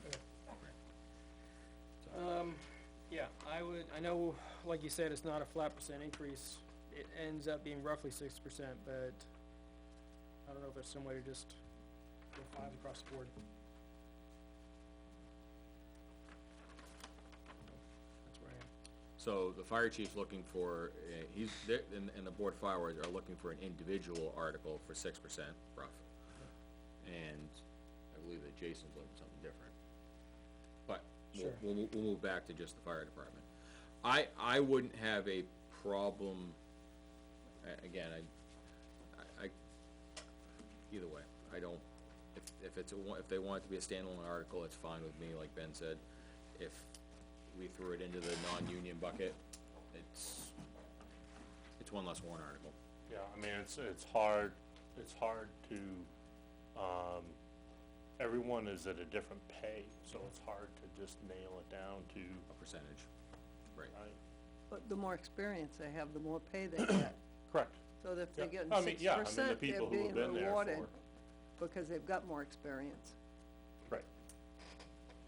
So, I could go either way, doesn't matter to me. Like I said, if they wanna try and sell it as their own article, then Yeah, I mean, that's fine. There's certainly a world where the, part-time get 5%, full-time get 0. yes, I don't know that it's likely necessarily, but it's a possibility. it's possible, It's also possible the other way around. Sure. it's very possible, yeah. So, Yeah, again, I mean, I'm just trying to save the people who I have. I don't think Trying to- anybody argues in that. Only reason I Trying brought to it. keep the people who I have, and so Yeah, they we're don't- not I trying to ain't argue arguing, that at all. I only brought it up because I feel from experience you're gonna have a harder time selling this way, but that's your job But I to do. can't put a percentage on it. That's fine, that's up Yeah. to you. it's fine. It's not up to me. It's just the way I pay the employees. I was just It's sharing a different. little experience, that's all, Well, that's fine. Well, Put it on there. it is ultimately up to you and the board of fireworks to put the article forward, the way you have. Which is what you did, Huh? which is what you're looking at. Right, Right. so it is, That's fine. but, It'll be time to go to work pretty soon. yeah, it is. I think I'm just gonna go in. Janice, all set with it? Or what do you wanna do?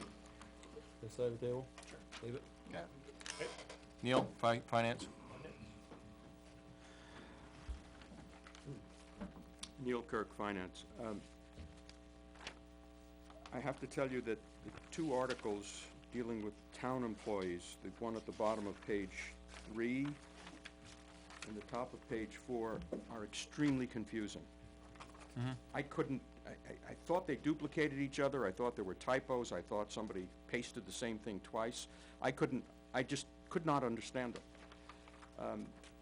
So as a practical matter, if there's some way that you can I think we need to rewrite it. rewrite these I so agree. that whatever it is you're trying to do is clear to people, it would really improve your chances. I concur with Benji that putting in a dollar amount without a percentage increase is asking for defeat. Yes, the Finance Committee will try to figure out what the percentages are and put them in our blurb, and the Selectmen will probably do the same thing, but it really should be in the article. And the fire chief can say an average 6.78%, and people understand that. That's not an issue. But folks need to know that. And the other point is that if And we could do that, we could do an average. if you're, I think you stand a much chance of getting everything approved if everybody's getting the same increase. Maybe it's exception for highway because they've got a different problem. But if everybody got a 5% or a 6% or whatever it is, Understood. you know. Yep. And people, please understand that people need increases. I'm not suggesting they don't. I'm just suggesting that if we want to communicate with voters and make a stronger case for them, we have to do it in a way that's clear, understandable, and uses numbers that we're used to. Last year, or several years, you guys have been having increases, and you say a 3% increase to non-union town employees. Everybody understands that, it's reasonable, or whatever the number is. Right, but it's understandable. Right, but the way it's written now, all of the articles. Okay. Thank you. All set? Okay. So we'll move to the full-time fire chief? Okay. All right, back to my question I had before I got a little ahead of myself. Okay. What does that bring line 310 to as a salary number? 106, I believe.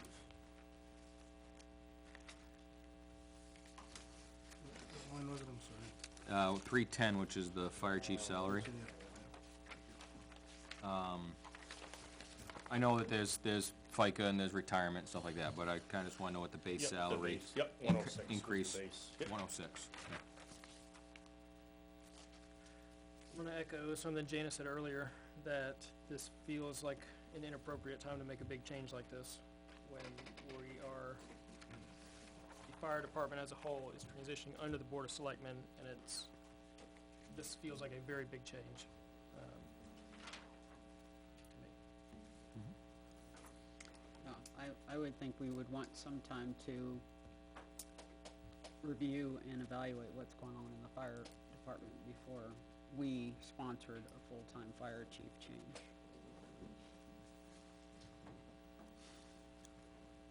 Mr. Chairman? Yep. I'd like to speak to that. Give me a second, sorry.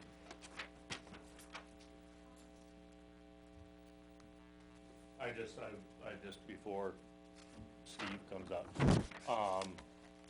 I mean, the Board of Fire Wards worked very hard and actually spent quite a bit of the town's money on hiring a third-party outside agency to come in and do all the testing process, and not to mention, you were talking about overtime, all the overtime that was spent with myself, and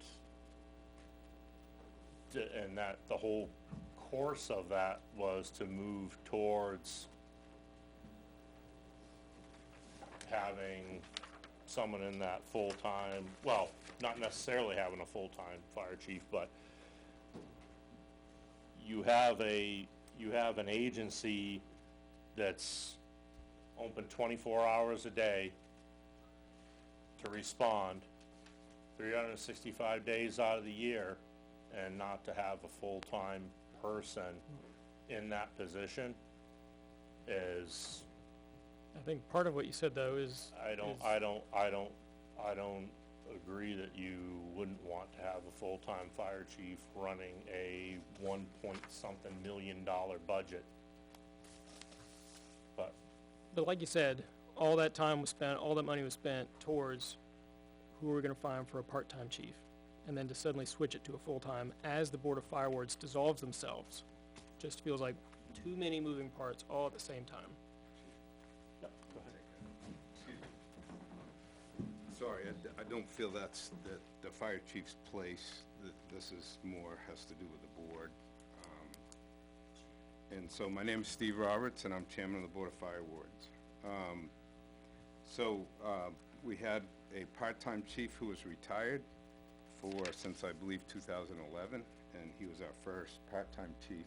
Before that, it was a call chief, was technically part-time, but as on-call, not a permanent part-time position. And so when the part-time fire chief retired, we, of course, had to find a replacement. And the board had a discussion, and yes, last year the board voted, the majority voted to not pursue a full-time position, but to continue with part-time. The previous fire chief that was part-time was retired, so he was prevented from working more than 30 hours a week, according to the retirement system rules. When you're retired, you're limited to your hours. During his time, the retirement system changed the rules, and so he was allowed to work 30 hours because he was grandfathered in. But anybody new in the same position, or if we adjusted his title, position, requirements, whatever, he or she would be limited to 25 hours a week. And the previous chief said several times that he was not able to do what he really felt he should be doing for hours to do the job requirements that needed to be done, as well as several other fire chiefs that are part-time are kind of saying the same thing, even in smaller departments than we have. And so part of the reason that the board voted that is somebody asked, could it be done in 25 hours? And somebody who had not worked in that capacity as chief said, sure, it can be. But we actually paid our acting chief during that time more hours than that per week on average. So, and then, as the chief said, we hired the company to come in and help us with the process for finding a chief, and then we went with the interim chief for a time. And the interim chief, who has worked in many departments around the New England area, as you know, has good experience with those type of things, and he said that it should be full-time. So the board took another look at it this year, and we did vote majority to pursue a full-time position, and I actually advocated. One of the reasons I advocated for it was because I received word from a lot of people in town that were kind of angry that we didn't allow them the opportunity to vote on it. By saying we were going to keep it a part-time chief, we removed the opportunity for the town to say what they wanted. And so that, I believe, swayed, my personal opinion, I believe that's one of the big things that swayed the board to now say we want to support an article for full-time chief, was because they realized that by us making our vote didn't make it happen, but it simply is giving the voters the opportunity to say, is this what we want? And so, and I want to say that I received a couple of emails that people were opposing that position. And so I went, in the August meeting, I brought forward the votes. In fact, one of them said we should cut the full-time staff. And so I brought the votes. This is from because we made a presentation years ago in 2000, for the 2019 town meeting to go to full-time coverage in the station with 2 people. And we went to the Finance Committee and the Selectmen, and we said that we were gonna ask for 2 positions per year. In 2019, that vote was 63%, 929 to 584. No, 63% approval. In 2020, the vote was, for that same article, was 968 to 612, that was 63.2%. In 2021, the vote was 878 to 551, 62.7%. In 2022, the last year, it was 1,164 yes and 524 no, that's 69%. That's a really high vote total, percentage-wise. So the townspeople support having that kind of coverage. And so, since I've served on the board, which I was on for 3 terms and I was off for 2 years, and now I'm back on again, I've always looked at the actual votes. This is a copy of the warrant, and the votes yes and no. And I don't only look at the fire department, I look at all of them too, and I study them personally. And this is my personal opinion now. And so I feel that we have good support from the town in the fire department, and that we are putting out a good service. We're getting really good feedback, and it took a long time. This didn't change overnight. And so, but the board has taken over steps over the years to shore up the revenue fund to increase our money that we're taking in through revenue by better training and coverage, not having to call paramedic intercepts as much, and because that costs us money in the budget, to do things like that to make it better. But the ultimate goal is to provide the service that the townspeople are asking for. They have voted over the years to support this service. So what the board is trying to do is say to the townspeople, this is what we need for funds to provide that service that you're asking for. And so that this is part of that. We need to move in this direction if we want to keep this level of service up. Does anybody have any questions or comments for me? I do have one question. I know that the Board of Fireworks will be dissolved, so you won't actually be the one implementing this, but if you were, do you envision that you would go repost for a full-time chief, because the prior post was for a part-time chief? Mm-hmm. Do you envision you would do that?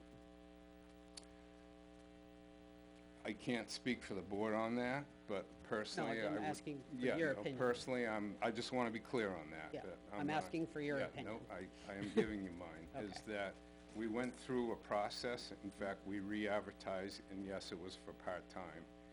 But Chief Rourke here went through the process, and he came out the #1 candidate. He's already, like he said, he's worked for us I remember he was one of the original 2 that, he and one other person were part of the original pool that we hired for per diem employees when we started that. And he's been a faithful and loyal employee to us. And he actually was, he worked at Sunel's as a manager in South Ware before that, right?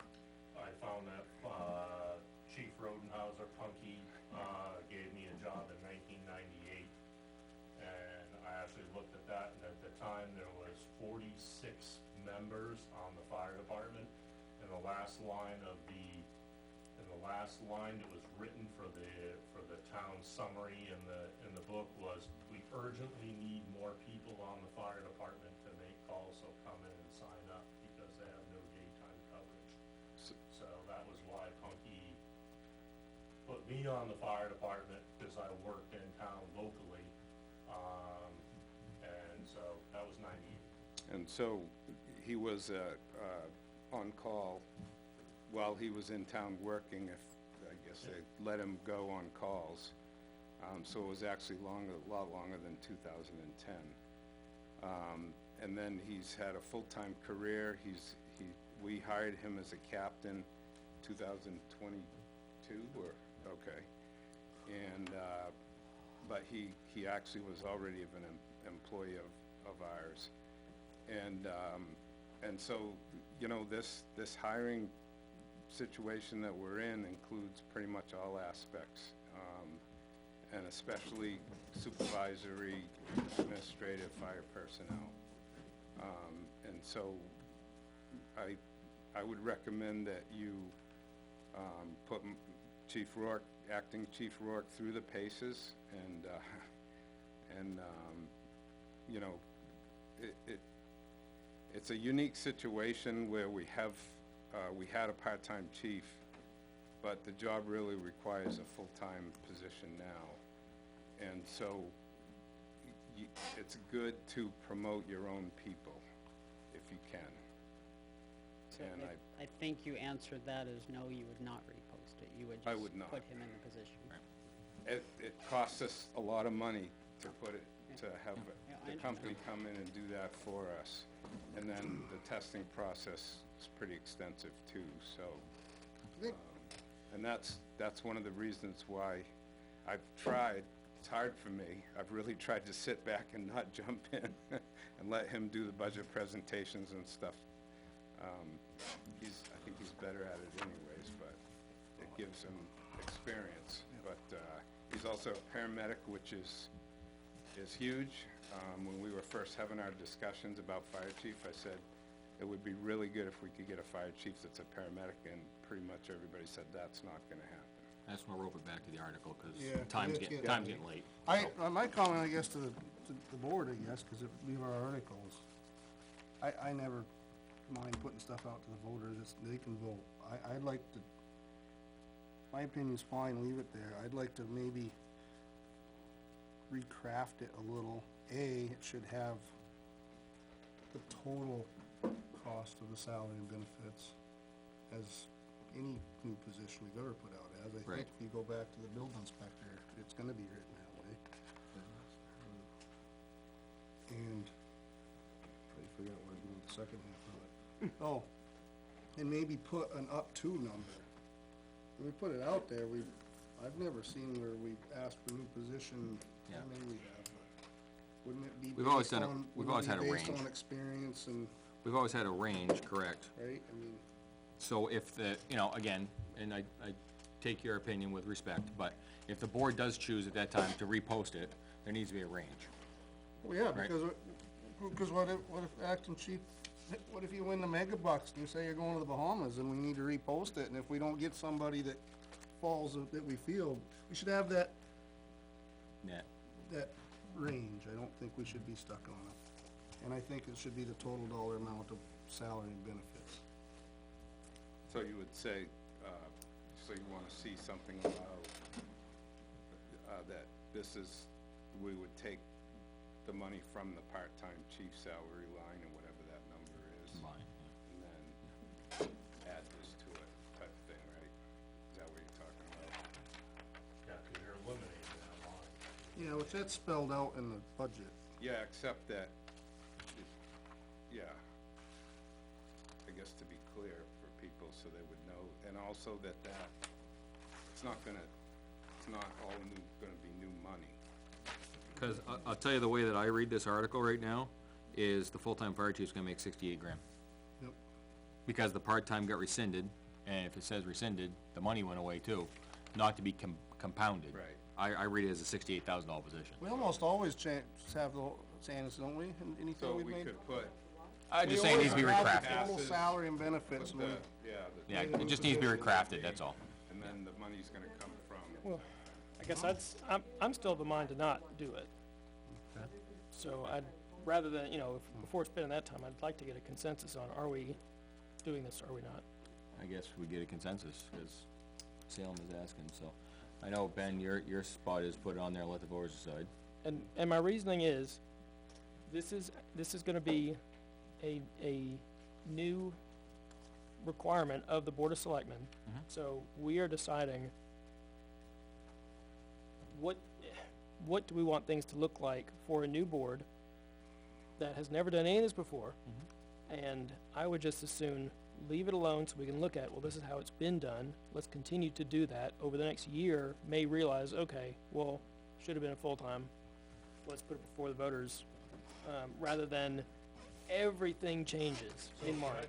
Can I just say one thing? I could tell you that since Chief Vizina left, the department has been in basically uproar, all right? Has to be some stability. We've gone on with this long enough that I really think that there needs to be some type of decision made, and because you have employees who don't know what's gonna happen, you know?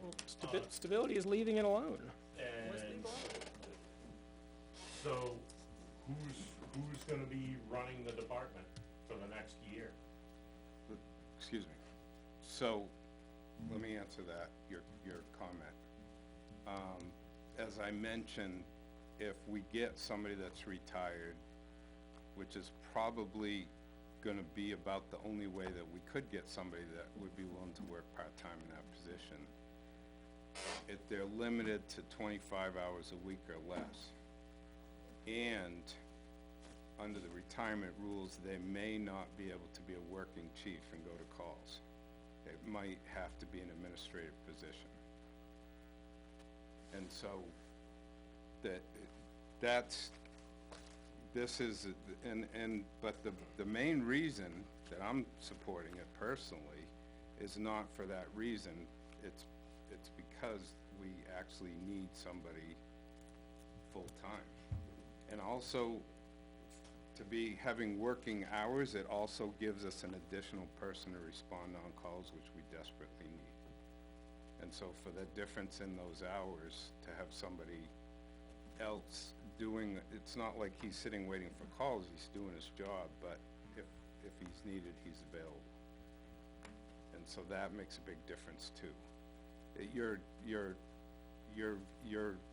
looking for somebody who is not just an administrator. But when I started But last March, April, whatever, that's what we were told. It was gonna be a part-time chief, it was gonna be an administrative chief. And then it switched. All of a sudden, I felt like all of a sudden, and now here we are saying, well, it has to be full-time, so you have to put this on. I guess my question is, when did it change where you'd have to be administrative on part-time? I don't have that exact, I said maybe, Because, I haven't yeah. heard that, I haven't seen it in writing. Well, I'd wanna see it in writing, cause again, I mean, Vizina he was part-time as a contributor, and he never backed out of a situation, so. Well, I have to see. Again, I'd wanna see it in writing in, you know, RSA context, in that It has retirement. changed, I know the hours changed. The hours changed, right. So, some other things. I would definitely wanna see that in writing. Yeah. Before we take that run it to the bank. But, even so, just going to the 25 hours a week is, I feel it's way too low for the management of this size department.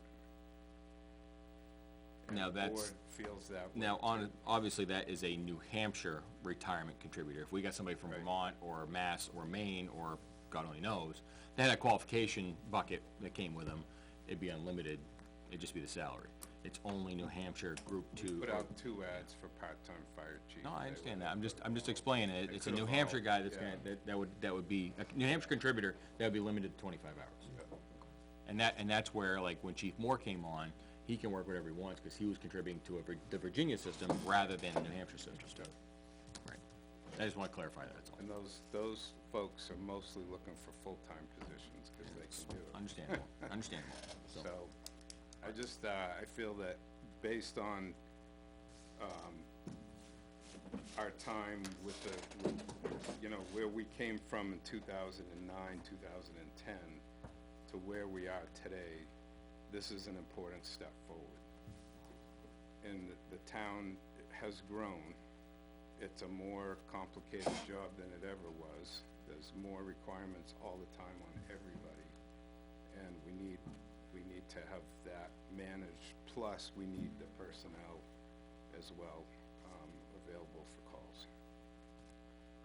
Now, I'm not taking away any of your comments or thoughts, but I just wanted to be reminded that when last year, when it went to the voters for the 2 full-timers, there was a question raised. Last year was the year before. Year before, excuse me. But when it was asked, it was, are we gonna ask for any more full-time staff? The answer at the time was no. Now, I understand things change, but that answer is probably gonna still ring out there as an answer that was given. That's all. I understand things change, I get that, Steve, 100%. I respectfully request that it go to the voters and let them make the decision. Okay. Because I can tell you, a lot of people came up to me that knew I was We involved. were asked before if we were gonna, make final decision, that we have public hearing on these, right? We do have a public hearing Well, on that. if you take it off tonight, you don't have a Don't public have hearing. Don't one. have If a we hearing left on it it. on, we have Right. But public if you hearing. guys leave it on, you still have to have your public hearing, and there's nothing to say that you can not recommend this. Right.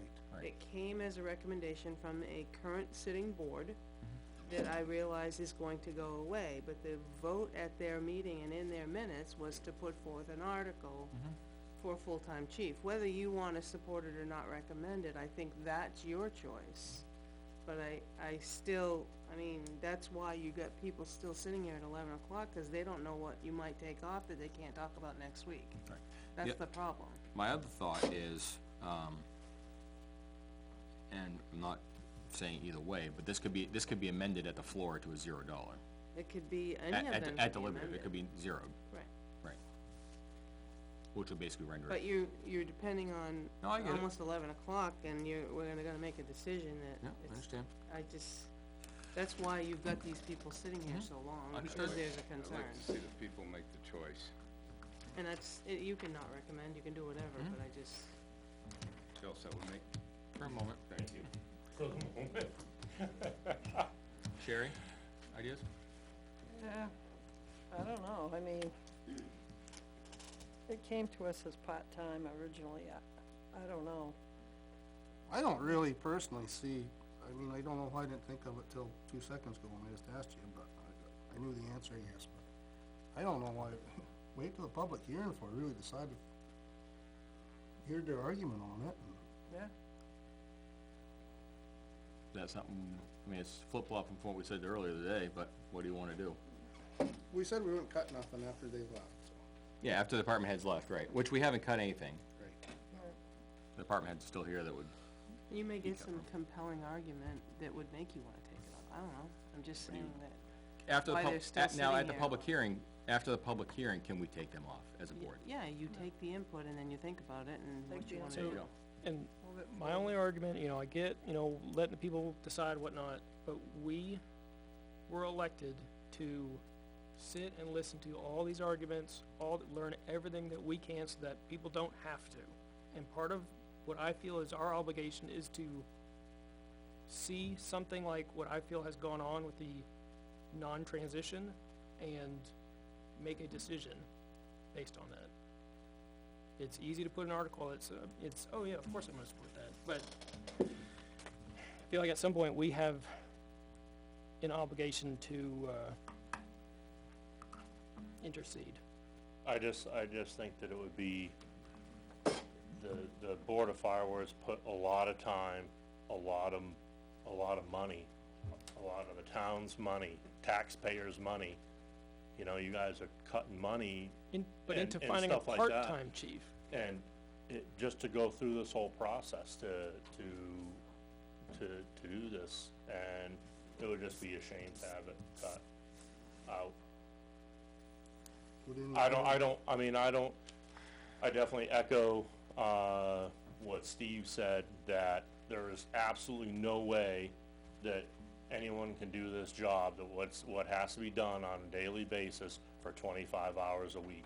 And Then- something is gonna have to suffer for that, and it's just not gonna get done. why was all that money spent to find a part-time chief?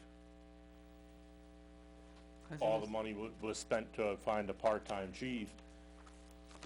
And then when they realized and they had MRI come in, and Chris Olson, again, here's a gentleman that's been over 30 different departments, has no dog in the fight, is experienced like crazy, and has a bunch of other professional people behind him, and they recommended that there's no way that you could do this job in 25 hours a week.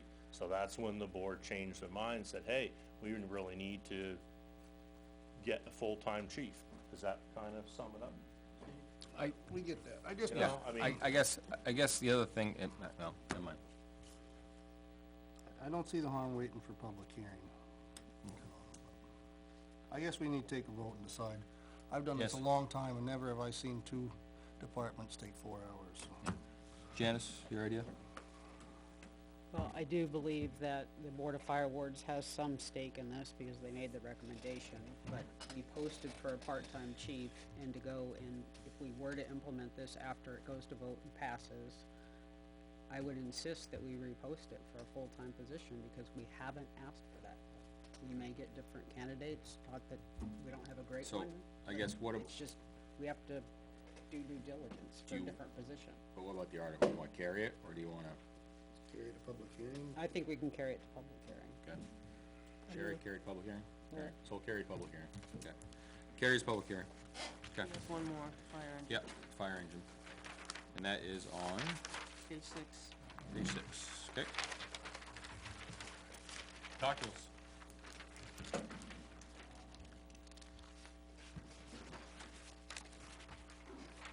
So this is to replace, the old engine one, which is a 1987 vehicle. The pump was not able to pass pump testing multiple years in a row, and there is actually no parts available to fix the pump, on the truck.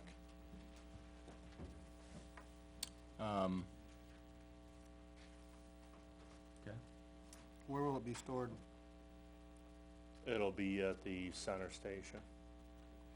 And engine two will move to the south station. So how many do we have now? Right now, two. In service. In service, two. We had three, but engine one went out of service. No, this'll be, I don't know if it really matters how it's worded, no, but this'll be a pumper, right? I mean, this says fire truck, there's lots of different fire trucks, tankers and Yep. ladders, and Yeah, it'd be a should that be 2,000, maybe, 2,000 gallon per minute pump. should that be just worded at least as a pump? Cause I know when I had a tanker, it was, said tanker. Yeah, When probably. we looked for a ladder truck, it said ladder truck. Mhm. Should Yep. it just say? I think it should. I think it'll do nothing but help you, is the reason, you know what I mean? So I have multiple issues with this article. First question, we're gonna spend $1 million. You get a second opinion on that pump? The pump's been looked at multiple times. Yeah. By the same vendor, but not another vendor, right? Yeah, but there's no sense of sending the pump. The truck is so out of date that it doesn't even, it's way past its lifespan. Okay. Oh, I No, don't I'll- know, but I got a whole bunch of questions, so hopefully you guys can answer them. Actually, there's also, it's not, can the pump be fixed? It could be replaced, Mhm. but first of all, there's an FPA standard for refurbishment of apparatus, and there's a standard for retiring apparatus. Okay. And to do a major refurbishment, which that would qualify for, you have to bring the truck up to standards. And because of the age of it and all that, I would just say, based on my opinion of fleet management, it's not worth it. And understand that we're not just trying to replace this truck, but we're doing fleet management, so that's why the new truck's not gonna be in place of the old, kind of reserve truck. But you try to move your equipment into a position so that highway department does the same with the plow trucks. They take the truck, but they kinda look at the condition, the miles, the hours, things like that, and make decisions on what's gonna go where. And so that's what this is. It's not just that, but it's not worth putting the money into, and it's not safe or reliable because of the age and the components on it, to put the money into. So whether we replace it or not, I wouldn't put a dime into it. We can have different opinions on that. Not on the FPA. I'm telling you that I've seen this done many times where towns put money into an unloaded vehicle thinking we can get by. Well, I we- can't tell you a time that it's worked out well. We can share a different opinion on that, So- so, my, Yeah, NFPA says that And the that's fine. vehicle should be retired after 25 years. I mean, this vehicle's 37 years old. And it's just not, it's just, it's 37 years old. It Understood. needs to, my next question is, as engine one sat on the hill, how many calls did it go on? In 5, 10 years? that's not many. I would say 4, Yeah, sounds about right, okay. maybe, at best. Okay. Maybe even less than that. So, Similar question, how many times do we have 2 of them out at one time? oh, 2, that's pretty, well, Well, I wouldn't say maybe 2, No, I mean to 2 different calls, I'm sorry. to 2 different calls. limited. That's limited, but there's engines at both ends of town to cover each end of town, so. And to answer your question, going back, engine one, I mean, we wouldn't be putting $1 million fire engine up at Sugar Hill where it runs 2 runs. It would be coming down here and be running as the primary engine. So it's not like we're buying an engine and it's gonna sit and not get used. It'll be the primary engine out, and where engine 5 is up at the south station now, that would come down to the central station, be the engine, the reserve engine would be our engine 1 now, right? Or what engine 1 was.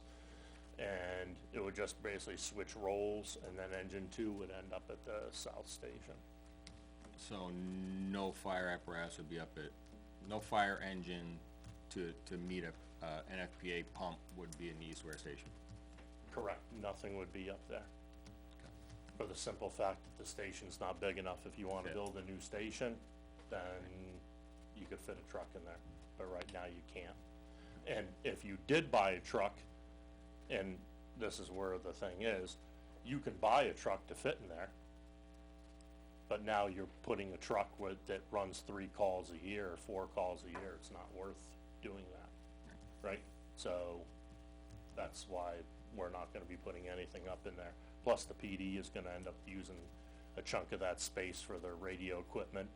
I don't know how much room will be in there to put. It's already pretty much a cookie cutter. Yeah, pretty much. The other issue I have is it seems like the purchasing funds are speculation.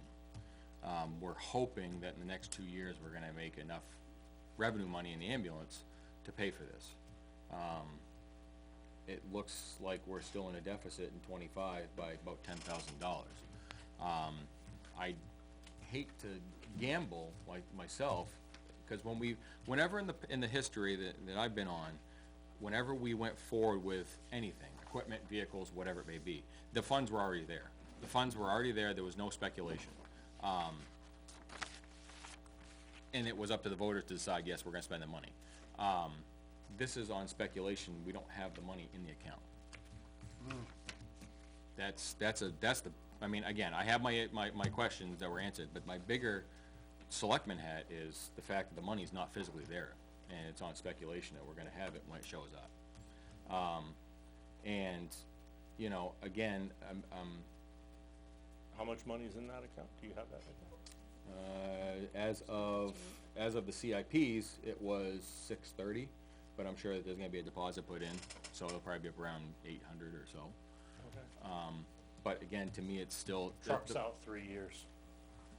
It's still speculation to me anyways. Well, we've been roughly bringing in a little over $200,000 a year. Yep. Yeah, I'm not disagreeing with that. So that's 6,000, or 600. 600,000 right there. And then we're gonna run rate and do an ambulance in 2027. Are we gonna have enough money to pay for the ambulance when we deplete the account in 26? When we deplete the account in 26, are we gonna have 500,000 plus to buy an ambulance? Which is 99% of the game, right? That's 99% I don't of the think I business. have it in there for 500,000. You got it in there for 450. So, but by the time we get there, it's probably gonna be 500, 500. you know? Well, that's I think the longer you wait on this, you're chasing it. The longer you wait, you're chasing it, because, you know, every manufacturer that I've talked to so far, which has been Lakes Region, has been E1, Sutphen, and Pierce, all the major manufacturers, they predict at least a 10% increase per year because of all the EPA stuff and everything, which I had alluded to before. So, you know, every year that it goes by, it's just increasing another $100,000. You're gonna be, I would think that there would be, if the voters approve, most of the trucks are coming in around that million mark. I just got another quote in, matter of fact, from Lakes. There were 1,005,000. There was another quote I had was 978 or 980. So just a tick under. And I think that by the time, again, the trucks are 3 years out, roughly we're bringing in $200,000 a year in that account, that there'd be more than enough to pay for that at that time. Who's the ambulance slated for again? 27. Everything he just said is things I've stood up there and said, but I've always had money behind me. I've never had it, we hope money's there. Well, the thing is, And then you got that ambulance coming, which to me is more important than, you're gonna be cutting it close. I guess the other thing, I mean, and I'm not trying to, you're obviously taking the department in a different direction. Engine one was never used as like a reserve truck. It was always up there as the frontline piece. So to have that third truck just sit. What do you mean engine one was a frontline piece? For the East-Ware station. It was, I mean, could it pass? No, but it was always up there that yes, you could take it if you were there to the front line, right? I mean, until it was removed from service and it failed its pump test, it was up there. Now, right, wrong, or indifferent, that's where it was.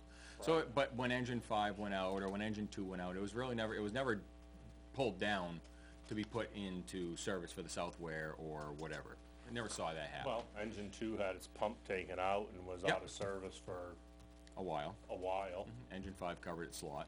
Yep. So you had engine 5 and engine 1. Yep. So, I guess my question is, you know, engine 5's in the south end, engine 2's in the center right now. What is the likelihood of engine 5 getting out if we were to get this new truck?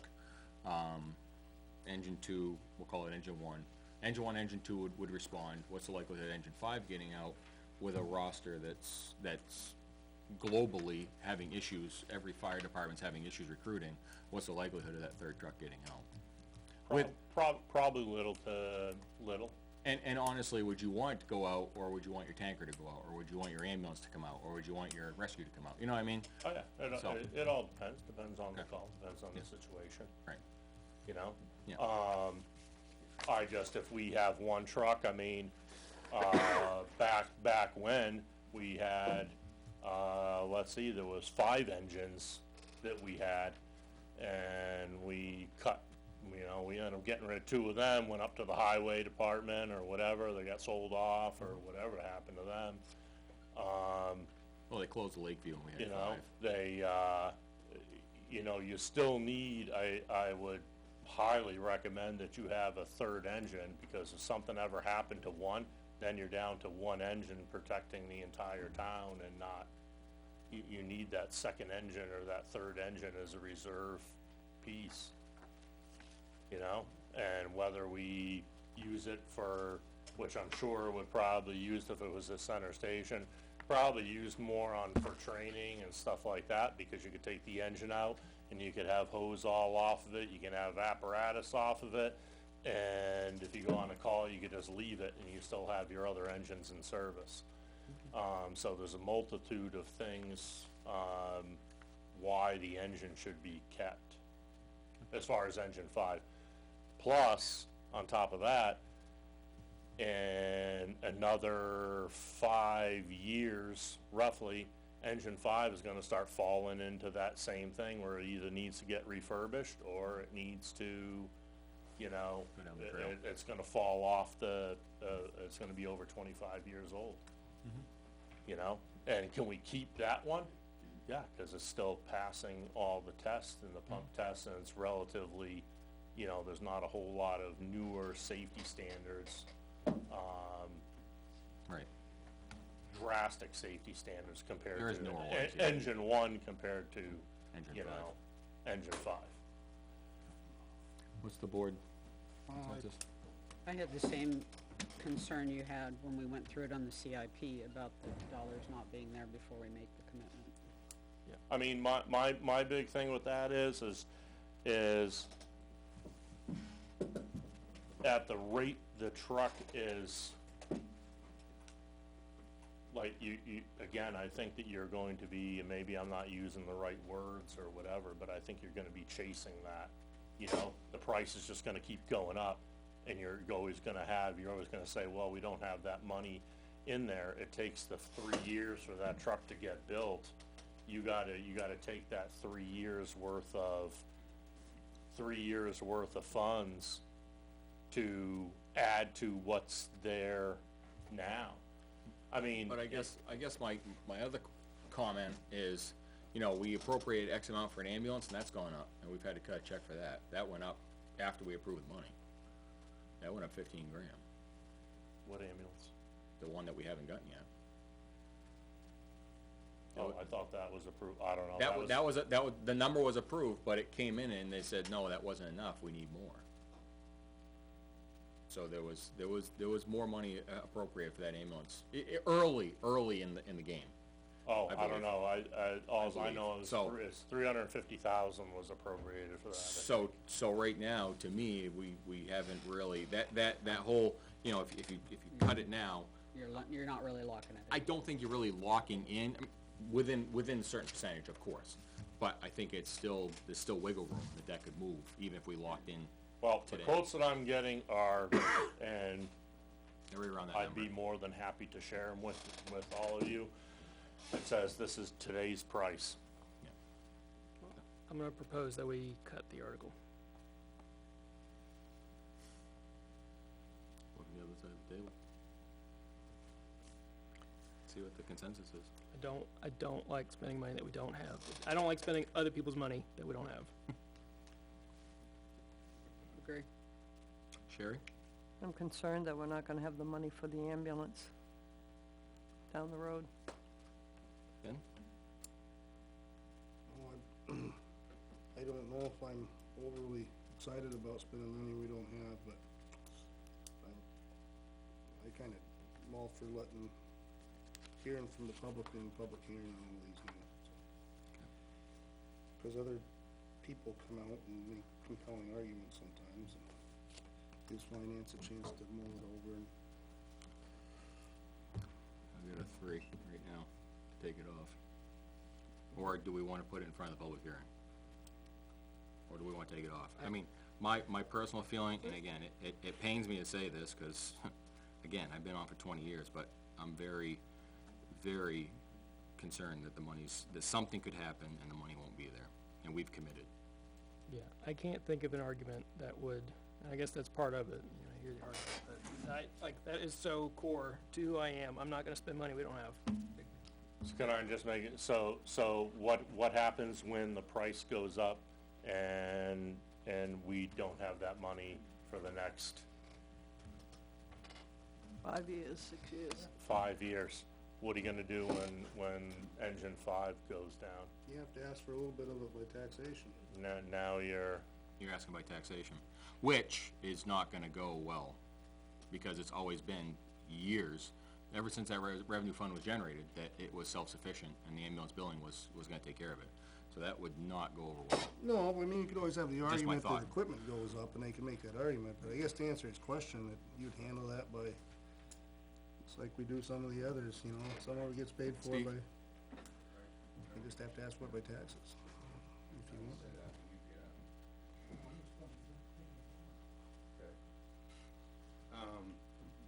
just say that, Say your name. Steve, we're still black on the screen right now, so the transcriber needs to hear you, that's all. Steve Roberts. Thank you. So, we And could, don't step that far away from the mic. we could also do a lease purchase, but that would cost us interest. In just history, the last time we asked for a fire engine, we had the money cash in the bank, and it still took 3 years to approve it. That cost us at least another 50 grand over what it would have cost the first year, and we got way less truck because there was a big EPA requirement that jacked the price of the truck up, added a lot of maintenance costs, and reduced the horsepower that we had available in the truck. So, putting it off it has consequences as well. And you're right.